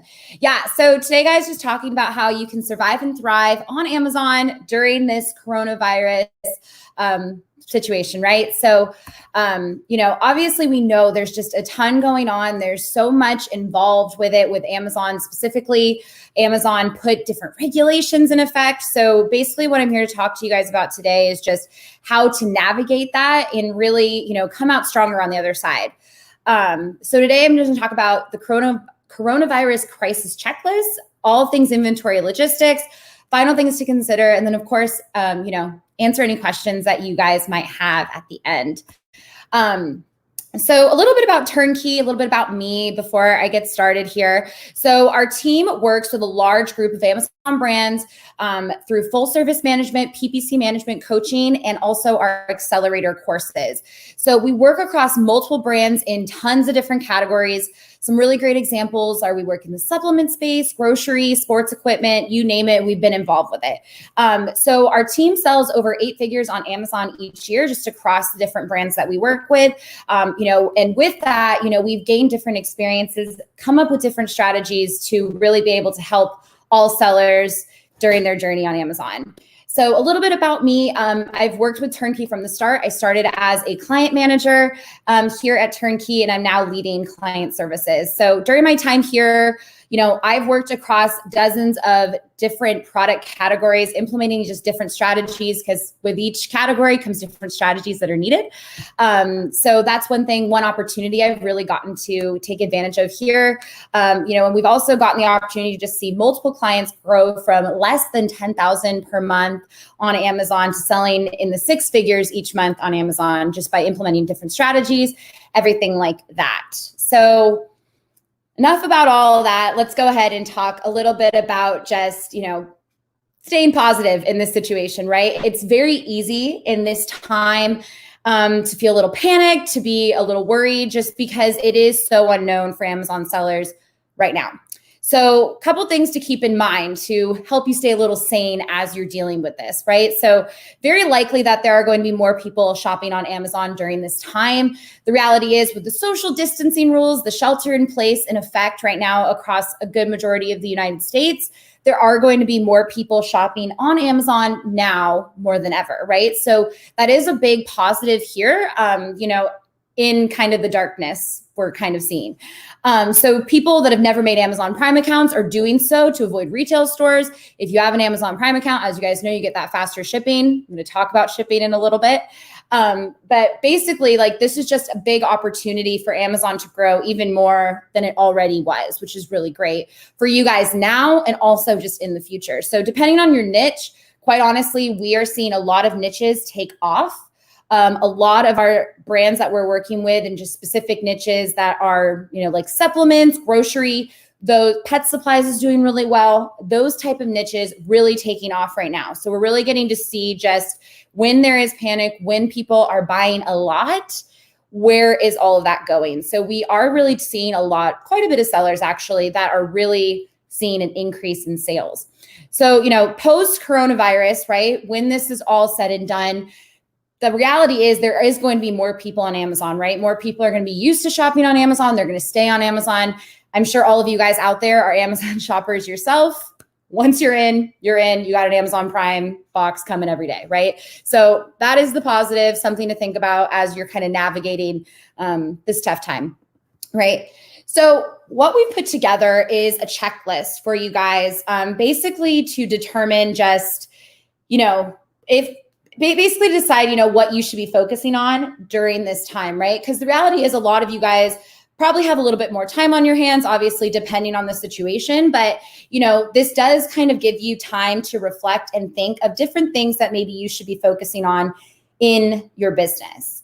So, the first question we want to ask all of you guys is, do you have third-party warehouses that can store inventory, ship inventory to Amazon FBA, ship orders from your website or any other sales channel, right? So you want to reflect on that if you have that in place. And if you don't have that in place, it is important that you do take the steps to put that in place. Do you have a way to ship in less than 7 days if a customer orders through Amazon FBM? We're going to talk about this on the next slide, but that's a really, really big deal right now. As I'm sure you guys are seeing, as just Amazon shoppers, Amazon sellers, ship times are extended right now. So it is more important now more than ever to be able to have that outlet that can get shipments out to customers quickly, right? So do you have multiple sales channels ready to take orders? So one thing I feel like this has shown a lot of Amazon sellers is you really can't put all your eggs in one basket there. It is important that you do have other opportunities. That's something we really stress at Turnkey to all of the clients we work with, is make sure you're not just relying on that one channel, right? Amazon is obviously amazing. We obviously are big believers in Amazon here. But it is important that you have other things. And actually, when you have more sales channels, you will be more successful on Amazon. We've seen it. It's amazing. Just when you are in other places, the success you see on Amazon carries everywhere. And then do you have backup suppliers just in case, your supplier does go down, or maybe they have excess lead times? It is important to take a look at your suppliers right now and see, is that lined up and ready to go? Do you have an external audience, or are you building an external audience, right? So again, this is a time to reflect on things in your business. So it is important to say, okay, do I have an external audience? Do I have a Facebook list? Do I have a strong Instagram following? Taking a look at these things and really seeing, is this a time to focus on those different things? And then lastly, do you have multiple traffic sources besides Amazon and Amazon PPC? Quite honestly, when it comes to seeing successful sellers, that is one big thing that we see, is just having those extra sources of traffic can really be the difference maker in being successful on Amazon. But essentially what we're trying to say here is, if you cannot check off all of these boxes, really time to reflect, really a time to zero in on these different things and think, okay, how can I make sure I am providing this to my business going forward? So obviously the big news came on March 17th. Amazon temporarily was only prioritizing products coming into their fulfillment center. Basically, with household staples and medical supplies running so low on stock, they really had to focus in on certain products. So they were essentially prioritizing household staples, medical supplies, and other high demand products. So these were the categories they focused in on. So baby products, health and household, beauty and personal care, grocery, industrial, and pet supplies. So that was the first list they sent out. And then they said, April 5th, that's when we're going to release it and people can send inventory in. So from what we read from the update that came in on March 26th, that has adjusted. And it sounds like April 5th, there still very much will be restrictions, but they are starting to expand the shipments they are allowing in. So if you guys have not gotten this update, this is a pretty big update that came in last week.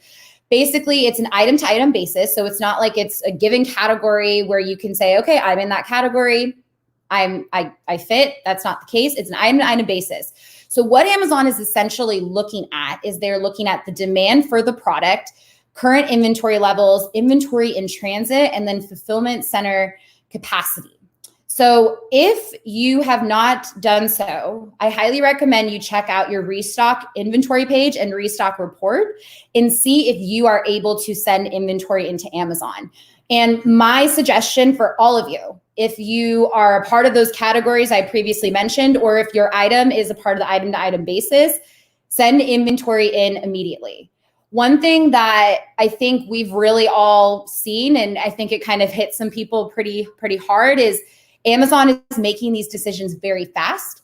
So yes, they gave you that option to send inventory in. They can take it away pretty quick as well. So if you are able to send inventory in, send it in now, whether you're in that category, item to item basis. Quite honestly, guys, we have some clients we're working with where they are sending in 3 months worth of inventory, just because at the end of the day, this is a very uncertain time. And it's important to, kind of cover ourselves right now.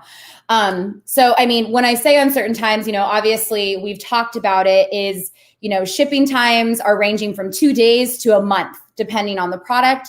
I know that a specific Amazon warehouse went on strike on Monday. So there's just so much uncertainty around it. It is important to take these steps to really protect your business at the end of the day. So again, guys, make sure you're checking that restock inventory page and that restock report. We've had quite a few clients actually where it's opened up where some products are able to be shipped in. One really great example is we work with a CrossFit company and they are able to ship in certain products that they weren't able to ship in before. So that's promising that they are slowly opening it up. Highly suggest you guys are checking this daily. So maybe tonight it doesn't have it, but maybe tomorrow morning you will have suggestions. Keep checking it because the warehouse is going to be adjusting. So the big focus and the big push we have for you guys today is getting FBM in order. It is really funny. A lot of the things that Jeff and I have been talking about a lot are things we never thought we'd be pushing. Get FBM listings up and running, get your FBM warehouse in place, scale back on certain things. It's just things we never thought we would be saying because we are obviously big advocates of FBA and getting that Prime badge. But right now, times are different, right? So we need to adjust to that. So my suggestion is every single one of you out there, whether you're a supplement and you're able to send an inventory, whether you are a yoga brand and you can't send an inventory and you're running out of stock in FBA, regardless, every single one of you guys should be creating FBM listings and creating FBM shipping plans. The reason why is, again, there's so much uncertainty around Amazon right now. So for some, again, I'm going to use that CrossFit company as another example. Some of their products are seeing 2-day shipping. Others are seeing 30-day shipping, which actually, by the way, if you are not able to see your shipping times, like if you got a lot of products, Merchant Words came out with a free tool where it will show you the different shipping times that your products have. So just a free tool to check out if you guys are interested. But anyway, back to this, sorry. So get your FBM listings and shipping set up ASAP. Set those up as soon as possible. The reason why is, again, uncertainty, right? So what we suggest you do is get a warehouse in place. So if you guys already have a warehouse, you're all set. But what I would suggest is having a backup plan. The reason why is we actually have one client, he has an FBM warehouse ready to go, but because of the virus, that warehouse actually got shut down, unfortunately. So it is important that you are taking those steps to find a backup warehouse. So what's actually cool is our team has done the heavy lifting for you and we have started vetting warehouses. So I'll give you the resources at the end of the presentation, but we do have those different resources for you as we vet different warehouses where you could send inventory if you are in a situation where perhaps your warehouse has shut down. Now, maybe you don't have a warehouse. Maybe you've always shipped straight from your suppliers over to Amazon. That is a very common practice. But if you are in that situation, you should be looking at warehouses now. And don't even think of it as just solving the problem right now for Corona. I want you to think of it as just part of your business plan. At the end of the day, having other channels besides Amazon is crucial. And one step to doing that is getting that warehouse. So like I said, guys, our team is doing the heavy lifting for you. We're making those calls to the warehouses for you, trying to find the right fits. So we are compiling a list of vetted warehouses that are ready to take on inventory from you guys. So that is the big takeaway from all of this, from everything that's going on with the virus. Have a backup plan with Fulfilled by Merchant listings and shipping plans. Let's see. So, let's say you are at high risk of running out of stock, whether that is because you can't send inventory in and you don't have an FBM warehouse, or maybe you were affected by the virus before it even came over to the States. Maybe your suppliers are affected, whatever it might be, there are a few steps you can do to try to stay in stock, right? And it is really important to stay in stock for your health, the overall health of your account. So scale back on PPC advertising. So we recommend scaling back between 15 to 20% at a time. We never suggest just turning it off. But we recommend scaling it back gradually to a point where, yes, you still have PPC ads running, but it's not full force, right? Obviously, that's going to take away visibility from your listing, but at the same time, it's going to keep you in stock a little bit longer is the goal. So scale back on promotions. So if you planned on scheduling coupon clippings, anything like that, Amazon's actually completely shut it down. It's not possible to create coupon clippings. They're saying till April 5th. We'll see. Same thing for things like lightning deals. If you've already scheduled a lightning deal, like if you had one scheduled before all of this went down, I highly suggest you cancel it. The reason why is Amazon actually has eliminated the deals page pretty much altogether, but they're still running lightning deals that were previously scheduled. So don't let them do that to you. Cancel it if you can. The only thing that is running right now is percentage off promotions. So if you do plan on going that route, if you still want to provide promotions, that's fine. Stay conservative with it. So we're not completely against having it, but if you are in a situation where you're running out of inventory, now is probably not the time to be running promotions. Stay conservative with that. So slight price increases, another suggestion. If you are in a place where you might be running out of inventory, maybe $1 to $2, nothing crazy. We suggest you do it in small increments. So you don't want to do $1 jump because that does risk you losing the buy box. We suggest you do it in increments of 10 to 20 cents per hour. So don't do 10 cents one for 5 minutes, then another 10 cents. Do it every hour. Do a slow increase. That way you aren't at risk of losing the buy box. So you've already run out of inventory. I'm really sorry if that is the case. So, obviously, if for some reason a customer was able to place an order, like maybe you had FBM shipping and maybe you put too much in stock on Amazon, whatever it might be, ask that customer to cancel the order. It's going to look better on you as a seller if the customer cancels the order. Obviously, canceling an order is never the best. But that is a way to make it a little bit better, is asking the customer, tell them about the situation. You can reach out to them through the order ID. So another option is you can place your account on vacation status. So you're able to do this by, obviously you have to fulfill all your pending orders or cancel them. And you also still must respond to messages within 24 hours. So if you had a previous shipment that went out, there still might be a buyer message. So it is important you are still answering those in 24 hours. But if you're in a situation where you have no inventory, there's no reason to have the Amazon account open, you can place it on vacation status. That is an option for you. And then lastly, if your account metrics have been affected by the virus in whatever way, you actually are able to tell Amazon that. So for the performance notification, all you have to do is respond to it and let Amazon know, hey, this is basically what's happening. Give them the rundown and they'll be there to help you. Now, something for all of you guys, I'm sure already know, seller support is moving a little bit slow just because they've been affected by this as well. So something to keep in mind. So I'm sure you guys have heard this throughout this whole, conference and everything. But, with uncertainty definitely comes opportunity, which is something to definitely consider as you guys are navigating all of this, right? So consider increasing your product portfolio. So since prices from your suppliers and manufacturers are most likely going to come down, now's the time to look into new products. So just this week, we had one client add 5 new products to their catalog, which is really exciting, basically adjusting it to the times. And it's something that their supplier was able to do for them really, really fast, which is super, super helpful, right? So consider looking into additional channels that you can sell on. So one really great example is look into Walmart, look into Chewy if you're in the pet space, look into different areas, because at the end of the day, this is showing you can't just solely rely on Amazon, right? It is important to expand that portfolio, get in front of more customers. So, and obviously, as we are dealing with all of this, it is important you stay up to date with the coronavirus.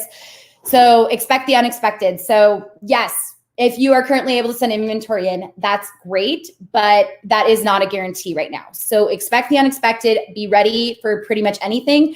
Get those FBM listings created because that is an amazing backup plan. Now, as far as resources go, you can go ahead and head to turnkeyproductmanagement.com/resource. We have created a coronavirus report that goes way beyond what I covered here today because I only had 20 minutes with you guys, but pretty much just dives into how to survive and thrive on Amazon during the coronavirus. So all you have to do is head to that link there. In addition to that, if you have been affected by the coronavirus, if you guys need additional help, if you have in-depth questions, feel free to schedule a free breakthrough session with one of our Amazon experts. We are more than willing to help in this situation. We're here for you guys, everything like that. So please head there to get more resources. But yeah, so that's pretty much all I have for this presentation. So I guess open it up to Q&A. Awesome. Really great to have you on here, Jenna. Really, really good. And now is the time, guys. If you have any questions for Jenna based on this stuff, then type your questions in the comment box below there. So that's on the live stream, and we'll get to those questions live. I have one question for you really quickly, though, is what are your criteria for vetting those warehouses that you mentioned? You have a free resource of ones you guys have been vetting. What criteria are you basing this on? Yeah. So as far as vetting those warehouses, we're making sure that they have the availability for you guys. So making sure that they have just like space at all in their warehouse. In addition to that, just asking, are you going to shut down? Are you considered an essential business? So one really great example was that warehouse I was referring to.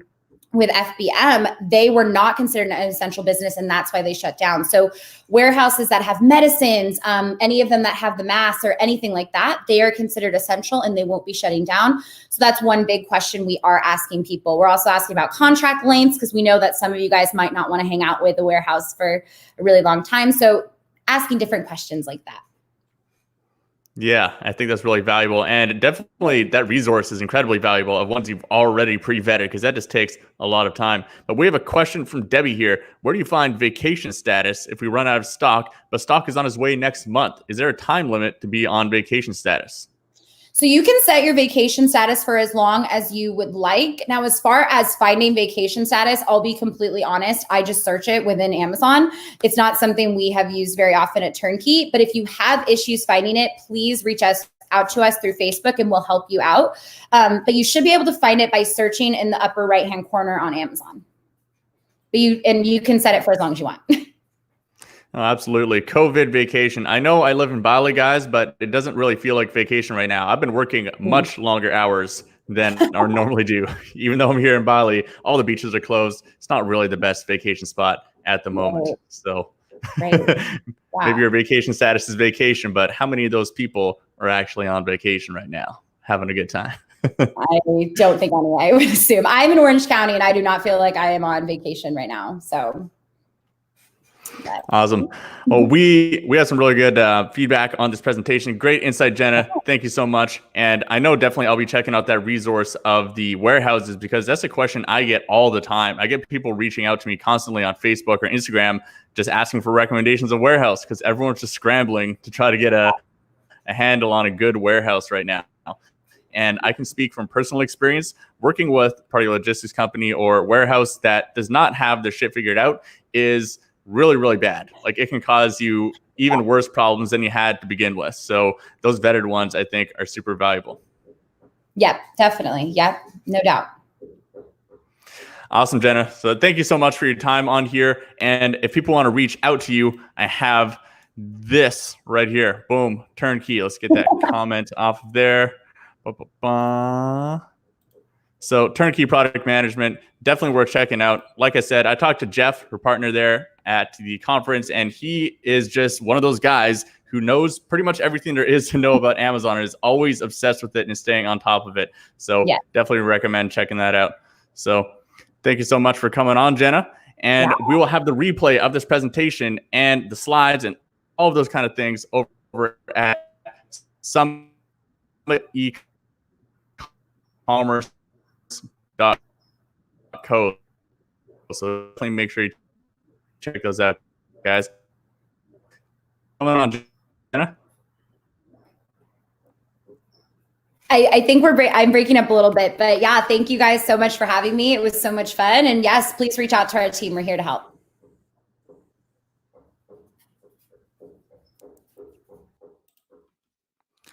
Okay, so I was lagging out there for a second, or maybe I'm kind of falling asleep. I've been up since like 4:30 in the morning, but we have our final speaker of the summit. This is the man. This guy actually is one of the guys who inspired me to do a virtual summit in the first place. He is an expert on virtual summits, and I met him here in Bali. He is hustling nonstop, just bringing virtual summits to businesses, and his name is George Martinka. I think there should be an R in front of that T there, but he is talking about the Me method. He has a specific method for creating online virtual summits that some of his summits have done very high revenue numbers from a single summit. Yes, it's a lot of work to get these things set up, but they can be really, really good ways to drive growth in your business. And his presentation today is called Methodize Once, Monetize Forever. So really excited to see again my friend, George Martinka. Hey, going, what's George? up? Danny, nice to see you. Thank you for having me. Hi, crowd, community. It's so awesome. Like, I'm super astonished what you pulled up here, like with your colleagues and team within literally within seconds, but it's such a great value. I want to thank you so much for inspiring me as well, right? So inspiration goes both ways, obviously, and it's great to be here. Thanks. Awesome, George. Well, I know you have a really valuable presentation, so I'm going to give the floor over to you, and let's dive right into it, man. Okay, cool. Great. Just let me check this. I would like to introduce myself like I'm maybe a little bit misfit into this kind of topic where it's about Amazon FBA, but it relates to all of this, what's going on. So I think this is valuable to talk about generally, how to handle this situation. And I just have to think that these things that are happening happen on a regular basis, and we as entrepreneurs are always problem solvers, right? Either we are FBA, Amazon FBA, in the Amazon FBA business or in the coaching business as we always have to adapt to new situations. So this is my my method of saying this to my students that are like stressed now as well and who are insecure about this future. So once we learn to adapt, nothing can really scare us, right? It's like down now, but I would love to send out this kind of energy that we need to take care of each other and teach each other what is like the best solution at the moment and help each other out. So I'm super thankful that Danny and his team pulled this off to have us together to discuss about this topic. So I would like to bring my share about the summit industry. A little bit of a background to me. I've been doing online summits since the last 5 years in the German-speaking area, and we kind of developed a space there. So we were kind of the biggest online creation company or teaching company. We, under our watch, over 300 online summits have been created over the past 5 years. Successful, unsuccessful. There was a lot to learn, a lot to see, a lot to observe, and I'm having the advantage of like being in the middle and observing everything, what works, what doesn't. And so I would like to introduce it or reintroduce it to the English-speaking market and to fire up some people to do really online summits. It's a win-win for everybody. So in case you don't know much about online summits like this, this is a great example from Danny and his team. But there are different types how to do online summits. So there are like pre-recorded, live, and let's say larger ones, smaller ones. We've done every single aspect of those summits, and I can tell you which one is working well for us and which can be I would say magnified. Yeah. So the thing is, in our summit system, I would say like my company broke apart. My partners left to become spiritual leaders somewhere else. So I'm here now alone, kind of with the rest of my company, bringing this forward to another level, trying to bring this forward to another level. But I was always unhappy just by doing solely online summits or teaching online summits. I wanted to teach like the foundational work, the summit, and the afterlife. What does it mean? Like, if you do a summit on a week basis, on a week topic, then you have very little chances to monetize it because, obviously nobody nobody cares, nobody pays maybe for the download package, and nobody attends, right? So if you invest only in the summit without doing the research and also don't have kind of a plan for the afterlife, you're losing a lot of money, right? So that's why I developed the me method. Now finally, after 5 years, I got it out to present it to everybody, and that's what I would like to show you to, how powerful this can be when you do all the stages, the proper setup, the magnification, and the afterlife, literally. Danny, are you still here? Are there any questions already now, or is this Hey, hi, Isaac, thanks. Yeah, Danny, I think was having some issues with lag with his internet, so I'm sure he'll be here in a minute. But we've got some excitement waiting for you already. Thank you. We've got people ready to hear what you've got to say. Awesome, thanks a lot. So if there are any questions, shall I answer it right away or afterwards? Will you collect it, Isaac? However you want. Awesome. So guys, go ahead and drop your comments, your questions in as we go, and we'll just pop them up on the screen. Awesome, thanks. I tend to forget some things, so in case I don't want to insult anybody by ignoring them, so in case I forget, so please excuse me. I will try to catch up afterwards, right? So all right. I will share my screen now, and here we go. So literally, oh, sorry, wrong button. Literally, the tagline of my method is methodize once and monetize forever. What does it mean? This was exactly what I meant, like having the foundation and afterwards the magnification with the summit.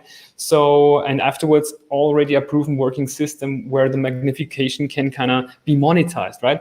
So this is basically, it consists of 7 steps.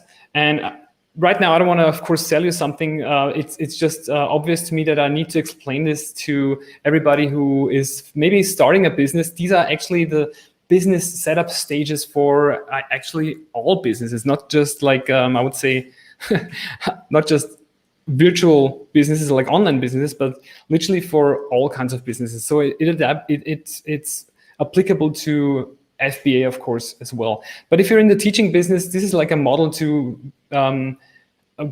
have regular outcome in 100K in the first year of coaches that I have worked with. So this is very successful, and it consists of research, like positioning yourself, testing, then magnifying it with an online summit, selling the knowledge with the crowd you gained, and then partner up with your students that you gained also, and afterwards like stepping down from the kind of, I would say, daily work to release it to your team, students, and whatever. So this was actually the model I created with I executed with my partners, with my former company. This is how we built our company, and we had revenues of during the 5-year period of almost 3 million euros with just only the teaching part of our business. So this was very successful, and I'm very happy to introduce it to you. So are there any info product owners right here? I'm sorry, maybe Isaac, if you can throw the answers in, I would be happy. Yeah, let's see. So guys, go ahead. I'm not really sure if we have any coaches or info folks in the audience. I just had an idea though, just listening to you. Here's an idea for everybody. You're showing up. Most of these folks are ecom folks. They're selling on whether Amazon or Shopify. The coaching method is that you obviously, this is brandable. Nobody can copy your style. Nobody can kind of, if you have written it down, if it's out there, if it's public, it's kind of your thing, and nobody can replicate it easily, right? So it's protected as well. So this is, if I go back to my method, this is kind of my method, which is protected now too, in this shape, in this form, with this name, etc. Right? So this is very easy to do marketing with. So I would like to get back. So it's extendable. You can go into different branches with that. Like with the same method, you can go into, let's say, you can focus on, if I go back to my method, I can go now into apply the same method right in this focus group online summit creation. For example, within the online summit creation, in this green button, I will do research, I will do positioning, validating, and so on. So it's applicable to every stage of this. Kind of, I hope you can follow me. And it's also, of course, easy to pitch and easy to sell, right? So because our job as coaches, entrepreneurs in general, to actually solve problems, right? So this is the method that works: researching, drafting, testing, gaining popularity, selling it, partner up, and then automate it. This is like the best case scenario. It doesn't work always 100% like in every single point, but I hope you get the idea, and I hope you get the plan. So the case study I would like to show you with Erika West is my client, or longtime client now. She's done many summits now in her, this is in German, it says she's a coach for digestion and intestines, you know. So if you have any problems with your with nutrition, she's your go-to person. She's really great. Love her much. So how did we research her niche, right? You obviously know, like keywordfinder.com or keyword finding tools. We went by search volume and just collected a lot of keywords, right? So very basic. And we then went on to podcasts and saw what is popular, which key phrases or words, and what are the Amazon reviews. Here we are with the Amazon link. This is actually in German, but it says like, hey, there are problems, there are like positive things that were reported. So we drafted out of this an own method for Erika, just with the headlines. We know what the people are, what issues they have, where they start with this rocket, and what the solution should be. So we drafted just like the first, let's say 7 steps, or if you have just 5 steps or less, this is totally okay. We drafted out the headlines, and then we went on with these keywords and just put it in and shaped our method till we finally hit like successful, let's say, shape, right? And it looks fine. And for the first stage, it looked just, let's say, whole. It looked like it was going to, it could be presented to a client. So then we recorded videos for every, let's say for a half of these points that you see here within the method. And we did, marketing with that. So when you have your own method, you're never out of topics to talk about in your YouTube videos, in your ads, whatever, you know, you never run out of topics because you can go super deep into just one point, and it always relates to your method back, right? I hope you get that this is like the very crucial part of it. Once you develop a method, everything outside that you do in the info marketing scene falls back into your method. It relates to that, okay? Unfortunately, I can't show you the example because the video example that I prepared, because Vimeo is now blocked, and I don't want to mess around now with the VPN. VPN is blocked, unfortunately, in Indonesia. I don't know why. It's quite weird. But yeah, we tested this method with. This is the first stage. We've tested it with some few people that Erika already knew. So it was very kind of, you know, we earned the first money with that. And this was just like a one-on-one thing, and we tested the method. So the people, one person went through the whole system, and Erika took notice if this if there's any if there are any problems, and fixed it right away, right? So afterwards, she did like many parallel coaching. This was no group coaching. She wanted to learn from the people what is their how do they apply her method, right? In the nutrition coaching. So this was quite successful, and people, these are like general numbers. These were not her numbers, but it's like very reasonable to sell as a professional one-on-one coaching for a high ticket, and that's where you already earn money while you're testing your own method. Is this okay? Do you? Yeah, we're getting a lot of comments here. Okay. Maybe in between? So shall I answer in between? Well, they're mostly just comments. Like Melissa Simonson, who presented just a little bit ago, she says, so many of us in e-commerce can use this. Okay. Let's see. Yeah, I mean, I think there's a really powerful strategy to be had there that's kind of killing 2 birds for 1 stone. If you were a brand in e-commerce and you got together 15, 20 influencers for a summit just about whatever, you got a fitness brand, then it's some specific type of fitness summit. Not only can you build a massive email list off of that, you can create relationships with a good chunk of those influencers to promote your product after that point too. If you come from the point of value in the beginning, then it's going to be a lot easier to create those kind of beneficial relationships instead of just like DMing them and saying, hey, do you want to promote my product? I'll give you like an affiliate coupon code. Has a very low success rate. Exactly, and this is just the preparation for the summit, which needs to be understood or easily understandable by everybody involved, right? Like the audience and the speakers, they need to see the whole picture where it goes, like the preparation, the summit magnification, and afterwards, like what is the follow-up product? I can tell you like a very painful situation we had with these students who were just totally motivated by the outside world, like, oh yeah, big success in the online summit world, and we are doing an online summit, but they came super unprepared and they had no product to sell afterwards, right? So they were sitting on a list of 10,000 people and no idea what to do with that. So they were just sending out like affiliate promotions, right? But this is not the best investment you can do, right? So better prepare your method and your beta product upfront, magnify it with a summit that relates to your method, and afterwards monetize the beta course, which will become the alpha course, right? With the first mass audience that are paying, right?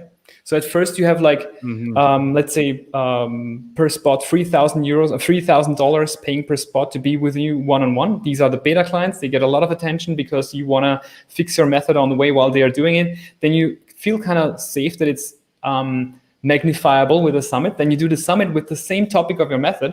Everybody flocks in, right? And afterwards you have a method in place to present to the, let's say, 10,000 people. And from the 10,000 people, it's very reasonable that 10% buy for 1,000 euros, right? So you've got a million in theory, right?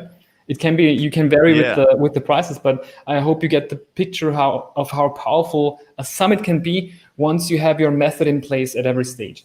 So this is my job. I'm wondering, do you know any big examples of larger brands out there who have done this in more of an e-commerce context? Like, have you seen any of these larger brands like Nike or even other brands you've come across do this in e-commerce? Oh, they do. I'm not so familiar with that, but if you do a Google search like virtual summits and the brand, you can find easily a lot of summits. I'm having a hard time now to think of one, but right now there is a summit happening in the German-speaking market. If you just go to the site, it's pioneersofchange.org. It's a German project, but it's kind of, it's a topic where you can normally not monetize the topic quite well. It's like about it's a non-profit basically. They're planting trees and saving the nature, and they got even endorsed by the Austrian president. So it's a lot of traffic and a lot of momentum there, and they're like even monetizing this niche topic. Let's say niche, not monetizable topic with a lot of great tactics. So it's applicable to, I would say, since they are doing it very professionally and very well, I can say it's applicable to everything, right? If you have the right strategy in place. And they are like earning a lot of money, which will be, which will go to good causes and so on. But I'm just seeing like, the great people working very well on great topics. And this is just an equation which is very successful and very powerful in numbers, in spirit, and so on. So this is why I love this format as we are speaking here, right? But I can continue with the presentation. We were just like at the if you have foundation. other slides. Yeah, sure. I was not sure if I'm in time since maybe there are some questions, but I will just go on with my fancy screen sharing here. Let's get fancy. Let's get fancy. So thank you. Go. Yes. So once you have this, let's say, validated, right? 6 people are going through your own method and you feel safe. You can call this your own method, right? You got it. From pain to pleasure, right? And afterwards, Erika created an ebook following her method, right? So the first stage, she created out of this proven method an ebook, which she has had already an email list, so she sold it to them right away, and it made during the last 12 months on the side automatically 12,000 euros in net profit So this was huge, just on the side, by making an ebook which cost her 1 week of work and blasting it to her audience. So, and why? Because they understood her method and that this was kind of a low entrance product for the whole system she has. So this worked out well. I just want to say, like, a short part, maybe there are beginners who don't know how to set up membership areas and like this system, like if I go back, like how can I coach people one-on-one very easily? And I don't have any technical skills. I'm just a simple coach, like having my nutrition skills, but how can I do I have to like take a lot of money into the hand and just get something run expensively, right? Membership site or something? No, you just need to have Facebook. Right? In the Facebook group, there are like units and you can set up your course very easily while being super present with your people. So this is what I've been doing. Even I'm very skilled in programming my membership sites with all the fancy automations. I'm always using as the first entry point for my one-on-one coachings solely the Facebook group. So no investment necessary, right? Upfront. And I've got a lot since like some are gone, some are here. So anyways, so the fourth stage is gain followers. Now this is the summit time. This is like you have a proven method. Now it needs to be exposed to the public, to a large audience, and this is very easily doable with online summits. So Erica made an online summit, and yeah, I would like to show you, anyways, the Pioneers of Change Summit, if I may. Which kind of. Yes, this kind of relates to her summit as well, since she used basically the same template and everything is, pre-designed. You just need to come with your topic and create it, create your content, videos, etc. So while this loads, I'll translate it into English. Let's see. Yes, so they're planting trees for every attendee. So they've already planted now 30,000 trees. Loop to put in there. Yes, this is the viral route. So my friend Martin applied a lot of like different strategies just to make it like super popular, right? With literally no Facebook ads investment. I guess their investment in ads were about 1,000 euros or something very small. So our dear Austrian president says, "This is awesome, sign up." And yeah, there are these speakers who also they just need to show up at a agreed time, not just like this. We are doing like pre-recorded summits. This is my style of doing it because it's a little bit stress-free. Like if you pre-record that and release it on a certain time, it's kind of I guess you can plan better and have it hold the energy for a longer time. I assume you guys are quite exhausted after having like 3 days of being all in and working around the clock. I can totally understand. Yeah, Pre-recorded would have been nice. Yeah. So I mean, it's a win-win for everybody. Like while the videos are running, the experts and you can be moderators, for example, right? And react to questions live on a live stream within the summit ecosystem, I would say. So there are different ways, but I don't want to go like too deep into the execution. I just want to say that this is a huge win-win for everybody involved. Let's begin with the audience. The audience, let's say they get 33 top experts within a topic for free. They just need to show up day by day because the videos are online only for 24 hours. And this is the catch where you can monetize it, of course. After 24 hours, let's say the summit goes for 10 days. So there are 3.3 speakers, kind of divided, 3.3 speakers per day, or let's say 4 speakers per day. So, you have to choose which one you want to see. So the viewer gets into, the viewer can still have all speakers for free, but they need to be kind of in a stressful situation because they have to watch like 4 hours of daily videos, right? So that's where the download package comes into place, and you can as attendee can use maybe an early bird price to buy it up front or during the summit or after the summit. After the summit, normally the price doubles, so you have a little bit of a scarcity, and so the people buy, and this is a very well-proven tactic. But anyways, the participants can consume everything for free. it's still a free summit, right? So you can just upgrade to have the downloads and the bonuses like audios and whatever, right? As you are doing it right here. So it goes on. And what do the speakers have from that, right? I mean, for an investment of 1 hour of interview time, maybe a little bit of administrational time, and a little bit of promotion, let's say sending 2 emails to their own crowd, they get an exposure to to an audience of 30,000 people, which is huge, right? For an investment of like, let's say like overall 2 hours, right? The organizer, Martin in this case, Martin has the risk, right? Like, because he needs to put money up front, he needs to set it up, but also he needs to, he gets to keep the leads. He's got like 30,000 leads more now to sell to afterwards. They are running actually a membership afterwards. It's called, it's a very beautiful nonprofit organization. I love them much. They are doing great work, but they channel all of these leads into an upsell to have members afterwards, right? So they have a product afterwards. It's beautiful. And everybody loves it. Like, there are super low refunds. Like, I don't want to go into the numbers, but it's like, I just want to point out this win-win. The speaker has a win for a low investment of time, very large exposure, and they are being presented as experts, right, from the host. So, for example, the introduction you, Danny, thank you, had for me was very flattering. So I feel like awesome now, right? I'm the expert. So at this summit, so this is very beautiful to be seen as an expert and to have an audience instantly with literally no investment.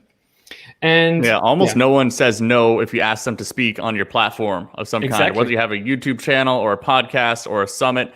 Almost everybody, like 95% plus of people, will say yes. It's amazing. Exactly. This is what I love about it, because it's a win. As I said, it doesn't. This business model doesn't leave any losers. If you're a little bit of technically oriented and know how to set up a WordPress site and know how to handle like payments and stuff, it's easy doable, right? And I'm kind of always feel a little bit. I would say sorry for podcasters who are investing a lot of time into like basically doing the same structure, right? Interviewing people, releasing it, yeah, but earning zero to like having little exposure, because they are dependent on iTunes and organic traffic and stuff like that. While our summits rarely made something below 20,000, rarely below 30,000 euros in revenue. Like, you have to split with your like after taxes and whatever, but still there's a huge profit to make if you make it properly, right? So that's why I love to talk about it, to spread the word about proper, I would say, online summits, virtual summits. And also, people who have large networks already are set up for a virtual summit already. So, for example, myself and Isaac both have existing podcasts, and I have had 80 guests on my Amazon FBA podcast. I have them all saved on an email list. I sent out one email asking them to be a speaker at the event, and boom, we filled the speakers like done already. So if you have a strong network already, then that's huge leverage to create some kind of virtual summit, right? So whatever industry you're in, your connections can be put to use in something like this. And it's not asking something from them. It is also valuable to them as well. Exactly. Well said. Yeah. Beautiful. This is where like being a podcaster is comes in very handy, because as you say, you just snap your finger and like 10 valuable people are around to give their knowledge for free, while they gain a lot of knowledge as well as speakers, right? If they attend the whole summit. So awesome, George. And right now, guys, actually, if you have any questions about virtual summits, then George is here to answer them. So now's the time to write your questions into the comment box in the Facebook Live there, and we'll get George to answer them. But I know you got a few more slides for us here, George. Yeah, if I may present them, it would be awesome to finish up the whole picture, because now we had the foundation, the magnification, and afterwards the monetization, right? So that's why I say monetize once, and methodize once, create a method once, and you can create out of this one method an ebook, an online course, an online summit, a one-on-one coaching, a workshop, everything from one method. This is what I do with the Me method, right? I teach online summits, I teach foundational work, I teach course creation, because it lives within my method. So, and everybody can relate to a path of growth. This needs to be done within a picture. You have to present this to your clients when you're selling it, especially to a path like, hey, you're here, you're starting here, and you need these points. Want to join? And it's hard to say no because you suddenly see your position within the map, right? So this is awesome for every course creators out there to have literally drawn out path of pain to pleasure, right? The client is in pain and you have the pleasure island there. To be precise, everybody knows the pleasure island, but you have the path to the pleasure island. So this is what I do very often. Oh, sorry, the screen sharing is off again. Let's do the final slides. I hope I hope you can see this all well. There we go. Yeah, we can see it good. Great, wonderful. So this is the I would say tipping point of understanding. Like once you have the me method, your own method, my method. This is actually why I call my method the me method, because I teach people to have an own method, right? To develop an own method because it is so powerful. And how do you set up an online summit? Of course, according to your method. Let's say you have 7 modules and you will create a summit which goes for 7 days. And sorry, it's in German. Each day has a focus point according to your method, right? So while maybe the first touch point of your clients, of the summit goers, the first touch point of your future clients is maybe the summit. So the first time they get to know you is not by your method, but by your summit. But while they see the summit, they kind of get familiar by the setup, by the colors, by the design to your method that comes afterwards, right? So this is why it's important to have this method up front to magnify it with the summit. And afterwards, of course, if you have the online summit and the whole method, of course, relates also to the online course, which consists of 7 modules, etc. I hope this was good to understand. Are there any questions about that? Because sometimes I get questions about like how to relate the summit to the online course, but literally by colors, by headlines, by focus points, right? And yeah, so we got one question from Melissa Simonson. She was just on speaking a few minutes ago. She's wondering, do you have a promotion schedule for generating hype and promoting your summit? Like 4 weeks out, email your list, 3 weeks out, blast social media, 2 weeks out, interviews with speakers, anything like that?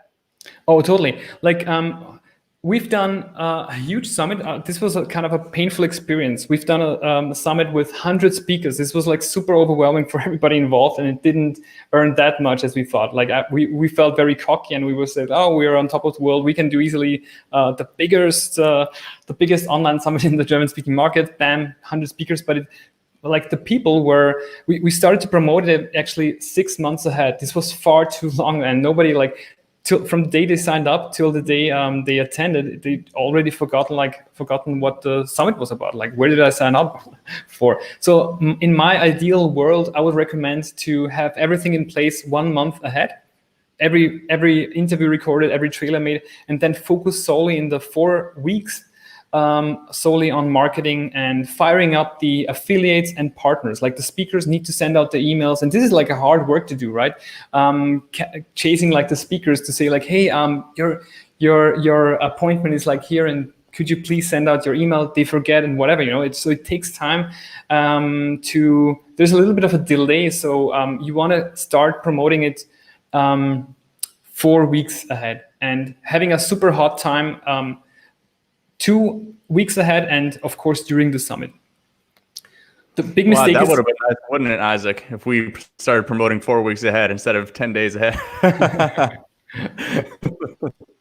Yeah, this was, I mean, we have had the coronavirus give us a little warning here, guys. Everyone's going to need all these speakers. Yeah, it's either way you do it. Like, the first summits are always the kind of you tip your toe into the water and see what's going on, and afterwards, like, if you understand the power and know how to funnel and channel the energies, like money wise or attention wise, it's a big win, an appreciated win for everybody. So maybe next time we can partner up. I'm super happy to help everybody who wants to go into this business model and who wants to apply actually my knowledge from 300 plus summits.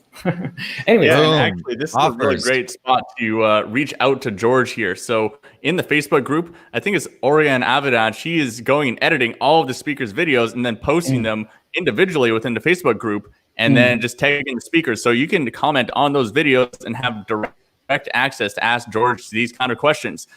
Personally, George was maybe the biggest inspiration for me to go ahead with a virtual summit. I always had it in the back of my mind that I knew I wanted to do it, but just never really found the right time until Isaac reached out with this whole COVID thing. And now was just kind of the right time to go and do it. So George really knows what he's talking about. And what he talked about today is just scratching the surface of the detail this guy has gone through with virtual summits. Yeah. So definitely reach out to him in the comments of the group. Yes, please do that. It's I'm super happy to help everybody who's hungry or now in pain because of this corona happening, coronavirus. I love to help everybody to get to know the bigger picture, how we can all help each other with our professions and our situations, with our background. So it fits in perfectly because I would like to know more about, of course, Amazon fulfillment and stuff like that, which is kind of where I scratched the surface. I just talked to Danny recently.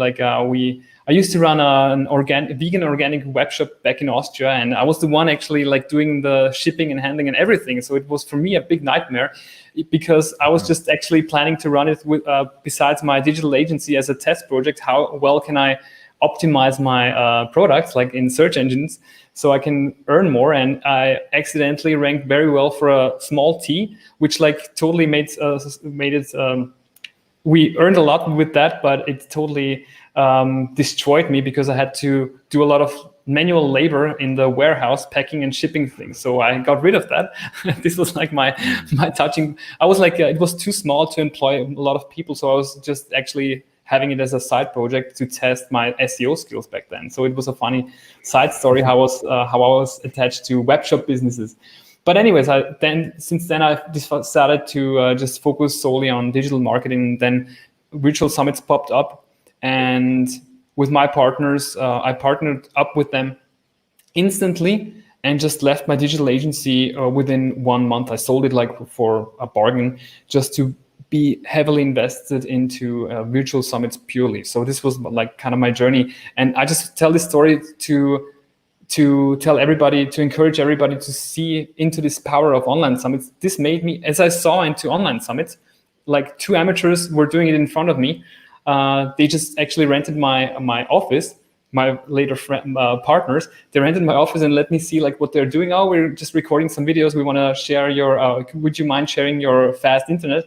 I said, yeah, sure, go on. They did their thing and said hey, what are you doing, right? Oh, this is online summit, this and that. And I said oh my God, they will fail miserably. This will go wrong, right? They are amateurs. I'm the expert. I'll have to save them, right? But I happily, I'm now happy that I shut my mouth and just observed what was happening. And what happened was just blew my mind. Two amateurs, when they didn't even know WordPress or hosting, whatever, nothing. 1 week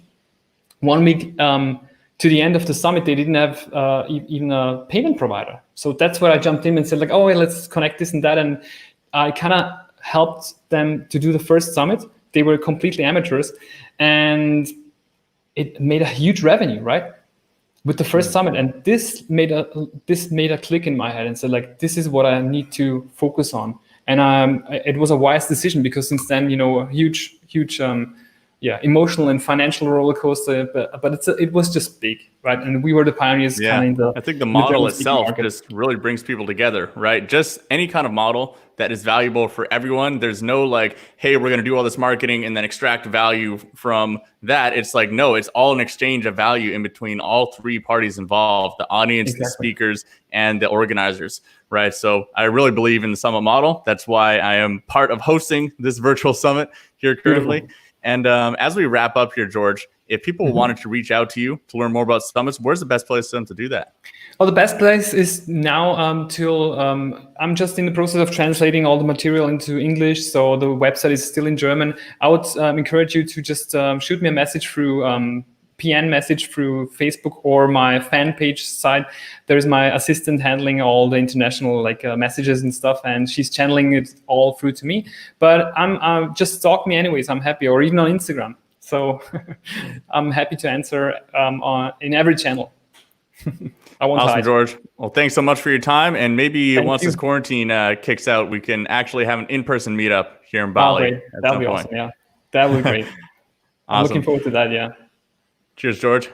Well, boom. That was there. It is 4 folks. full days of live streaming, guys. What is that? How many hours did we do? Did we hit 24 hours? I think we surpassed 24 hours of live broadcasting over 4 days. So I don't know about it's you exactly guys. 24. I'm absolutely exhausted. Yeah, it's 24 hours. Yeah. That is correct. So pretty almost 50 speakers that we did over 24 hours. I'm really excited how it all went. Let me know in the comments how you guys enjoyed the summit. If you got value from it, who was your favorite speaker? Just let us know the feedback so that for next time that we do something like this, we can make it even better, because Isaac and I pulled this together in 10 days and we learned a lot of things to do it better for next time. So definitely let us know your feedback in the comments. And if you haven't already, I'll point to this resource guide one more time. This is summitecommerce.co/gifts for all of the speaker slides, all of the replays, and all of the gifts from any of the speakers or sponsors over the course of the entire 4 days. So you just heard it right there. There's 24 hours worth of content in there, 24 different opportunities for different speakers, and even there's like 12 sponsors or something like that that are giving gifts to you guys. So definitely check out that resource there. And it's not over. There's going to be a talk to you that are some big influencers in the Amazon or the e-commerce space that are creating videos just for you guys. I've asked them to create some unique content. We couldn't get them scheduled in on here because Isaac and I were going to go insane if we had to add a 5th day onto here.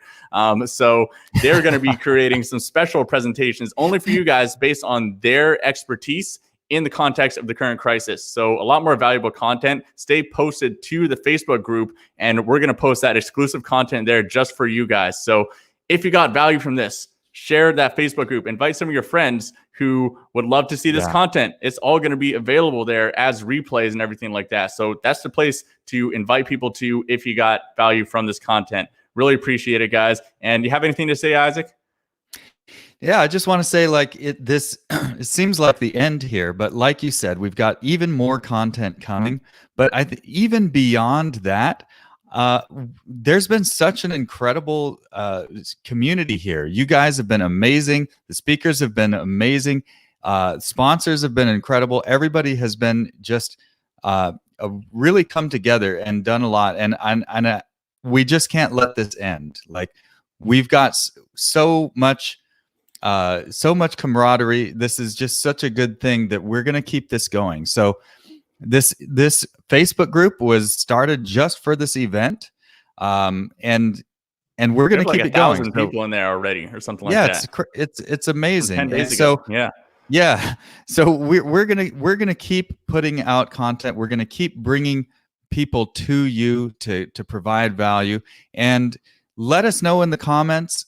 Tell us what you want to see, because Danny knows what he knows. I know what I know. We're not all experts on everything, but as you can see, we are able to find the people who are the experts at whatever it is. And so if there's interest, we'll bring it in, and we'll get people to come and provide the content that you need. So that's what we want to just continue this. This is going to be an ongoing thing. And I'm really excited for it. I hope you're excited to keep going. Oh, and hey, I offered a free mastermind. So if you want to be in my mastermind, Candace, thank you. I see that you sent me a message, Candace, about the mastermind. Of course, we're broadcasting. Ben Singh also said he wants to join. So if you want to join the mastermind, send me a message. You've been here all the time throughout the entire thing. I think Romaine probably has the most watched hours on this so far. Yeah, and it's I wanted, good. And here's a good one from Trisha. Over top, it's so good we got to cover our faces with it. OMG, we need a session on how to manage all the knowledge and content we just received, not to mention all the free stuff we now have access to. Thanks to the speakers, sponsors for offering their time for free, all the goodies and supporting the summit. And thanks to us. That's me. That's over the top there. And you can see Isaac's eyes, his eyebrows, anyways, popping up over the top there. So thanks so much for your support, Trisha, and being in here and engaging as well. And did we bring Victoria up on the screen yet? Enjoyed a lot, despite the busy schedule. Managed to listen to most of it. Started Trello. Oh, you started. Action. You took action on what the speaker was Look at talking that. about. Awesome. Doing listing optimization. Boom, brands being built in the background in the middle of a virtual summit. That's what I'd like to see there, Victoria. Yes. Great job. Love it. Great stuff. Thank you. Okay. Awesome, guys. Thank you so much for tuning in here. And we are going to cue the exit music as we go off here. What?